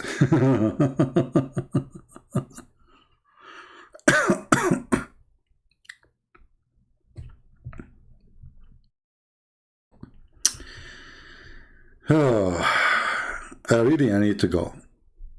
I better go because this is getting so long. It's already we passed 4 hours and 4 minutes. So guys, I want to say thank you really for being here. I apologize really. My back is hurting me from sitting long, and already I have a muscle strain and in my side. This is what happened to you when you play karate. You know, all my life I said to myself, okay, first I will learn how to do the yellow belt. Okay, I got the yellow belt. And then I said to myself, I will get the green belt. I got the green belt. And then I said to myself, I will get the blue belt. Anyway, I get like all the colors. And then I get the black belt. And then I said to myself, no way, I'm going to stop here. I will start doing the practice of a Bruce Lee. What is that? I worship what you not worship. You don't worship what I worship. I mean, this, you know the trick. You know the thing. You know the thing. George Biden, you know the thing. So I practice this is, you know the thing, like which like and then my side hurt, my muscle like ripped off. So now I'm suffering because of that. I hope it's going to take I don't know how long it's going to take to recover from it. But obviously this muscle, it hurt badly. I will never do this movement again, you know, like the, you know the thing movement, you know the, I cannot explain to you because you know the thing, right? I mean, I never heard of a president. He explained everything he would do by saying, you know the thing? Like, hello? I think the only one who did beat Muhammad in explaining something is Joe Biden. You know the thing. I mean, we are created, you know the thing, you know. That's deep. That's deep. So, like, I have to admit that Joe Biden and Muhammad, they share a lot of things. And the first thing is, you know the thing. You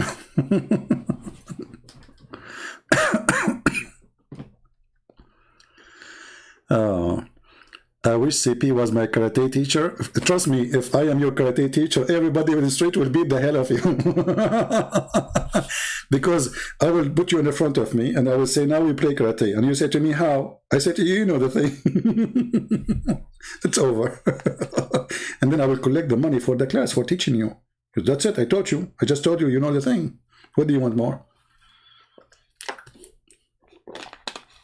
You know the thing.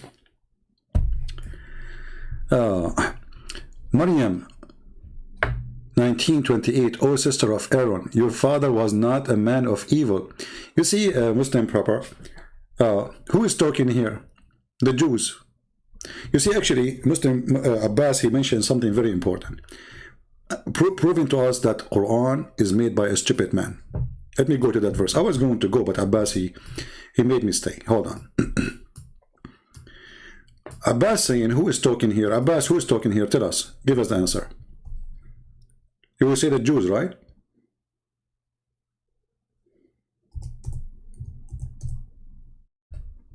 Abbas. You will say the Jews, correct?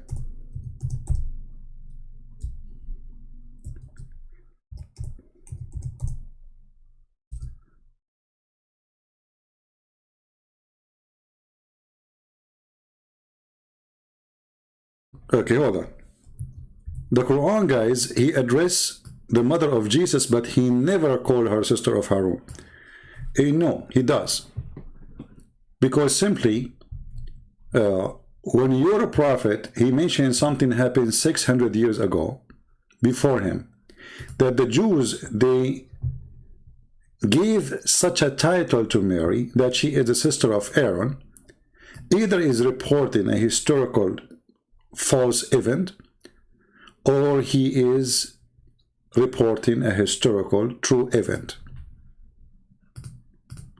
And if this is not true, that means the one who made this fiction is a liar. Secondly, as long you are agreeing that the one is talking is the Jews, so how the stupid Quran says, make Quran like this? Guys, do you get the idea? As long the one is talking there is the Jews.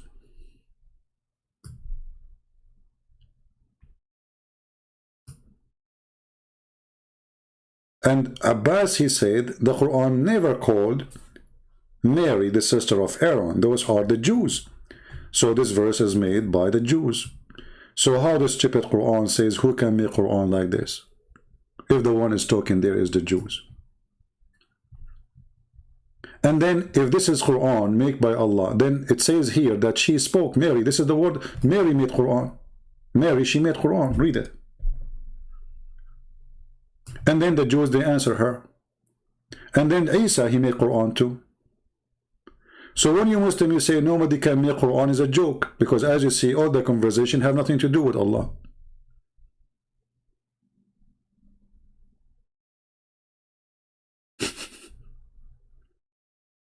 Secondly, you idiot, your prophet, he called Mary the daughter of Imran, not the Jews.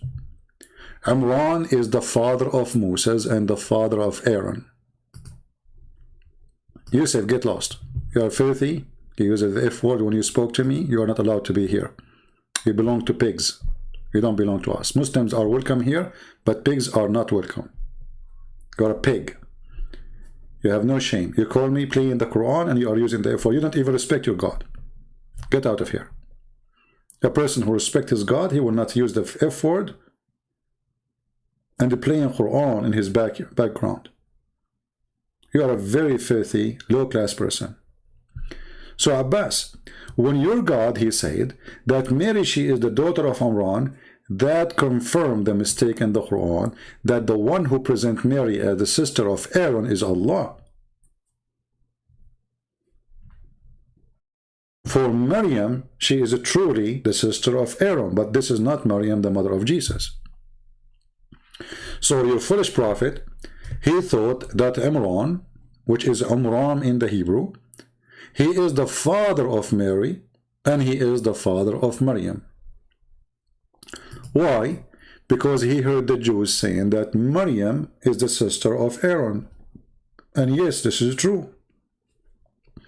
Maryam is the sister of Aaron, but not Maryam, the mother of Jesus. Prove it that Mary's father was not Umran. Well, we have in the Bible, we have the name of the father of Mary. Go read it. So you are silly. And why the Christian, they will change them, even the name, the Jews, the Christian, the historian, why they want to change that? The Bible speak about Joseph, the Bible speak about Harry, the Bible speak about Joachim. So why the Bible will change names for what? 600 years before Islam. And Imran is the father of Moses in the Old Testament. So we are speaking 1,000 years ago. The name is written there. Nobody knows, nobody mentioned that there is a woman, her name is Mary, her father is Imran. That is a lie. Except your prophet. So your city prophet, he heard the Jews saying that Miriam is really the sister of Aaron. He thought this is the same sister. And Maryam, she have a son, his name is Isa. So Muhammad, the idiot, he called Isa as Jesus. Now, according to our Bible, Maryam, the sister of Aaron, she did not get married. But some scholars, they say in the book of the tradition, it mentioned that Maryam, she have a son, and most likely his name is Isa or Isa. So Muhammad, the idiot, he come with the name Isa.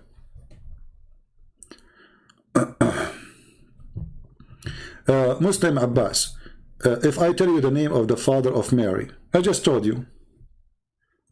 Abbas, he play, Abbas always, he play dumb. Abbas, if I told you the name of Father Mary and the verses, are you willing to call me and explain to me how that happened? In front of everybody. What do you say?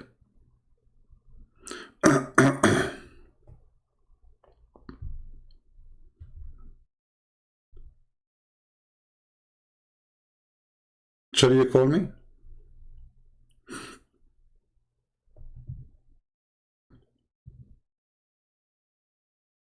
Because in front of everybody, either we prove that Muhammad is a fraud, and we prove that the name of the father of Mary does not match what is the Bible saying, or you prove that it is true, and Muhammad is a prophet of God then. What do you say? You know, how many times you promised me you are going to call me in Paltalk? How many times you said you are going to download and call? And why you are not doing so?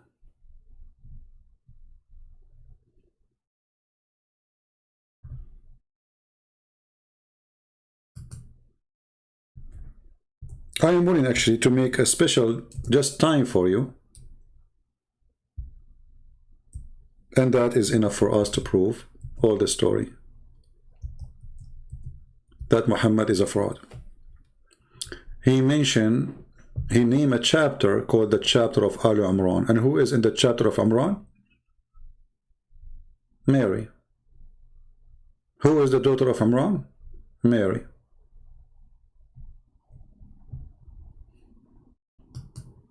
When they say garbage in, garbage out, like people are texting me. Garbage in, garbage out.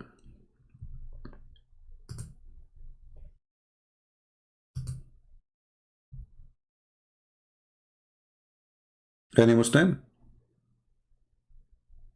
Give me the verse. I want the name. I want you to call me and we will read them together. What, you want me to like to avoid the spank? Everybody will read them together. I mean, I don't know. You know, Abbas, you are an idiot. It take you 2 seconds. If you Google, you will see the name of Mary, father. She have two names. One is her father from her husband, which means her father-in-law, and her father. I mentioned both of them. Yet you claim that you heard nothing. However, what about you be a man and you give me a call, and now right now we are going to open the verses from the Bible, and then you explain to me how your foolish prophet, he changed the name. And you have to agree with me that those names are located in our book 600 years before Muhammad.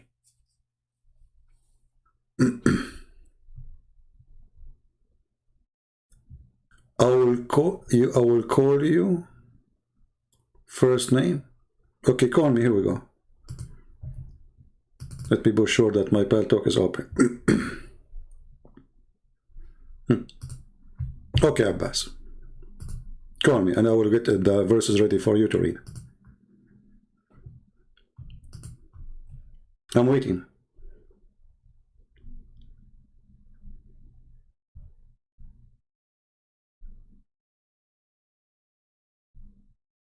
What do you say?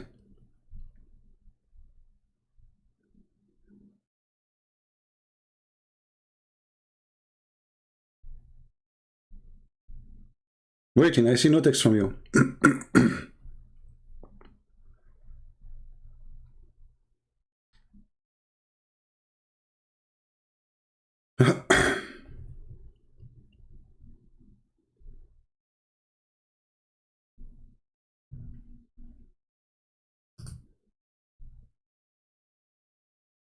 I have the verses open in front of me.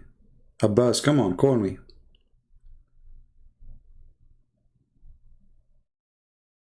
Who is a Muslim he want to take the place of Abbas? Abbas is a coward. He is not going to come and read for us who is the father of Mary in the Bible.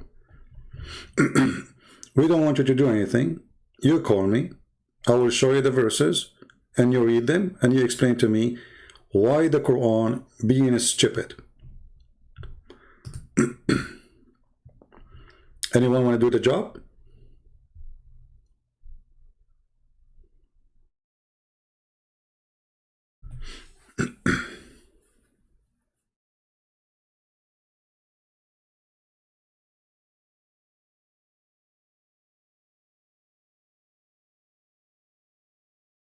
Anyone? All of them, they are Abbas. Look, my pal talk is open and zero text from Muslims. See it? Zero text from the Muhammadan.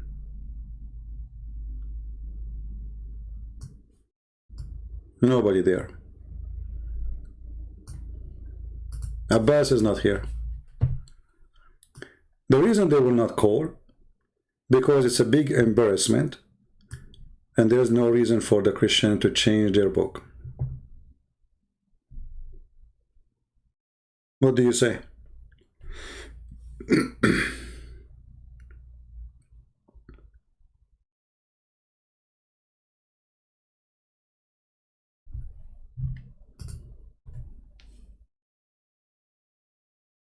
Nobody?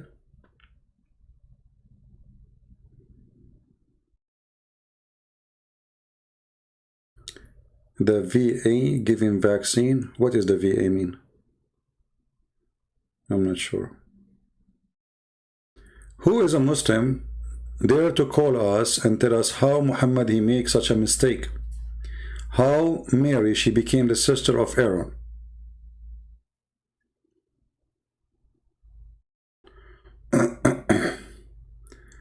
Joachim is not the father of Mary, and the Bible did not say that. I need a reference.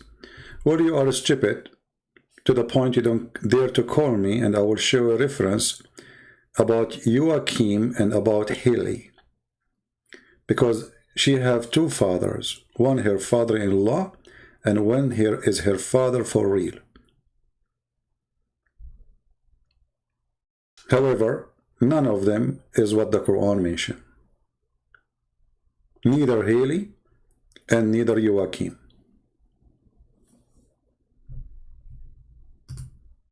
Any Abdul?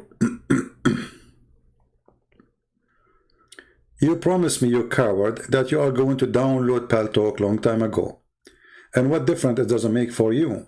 You know I'm not using Skype no more. It take you 2 seconds, it's for free.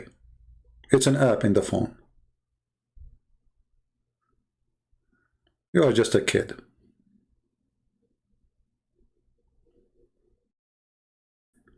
Any Muslim can tell us what is the reason behind the name differences?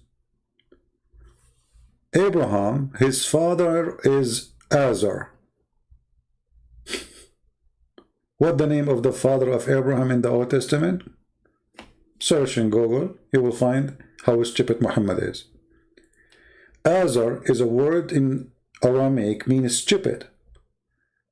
So the stupid ones who follow Muhammad, they thought that the name of the father of Abraham is stupid. Abraham, he was saying to his father, stupid, are you going to worship idols?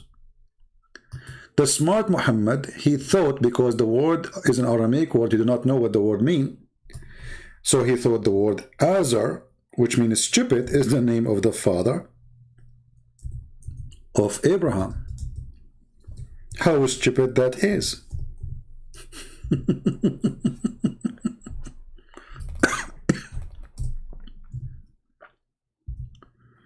How stupid it is to think that the word stupid is the name of the father of Abraham.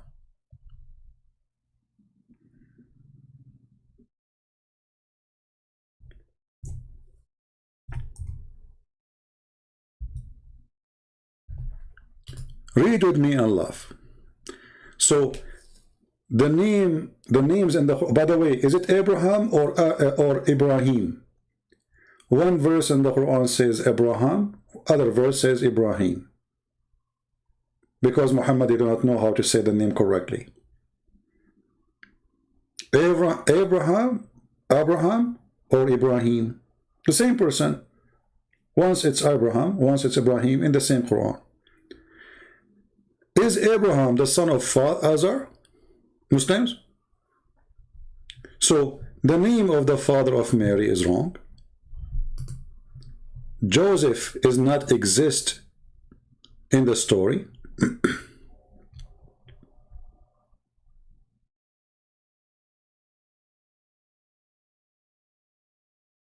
Mary, she was engaged, and the verse here is saying something very stupid, because if Mary really she commit adultery, the Jews will stone her to death.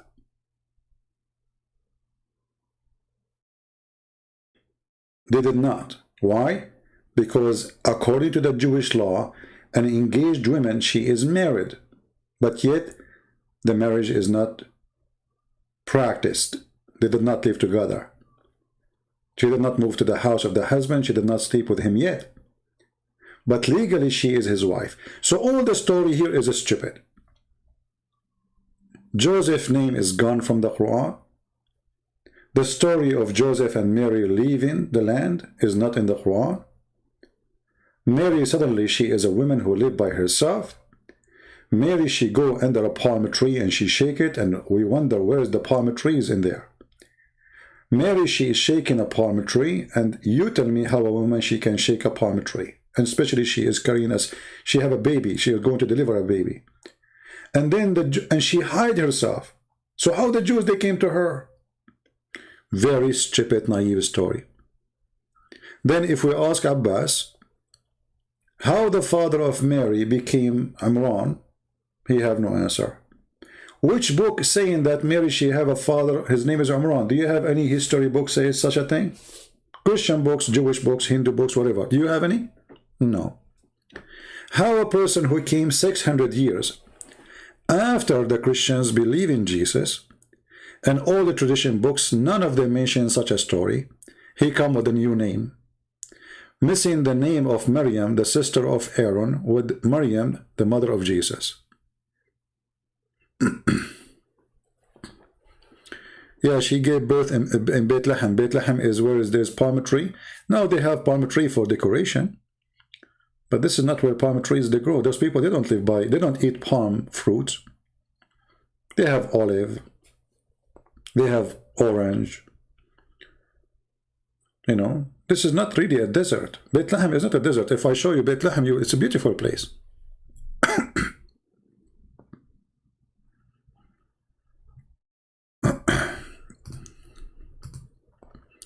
Mustafa, the idiot is your father, Muhammad. You coward, why you don't call me so we can read the verse together? You see, they are afraid even to call me so we can read the verses. Who is the father of Mary? Very bad embarrassment. Any Muslim there? My pal talk is open. Anyone? Cowards like their prophet. So when Abbas, he says the Quran never say Mary, she is the sister of Aaron, he lied. Because the Quran reporting history, confirming what the Jews they said. And there's no way the Jews will call her by a name which is not true.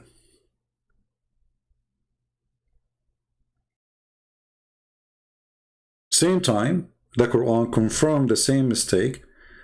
The father of Moses suddenly became the father of Mary.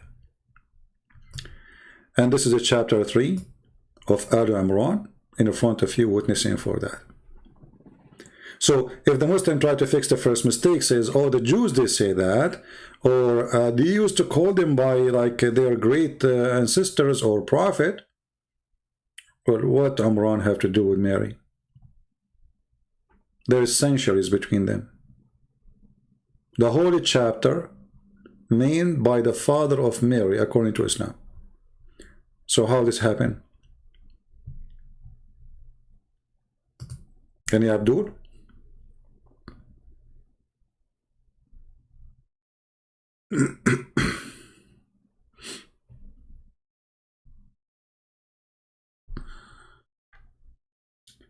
Anyone?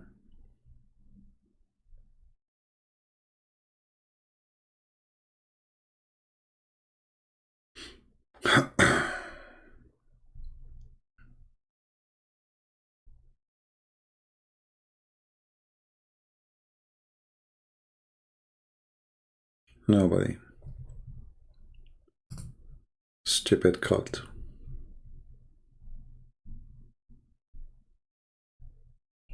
All the names in this cult are wrong.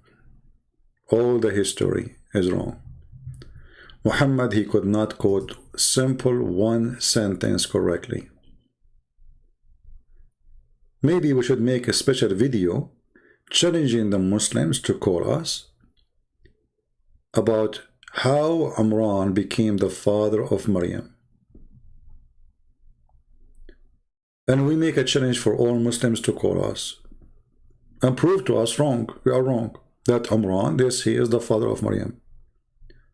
If there's any reference in the books of the Christians, the Jews, anything in history,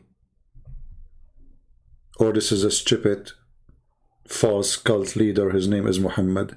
He lived between the Jews. He heard the Jews speaking about Aaron. He have a sister, her name is Maryam. He thought this is the same Maryam. This is what happened when you follow an idiot claiming to be a prophet. Anyone?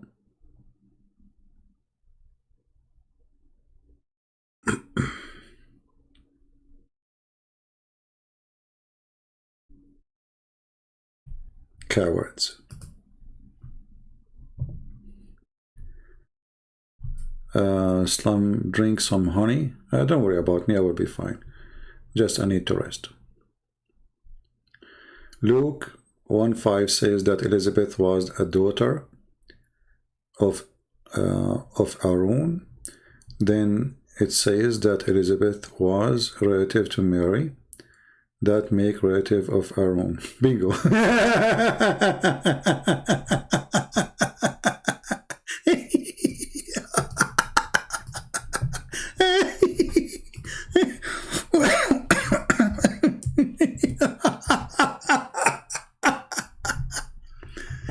Unbelievable. I mean, you know, you go to the circus, you get something better.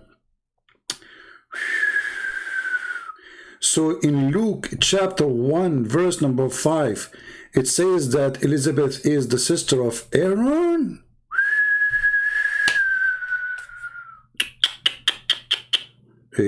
No, it says descendant. Idiot. Donkey. Idiot. And what? I mean, crazy people, man. I mean, really crazy people. So, you know, like, when a person, he go and he try his best, and then he throw his best, and his best, even his best, showing how stupid he is.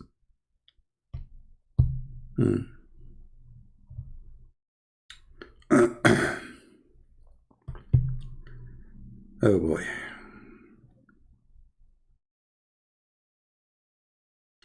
So are you saying that your prophet, he got that from there? You are digging yourself more now. You are really literally being stupid.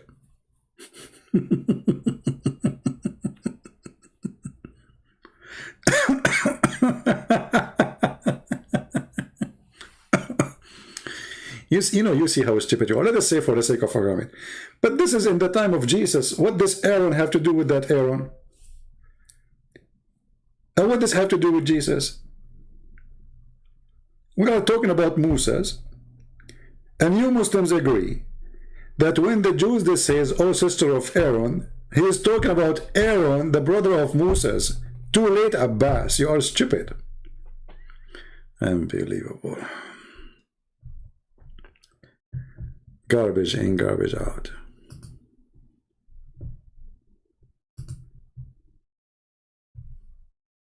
Any smarter person? They are smart, they are genius. Very genius. You see, the Muslims agree that the verse where it says, oh, sister of Aaron, they mean Aaron, the brother of Moses. All Muslims agree. And even we can show you the hadith. So your game will not work, idiot. Secondly, if she is sister of Aaron, how she became the daughter of Aaron in the Quran? You idiot. I mean, she became the sister of Aaron in the Quran. She is the daughter of Aaron in the Bible? Potato.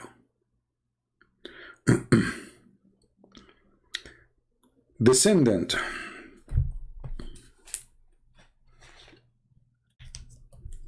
You know the thing.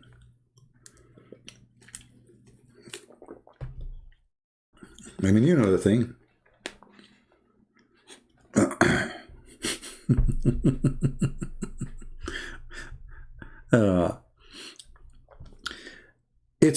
It's so clear, it's so obvious that Muhammad, he thought that Mary, she is the daughter of Musa's father.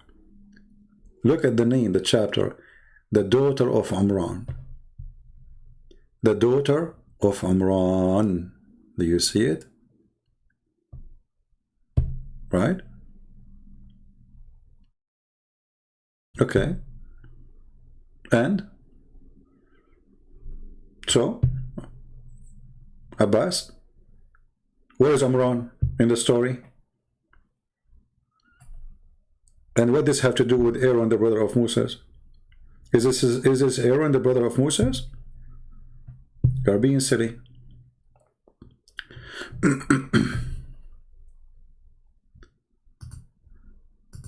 Silly people. Any Muslim would like to call us before we go?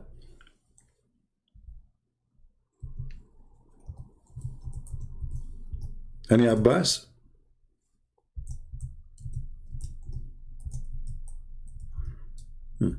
Abdul is texting me. Oh, this is not Abdul. Hold on.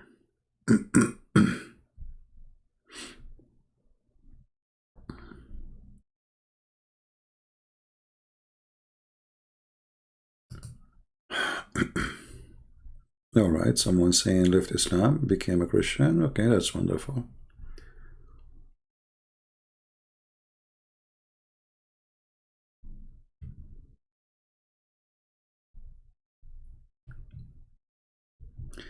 And you know, the important always is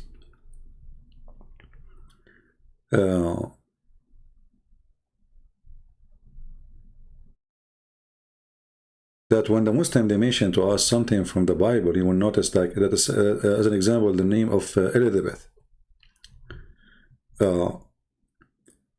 When this woman, she said that the one who is in my womb, he bowed down to the one in your womb.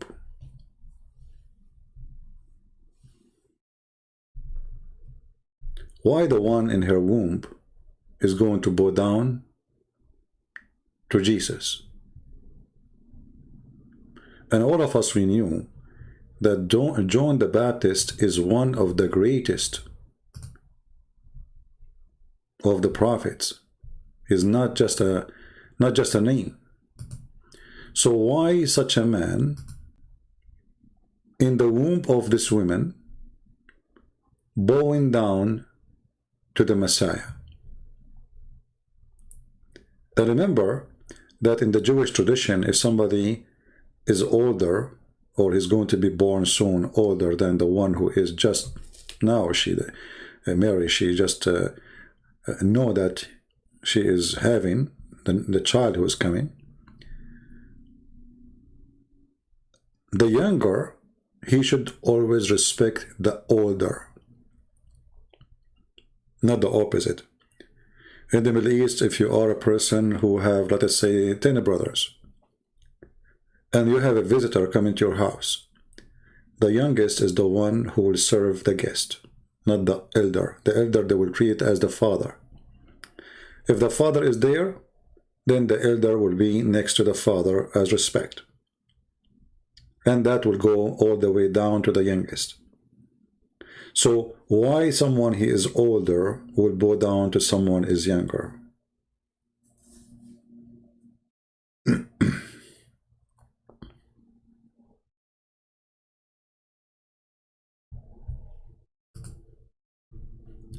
And they say to you, where Jesus was worshipped.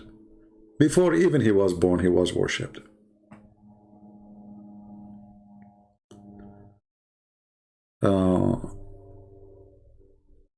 Look what Muhammad Said is saying, you better go and take a rest. Don't worry about me, I will go soon. Actually, you know what, to be honest with you, I enjoy talking to Muslims for two reasons. Number one, Christians will learn how Muslims they play games.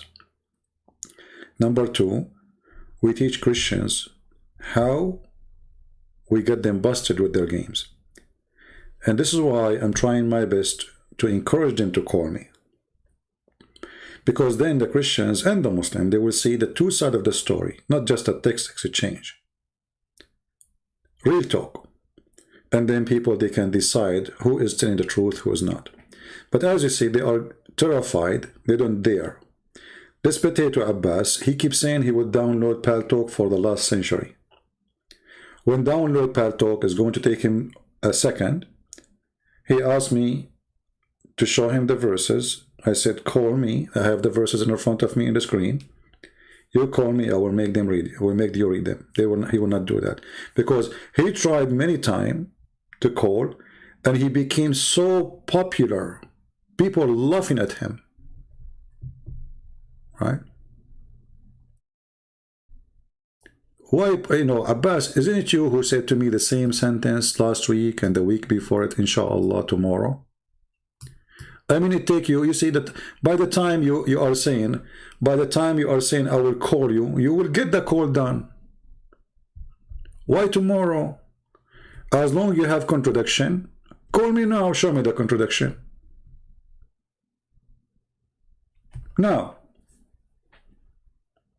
I am here for more than 4 hours. I'm already tired. This is your opportunity to knock me down from the first box.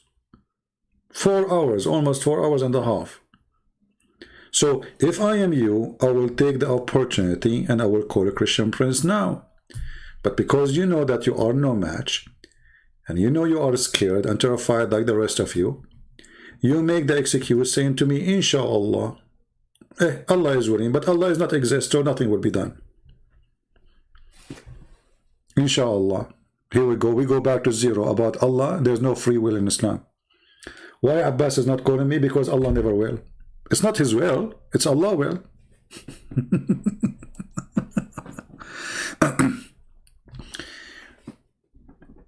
When a Muslim he call us, every call is worth more than gold for me, because all of you will die laughing at Islam, not at the Muslims. I don't care really for the Muslim. I'm not here to insult the Muslim or to make fun of him, but the Muslims are my helpers. You see, everything I accomplish is by the help of the Muslims. The Muslims, they said to me, if you are brave, come and debate us in Paltalk. I used to go to a program called Hear Me. So I went to Paltalk. And we made a disaster there. A disaster. Then the Muslim, they start posting pictures saying this is me in YouTube. So I said to myself, uh-oh, the Muslims are inviting me to do something. Oh, there's a program, it's called YouTube. Why I don't use it? So I start doing videos in YouTube. The Muslims in debate, they said to me, if you are so much knowledgeable, how come you have 0 books? I said, oh, they are right. I don't have books. So let me start writing books. So I start making books. The Muslim, they said to me, if you dare to make cartoon, we will kill you. I said, okay, let me make cartoon. So maybe they will kill me. I made cartoon. I mean, everything I did because Muslim, they said to me, can you do it? Do you dare to do it? I am here in YouTube because the Muslims, they brought me here. Honestly. By the way, how many of you did not watch my cartoon yet? Too bad we lost the... and I used to have like the high quality version of it.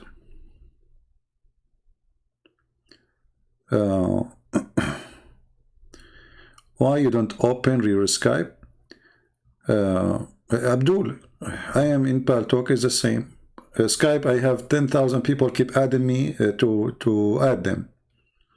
I spend the day blocking people. Now the question is for you, Hakit, why you are so coward not to call me in Paltalk? It's the same, it's a program. Huh? Be a man once for your life, you coward, son of Muta. I was opening my Skype for the last 15 years, you donkey. Where you been? More than 15 years, I have my Skype open. Now you are talking about being a man. Where you been? I just switched from Skype to Paltalk just a few weeks ago. Where you been for the last 15, 20 years? Potato. Drinking camel urine? And what difference it does make for you? Here we go, it's Paltalk, it's the same, download it, it's an app for free. Potato, coward. It looks like the camel urine you are drinking is not making you brave enough.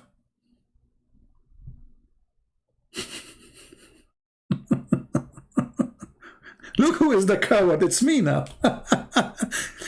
Every video I go live, I say, who wanna call me? Who wanna call me? Like now, I go in Skype, who wanna call me? Anyone wanna call me? And nobody called. And now because I changed, now if I go back in Skype, they will say, I want to call you in Paltalk.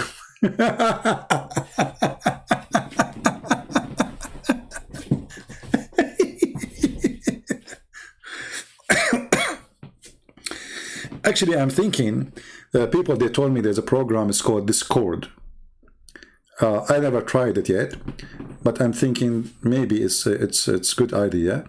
So we can do chat there and people, they will speak easier. I never tried, but people, they are saying it's a good program. So I will see, maybe I will use it, you know.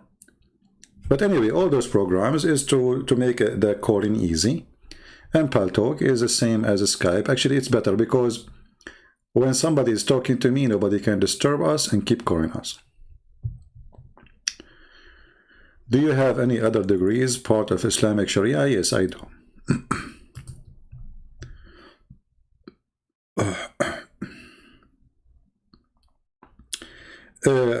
Abbas, you call me 100 times and all of them, they made you look funny and stupid. You have to admit. If I go right now and search Abbas Christian Prince in YouTube, what I will find? Hilarious. So Abbas, stop. You promised me many times before you will call me in Paltalk. For me, I'm not using Skype no more, and I explain myself anytime, and it's up to you. You want to call me, call me. You don't call me, here we go. Abbas, you know what? Go, here we go. I will block you. Get lost. I mean, why I need to argue with you? You are my guest, sitting in my lap, playing with my beard, and spoiling yourself. I'm going to call you there. No, this is talk of kids. Real men don't waste my time. Don't waste my time. I'm a Christian prince. You are nobody. You are a potato. You are a person who drink camel urine. You are a person who go around a stone, kiss a stone, throw a stone. You worship stones. You are a person who dream that your penis will be endless, because obviously you don't have one right now. Otherwise, you will not dream about a prophet who will give you endless penis. Those who dream about such a thing, it means they don't have it. Why I'm wasting my time about you calling me, not to call me? Don't call me, who care? People are laughing at Islam anyway. Get out.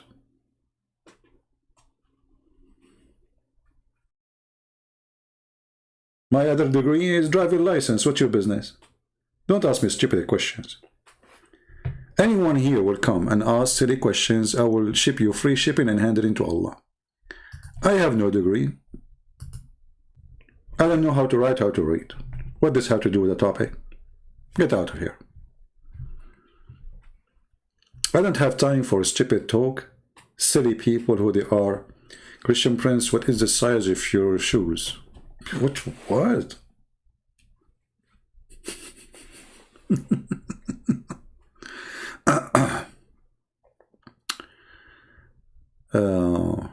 Yeah. Who care if you call me, if you don't call me? Yeah, don't call. I don't care really.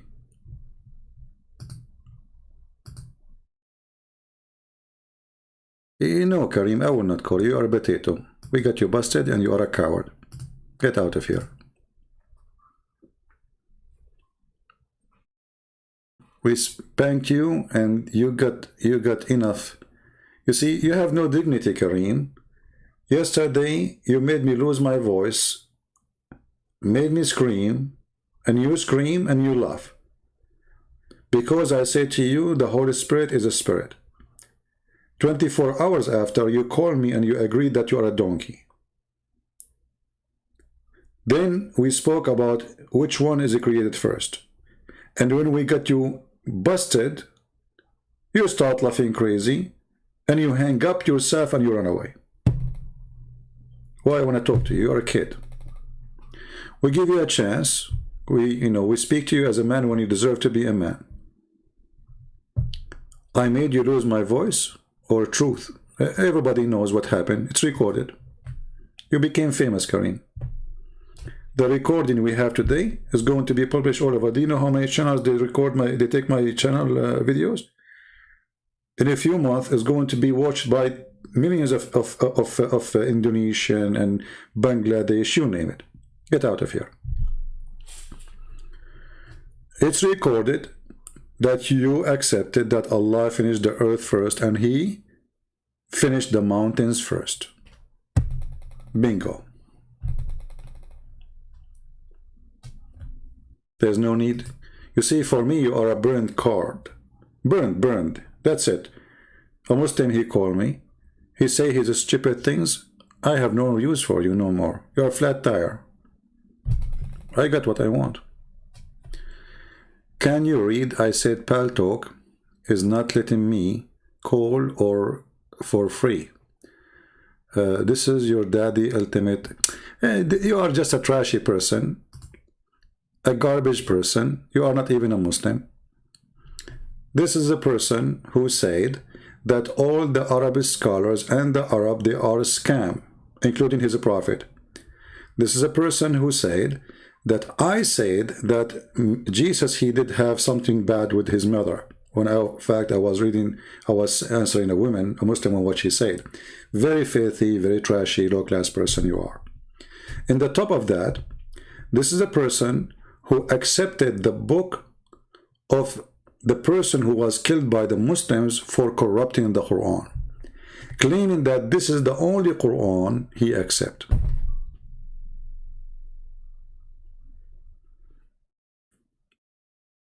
And we have your videos already recorded and published.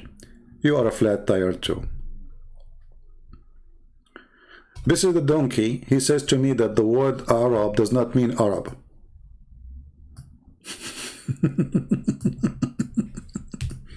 Does not mean the Bedouin.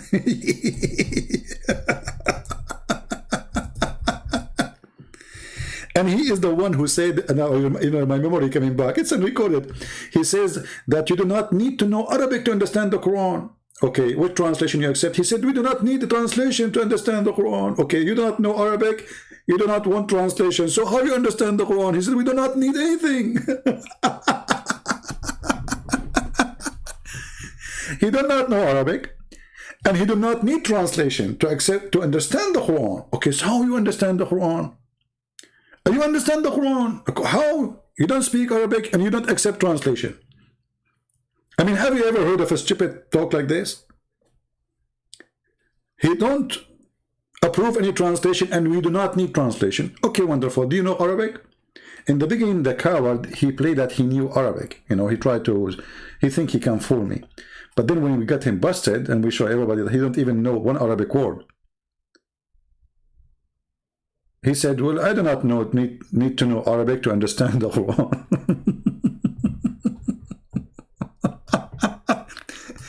And okay, and you say to ultimate fart, which interpretation you agree with? We do not need interpretation, so why I want to debate you about what? I mean, who are you? Obviously, you have a new religion.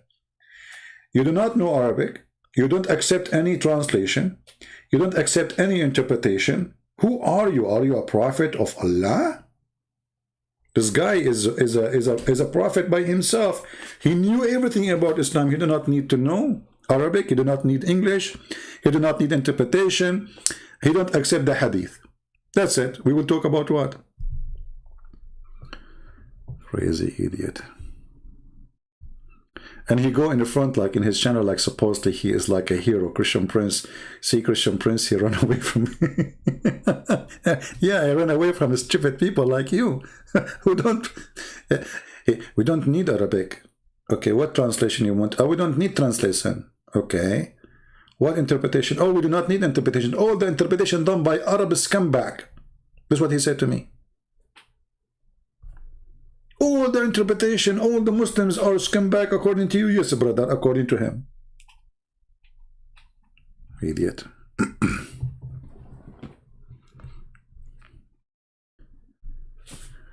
And look,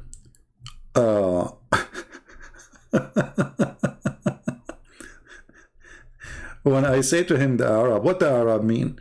He want to explain to me what the Arab mean. I said to him the Arab is the Arab Bedouin. He said no. They are not. Abdul, they are. No. Okay, read. This is your Muslim translation. No. Like what? Okay, what translation you accept? I don't accept any translation. So what we would do? Okay, what interpretation you accept? I don't accept any interpretation. Okay, but do you know Arabic? So you can explain it without the translation. Okay, you see, if somebody he speak Arabic and he says I don't accept any translation, he get a point. I agree with him actually, because all Islamic translation is stupid. But if you do not accept the translation, then you have to know the language. He don't know the language. And he is the guy who said, you do not need to know Arabic in order to understand the Quran, which means the Quran is made by a stupid God. Why? Because the Quran said it clearly. We made the Quran in Arabic language so you might understand. Idiot. Allah said, we made this book in Arabic so you might understand, you might know. All those verses saying that you are a donkey. Chapter 43, verse number 3. When you say to me that you do not need Arabic to understand the Quran, and Allah say the opposite, that means you are an idiot. Verily we have made it in Arabic Quran that you may understand. Do you see it? So, in order to understand, you have to know Arabic. A Muslim who don't speak Arabic, he don't understand. And the funny is that the Arab who knows Arabic, still they cannot understand. I mean, do you see how clear the Quran?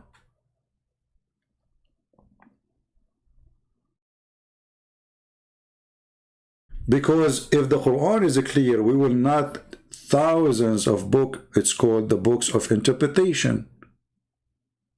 Why we need them? And why the Muslims agree about not to agree about what the verses mean, if it's so clear? You know what I mean? Okay, so Allah now, He made the Quran in Arabic. Is the Quran becoming clear to the Arab? No. And the proof in front of you. Look at them. Even those who speak Arabic, they are very confused.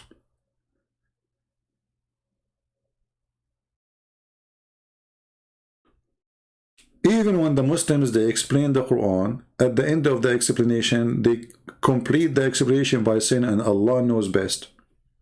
What does that mean? We explain nothing to you. In the interpretation of the Quran, you will see the scholars saying, the Islamic scholars, they agree about not to agree about what the verse mean. What the agreement is, we agree not to agree. This is the only agreement. They agree not to agree what the verse mean. Even the hadith is strong for a group, is weak for different group. The same hadith. Hadith is approved for a sect, it is disapproved for different sect. The same hadith in the same book.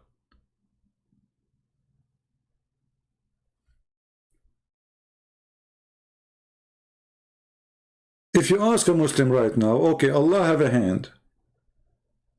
Mimi, he says, who said so? Okay, do Allah have a hand or not? Each one of them, he give you his own definition because his Quran is so clear. It's very clear. You know?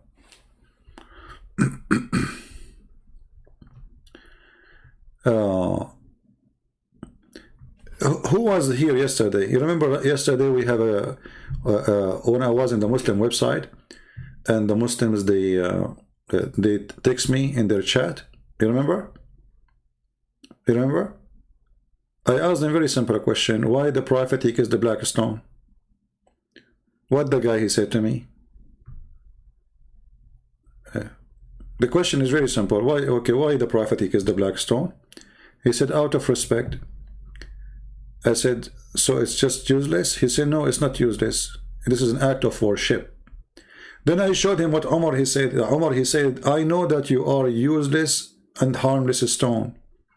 You don't harm, you don't benefit. Unless I saw the Prophet kissing you, I will not be kissing you. Okay, wonderful. I gave him this. He says, but Umar saying this is useless. What he did, he hung up on me. Because the Muslims disagree. But they don't dare to say Umar. I said to him, so Umar was lying? You said to me it is not useless. Umar says it's useless. Which one? This is not a religion. This is about guessing. So they say to you what fit with your, let us say, your knowledge. They try to fool you, but they cannot give you an answer. The second I insist to have the answer, he hung up on me. He closed the chat.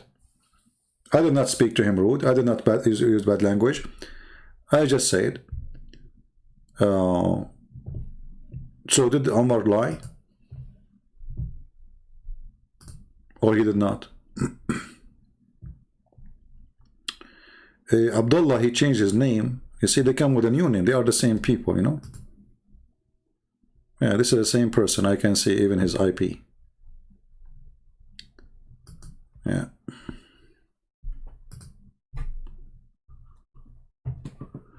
Yeah, the same kid. He changed his name and came with a different name. Anyway, like now, if we go to the Quran right now, okay, and Ibn Abbas, he is saying that the earth is surrounded by Azur mountain. Okay, this is Tafsir Ibn Abbas, chapter 50, verse number 1. Is that going to be consistent interpretation for the verse? No. Every scholar, he give you a different story. Okay, how come we have the same religion? And this is the cousin of Muhammad, and he is considered as a Muslim Sunni. How come the other Sunni, they don't have the same interpretation? This is Tafsir al-Jalalain. Look at this interpretation. Qaf, Allah knows best what he means by these letters. This is interpretation now. Allah knows best. And remember, the Quran says, we made to you the book in Arabic, clear Arabic, so you might understand. I mean, do you see how clear it is? It is clear to the point. The interpretation for the verse is, Allah knows best what he meant. This is interpretation.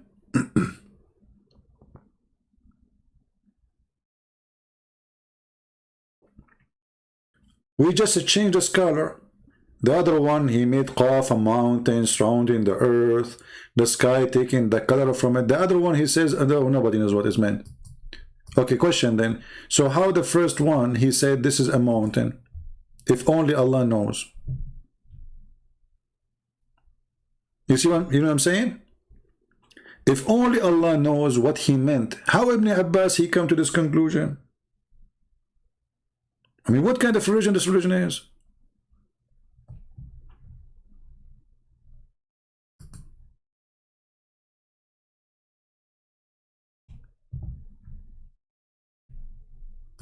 Sod. Look at this one. Sod.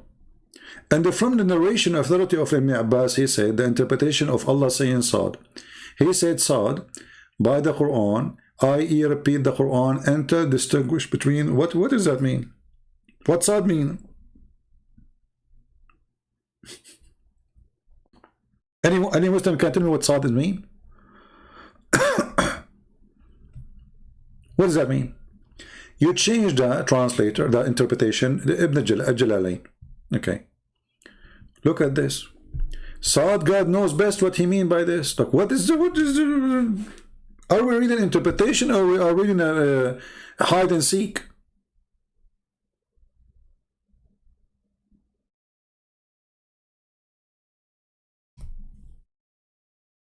This is the interpretation. Allah knows best what he meant. Okay, who knows then? Nobody knows. Choose any chapter in the Quran. You will die laughing when you read the interpretation. Look at this. The chapter 34, Allah, he starts saying, praise be to Allah. I mean, how in the word Allah, he says, praise be to Allah? Who's talking Allah? Okay, how Allah, he say, praise to be Allah?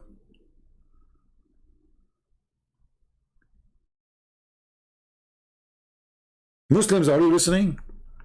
How Allah is talking, and Allah, he says, praise be to Allah. For him, everything is in the sky, everything in heaven. This is a prayer made by a man. There's no way God is saying that to himself. That is silly. Praise be to Allah. For him is what in heaven and what is in earth, and for him is the praise, alhamd. And he is wise, and he is expert. He's what? He's expert.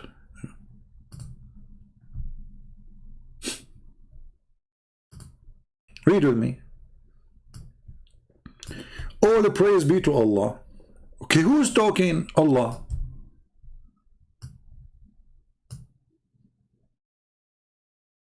What's wrong with this religion?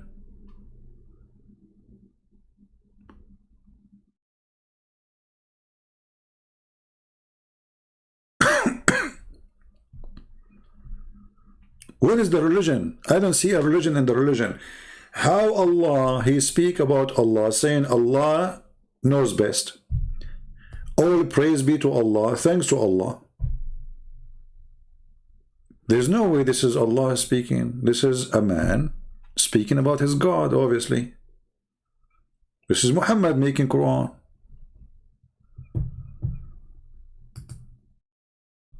Praise be to Allah. Who said so? Allah. Hey, nice to meet you.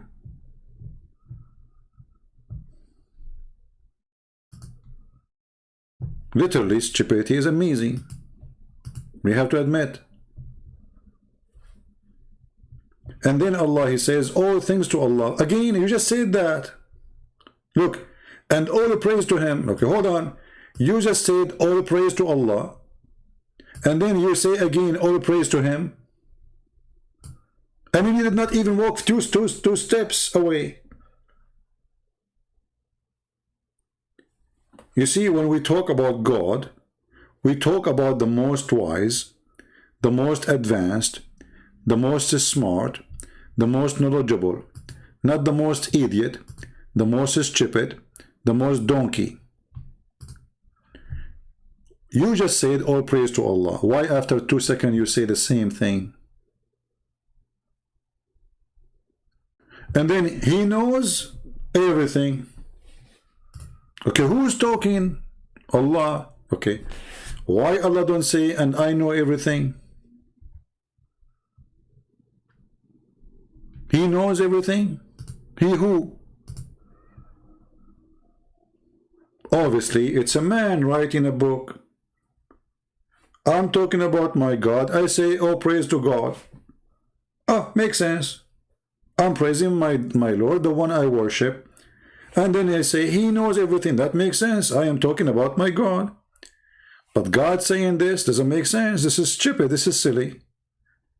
This God, he have an echo problem. He is, praising himself non-stop. So Allah, he praise Allah. Isn't it the man he should do the business of praising you? This God is so silly to the point he keep praising himself. He's standing in front of the mirror. Oh, I am Allah. But he don't say I am Allah. He says, oh, praise to Allah. Alhamdulillah.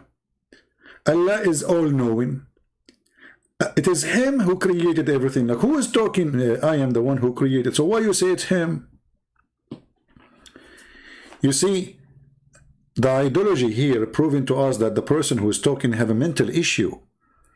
So when Muhammad, he wrote the book, always he forget to switch from him talking to his God talking. He forget, or he forgot.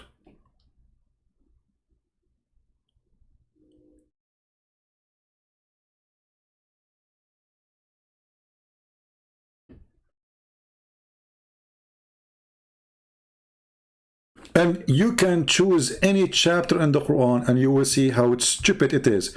There's no connection between the look at this verse. Chapter 34, verse number 13. How many times we heard the Muslims saying that Islam is against the statues? How many times? Guess what? This is the Quran saying that Allah, he ordered Sulaiman to build the statues in his temples. And look, in the translation, they took the word statues away. It's gone. You have to change translation until you get lucky, and you find one of them, by mistake, he dropped the word there, statues. Look, I changed already 3 translation. I don't see the word statues. It is see Biktal.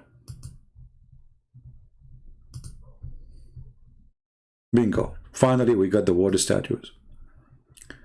Okay, hold on. How Muhammad, he destroyed the statues around the Kaaba, and then Allah, he ordered his prophet Solomon to build temples with the statues. And he have images. And he have pictures. And then we go to the interpretation. We see that those statues are statues for the prophets. Statues for angels. Every Muslim scholar start guessing statues of who. How Islam is against drawing a picture. Allah, Muhammad, he says, the one who he draw a painting, Allah will bring him in the day of judgment and he will force him to blow at the paint he made to give it supposedly a soul, like how God created Adam, as a punishment. And then here you say to me that this God, he ordered Suleiman to build a synagogue full of statues and images. What's wrong with this religion?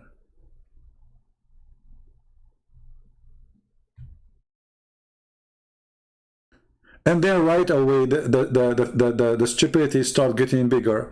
The guy, he died standing on his stake and nobody noticed until the termite ate his stake. I mean, this is God. And when we decree death for him, nothing showed his death save the creeping creatures of the earth, which gnawed away his staff. This is God talking. Abdul, this is a story you can find in the books of the tradition of the Jews. It's a legend, it's a fairy tale. That there's a king, his name is Suleiman. They tell it to their kids. He dies standing, holding a stick, and nobody noticed that he is dead. Until the termite, they ate his stick.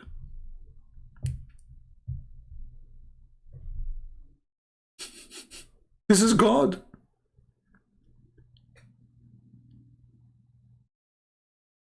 Anyone knows what chapter we are reading? What chapter we are reading here? Who knows? Let us see if any of you remember what we are reading.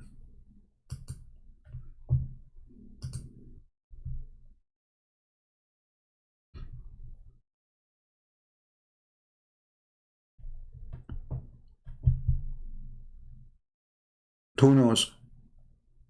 What chapter? I know my voice takes some time to arrive to some of you.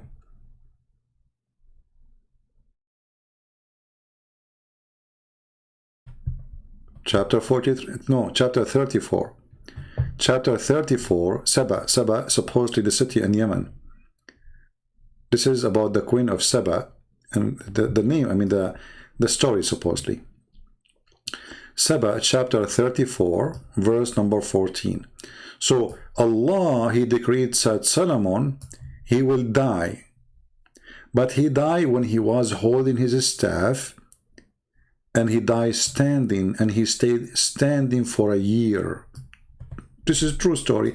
I know my grandfather, he stand on his staff, and he stayed standing for 1,000 years. Why? Because his staff is made from aluminium. So the termite did not eat it. Hello? Actually, until now he's standing.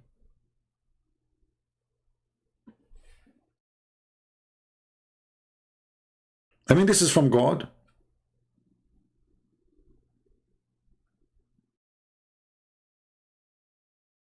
Yeah, chapter 34, verse number 14. So, and how they find, I mean, the guy is a king. He is a king of a huge kingdom. This is Suleiman. The army, the soldiers, the ministers, the captains, the generals, the wives, the guy, he have many, nobody noticed he's dead. So he stand holding the stick. People, they come to him, hey honey, do you want to eat? He don't answer. Nobody noticed he's dead. The first week, the second week, the third week, the fourth week, the 2 month, 3 month, 4 month, 5 months, 6 months, nobody noticed. True story. I mean, can you really deny such a story? You cannot. And then you go to Ibn Kathir. And this is why, by the way, I mean, like, they don't want us to go there. It's very embarrassing. So when they want to say to you, if the interpretation is what they like, you know, let's go to Ibn Kathir. If not, they will hide from Ibn Kathir. Look what Ibn Kathir is saying, not me. This is their website. He is saying here, Allah tells us how Suleiman, peace be upon him, died and how Allah concealed his death from the jinn who were subjected to him to do hard labor, and he reminded him leaning on his stick, which was his staff. Ibn Abbas, may Allah pleased with him, and Mujahid and Al-Hasan Al-Qutada and others said that he stayed like that for a long time, nearly a year. Nearly what? How long? How long? A year. Do you see it? And then what happened? Then the termite, when the creature of the earth, which is a kind of worm, ate through his stick, it became weak and he fell into the ground. Bingo. True story.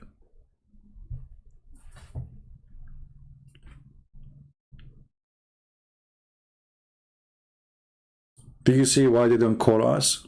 Because wherever they go, it's embarrassing. And by the way, like I bought a steak made from aluminium. I bought it from Amazon, and wherever I go, I take it with me because I don't want people to know, especially the Muslim. I don't want them to notice that I'm dead. I will go live, you know, like now. Right now, I'm holding a steak actually. To be honest with you, made it from aluminium. So I hold the steak because what if I die now? You want the Muslim to know that I'm dead? No. No way. I will stand on the aluminium stick, and because it's made from aluminium, there's no way that termite can eat it. Hello, termite.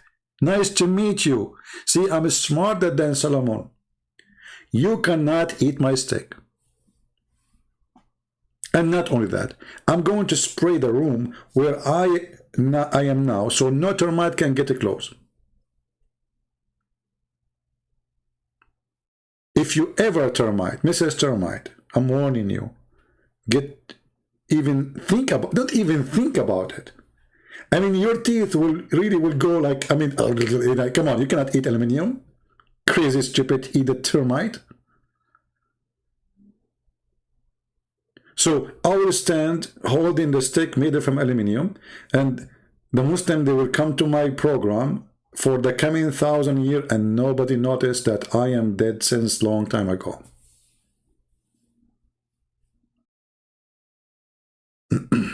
True story. The guy, he is standing alive. I mean, look at the stupidity. Have you ever heard of a human being? Okay, so what if he's holding a stick, you idiot?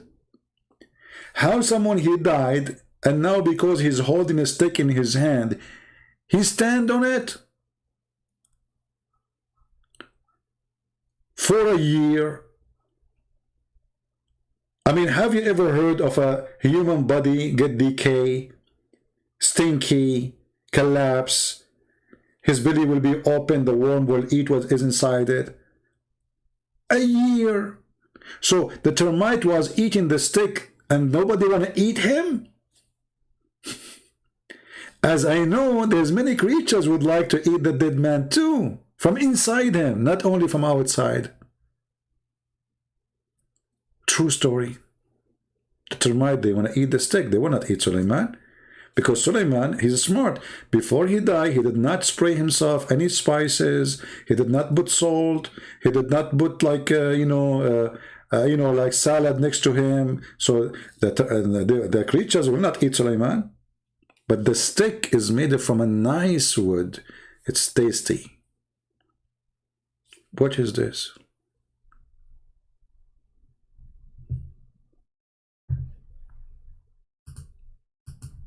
This is the link for what we are reading, if in case you want to save it. But please don't make a book about it, because if you try to make a fiction movie, sorry to say, you are stealing the idea of a Prophet Muhammad, who he stored himself from the Jews. You see, the Jews they have a lot of legions, and this idiot Muhammad, whatever he hear from the Jews, he make it legitimate. He make it that Allah told him. You see how fraud he is? If this man, he have little intelligence, he will not believe what the Jews are saying to him. I mean, what kind of prophet this prophet is? He believe what the Jews just say to him. That there's Suleiman, he died standing. He take it, he put it, he made Quran, he claimed that Allah told him.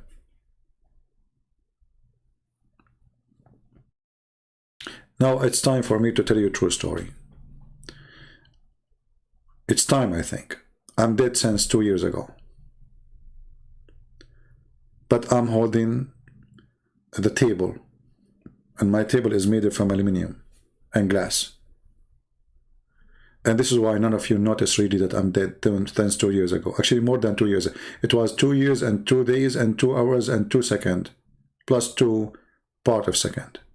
Because I'm stuck with number 2. I'm afraid to say 3 years and 3 days and 3 seconds. That means the Muslim accuse me with the Trinity thing, you know. So I'm dead since then, and I'm talking to you, you know, because it's possible that you can be dead and you are talking. And because it's possible you're dead and you're standing too. You know, why this guy did not even sit down? I mean, why Allah made him die standing? Isn't sitting down is even better? Oh, this is story is Sahih. I have witnesses. I have Mr. Might here next to me. Hey, Mr. Might, you want to tell them the story? Look, she has her teeth is ready. If you don't believe me, you don't believe my story, believe the termite. The termite is, you know, yeah, this is from Sahih Biden, you know the thing. Actually, you know what? I think the only one who can explain Islam is Joe Biden. You know the thing. The Prophet, he said, if you cannot change it by your tongue, change it by your hand. Look at this idiot. Unbelievable. Stupidity is amazing. No, this is a true story, true story. I mean, okay, how come the Muslims don't believe in this story? Hey, Muslims, if you are listening to me, how you believe that a king, his name is Suleiman, was standing for a year and nobody noticed? And yet, if I say to you, I am dead for 2 years, and you do not believe me. What is different between my story and his story, which is taught by Muhammad? Right?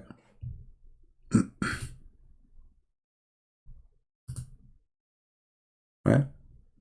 Any Muhammadan?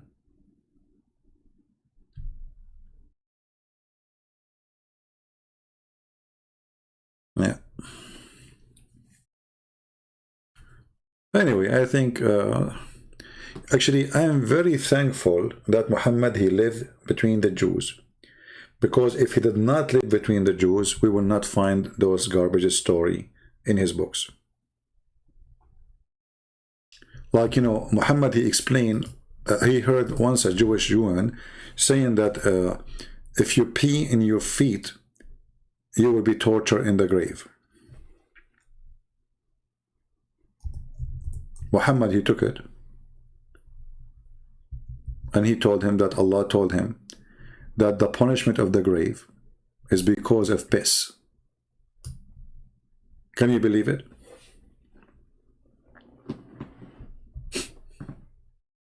This is from God. So Allah, he sent an angel saying to Muhammad, he claimed that this is from Allah, not from the Jews. But we know the story. Even in the books of the Hadith says that Jewish woman, she came and she had a fight with Aisha about it. Because Aisha, she said to her, you are lying. Then Muhammad, he says, no, she is saying the truth. Yes, there's a punishment in the grave, and most of it because of urine. So look what Muhammad, he come now. He heard the Jewish woman saying that, and since then, wherever he go, he say, urine is the main reason for punishment in the grave. If you rape, Allah will not punish you in the grave. If you are a child molester, Allah will not punish you in the grave. But if little pee come in the top of your foot, Allah will torture you in the grave.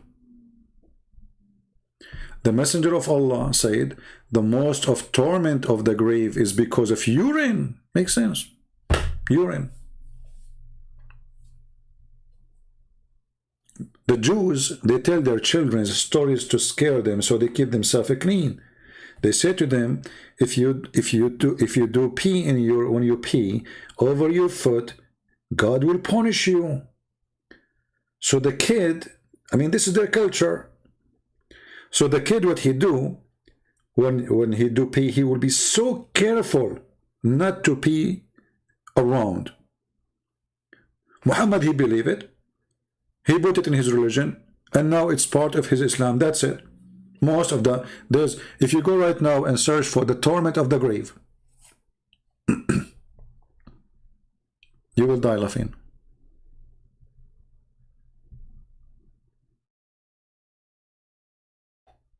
Is it possible that there's a God who told to his prophet that I'm going to punish somebody because of piss? Is it really possible?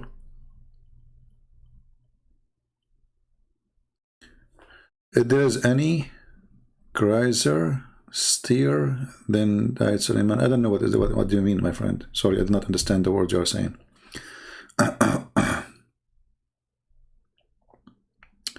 Anyway,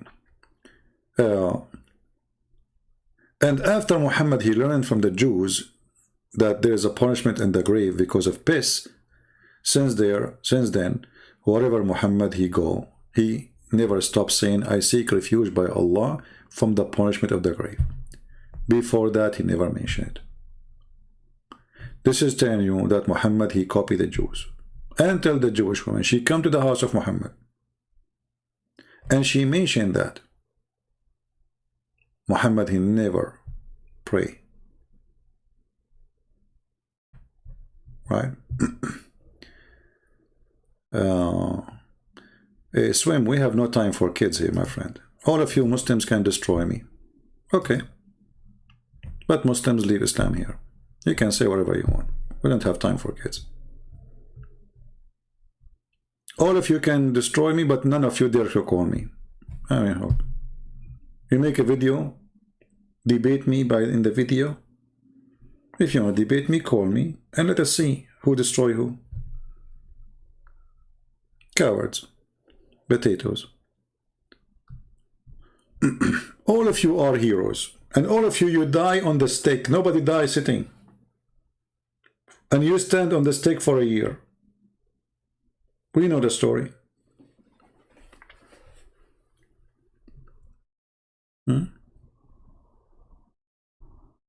Why you don't call me and you destroy me yourself? And you can tell me what the Muslims taught you, if you are a Muslim, supposedly. Destroy me, here we go, record it. Which one is better? To call me, destroy me, show everybody like whatever your argument is, and then don't worry about recording it. I'm recording it already. And then you take the video and you post it in your channel.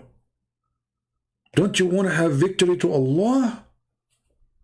What's wrong with you?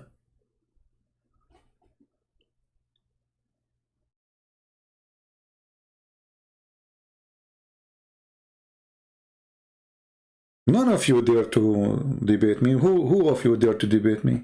All of you are a bunch of kids. All of you.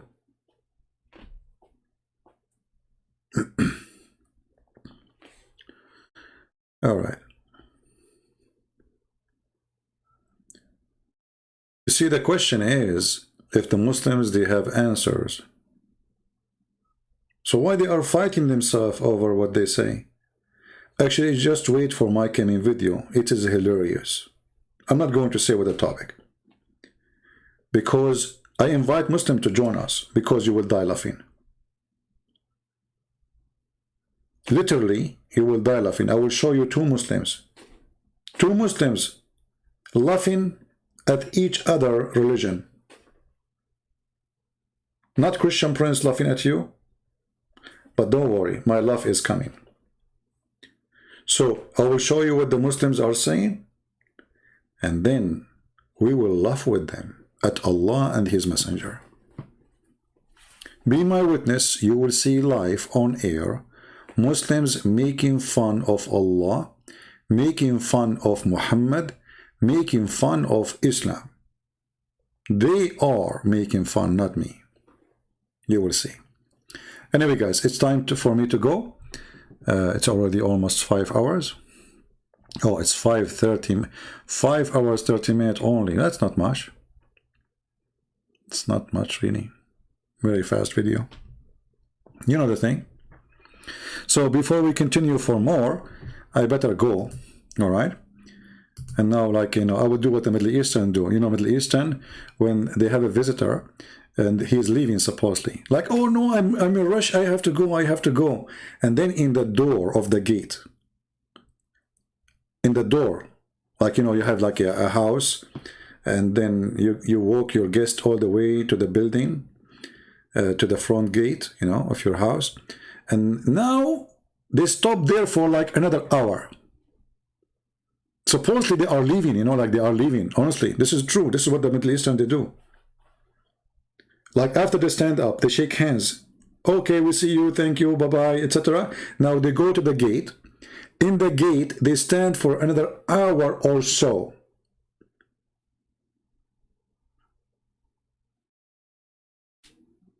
And now they are done. So I hope that will not happen in our case here. Thank you all for being here. May the Lord bless you. I'm not going to keep this video for long. Don't forget to download it if you care really for downloading. It's going to be here for, you know, maybe a few hours. By tomorrow we will take it. And prepare for the coming video. It's going to be hilarious. You will love it. And we will enjoy it very much. And I want the coming video to be downloaded for sure by every single one of you, because it is really hilarious. I promise you, it is one of its kind. It's recommended to me by Muslims. Unbelievable. So until I see you soon again, may the Lord bless you all. And I don't know if I will do it tomorrow or the day after. Just watch in Patreon and you will see when I post and you join us. Thank you. God bless you. And may the Lord have mercy on us, on the Muslims, and all the lost souls, all those people who they are under the influence of drugs. And drugs has many kind of influence. There's a drugs of religion, fake God, fake prophet. There's drugs of real drugs, cocaine, heroin.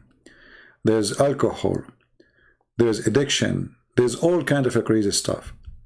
We pray that the Lord will free us from all kind of addiction. We pray that the Lord will make us free. He said, search, read the books, know the truth, and the truth will set you free. So we pray that the Lord will set them free, and we are talking about the Muslims. We don't hate them. We will never hate them.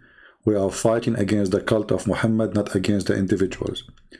Those are poor people and they need our help, not our hatred. So we pray for them, as we say we pray to every Christian, because many of us, they are just Christians by name. They need a lot of help too. So do your part, I do mine. Thank you very much. God bless you and see you soon. Take care.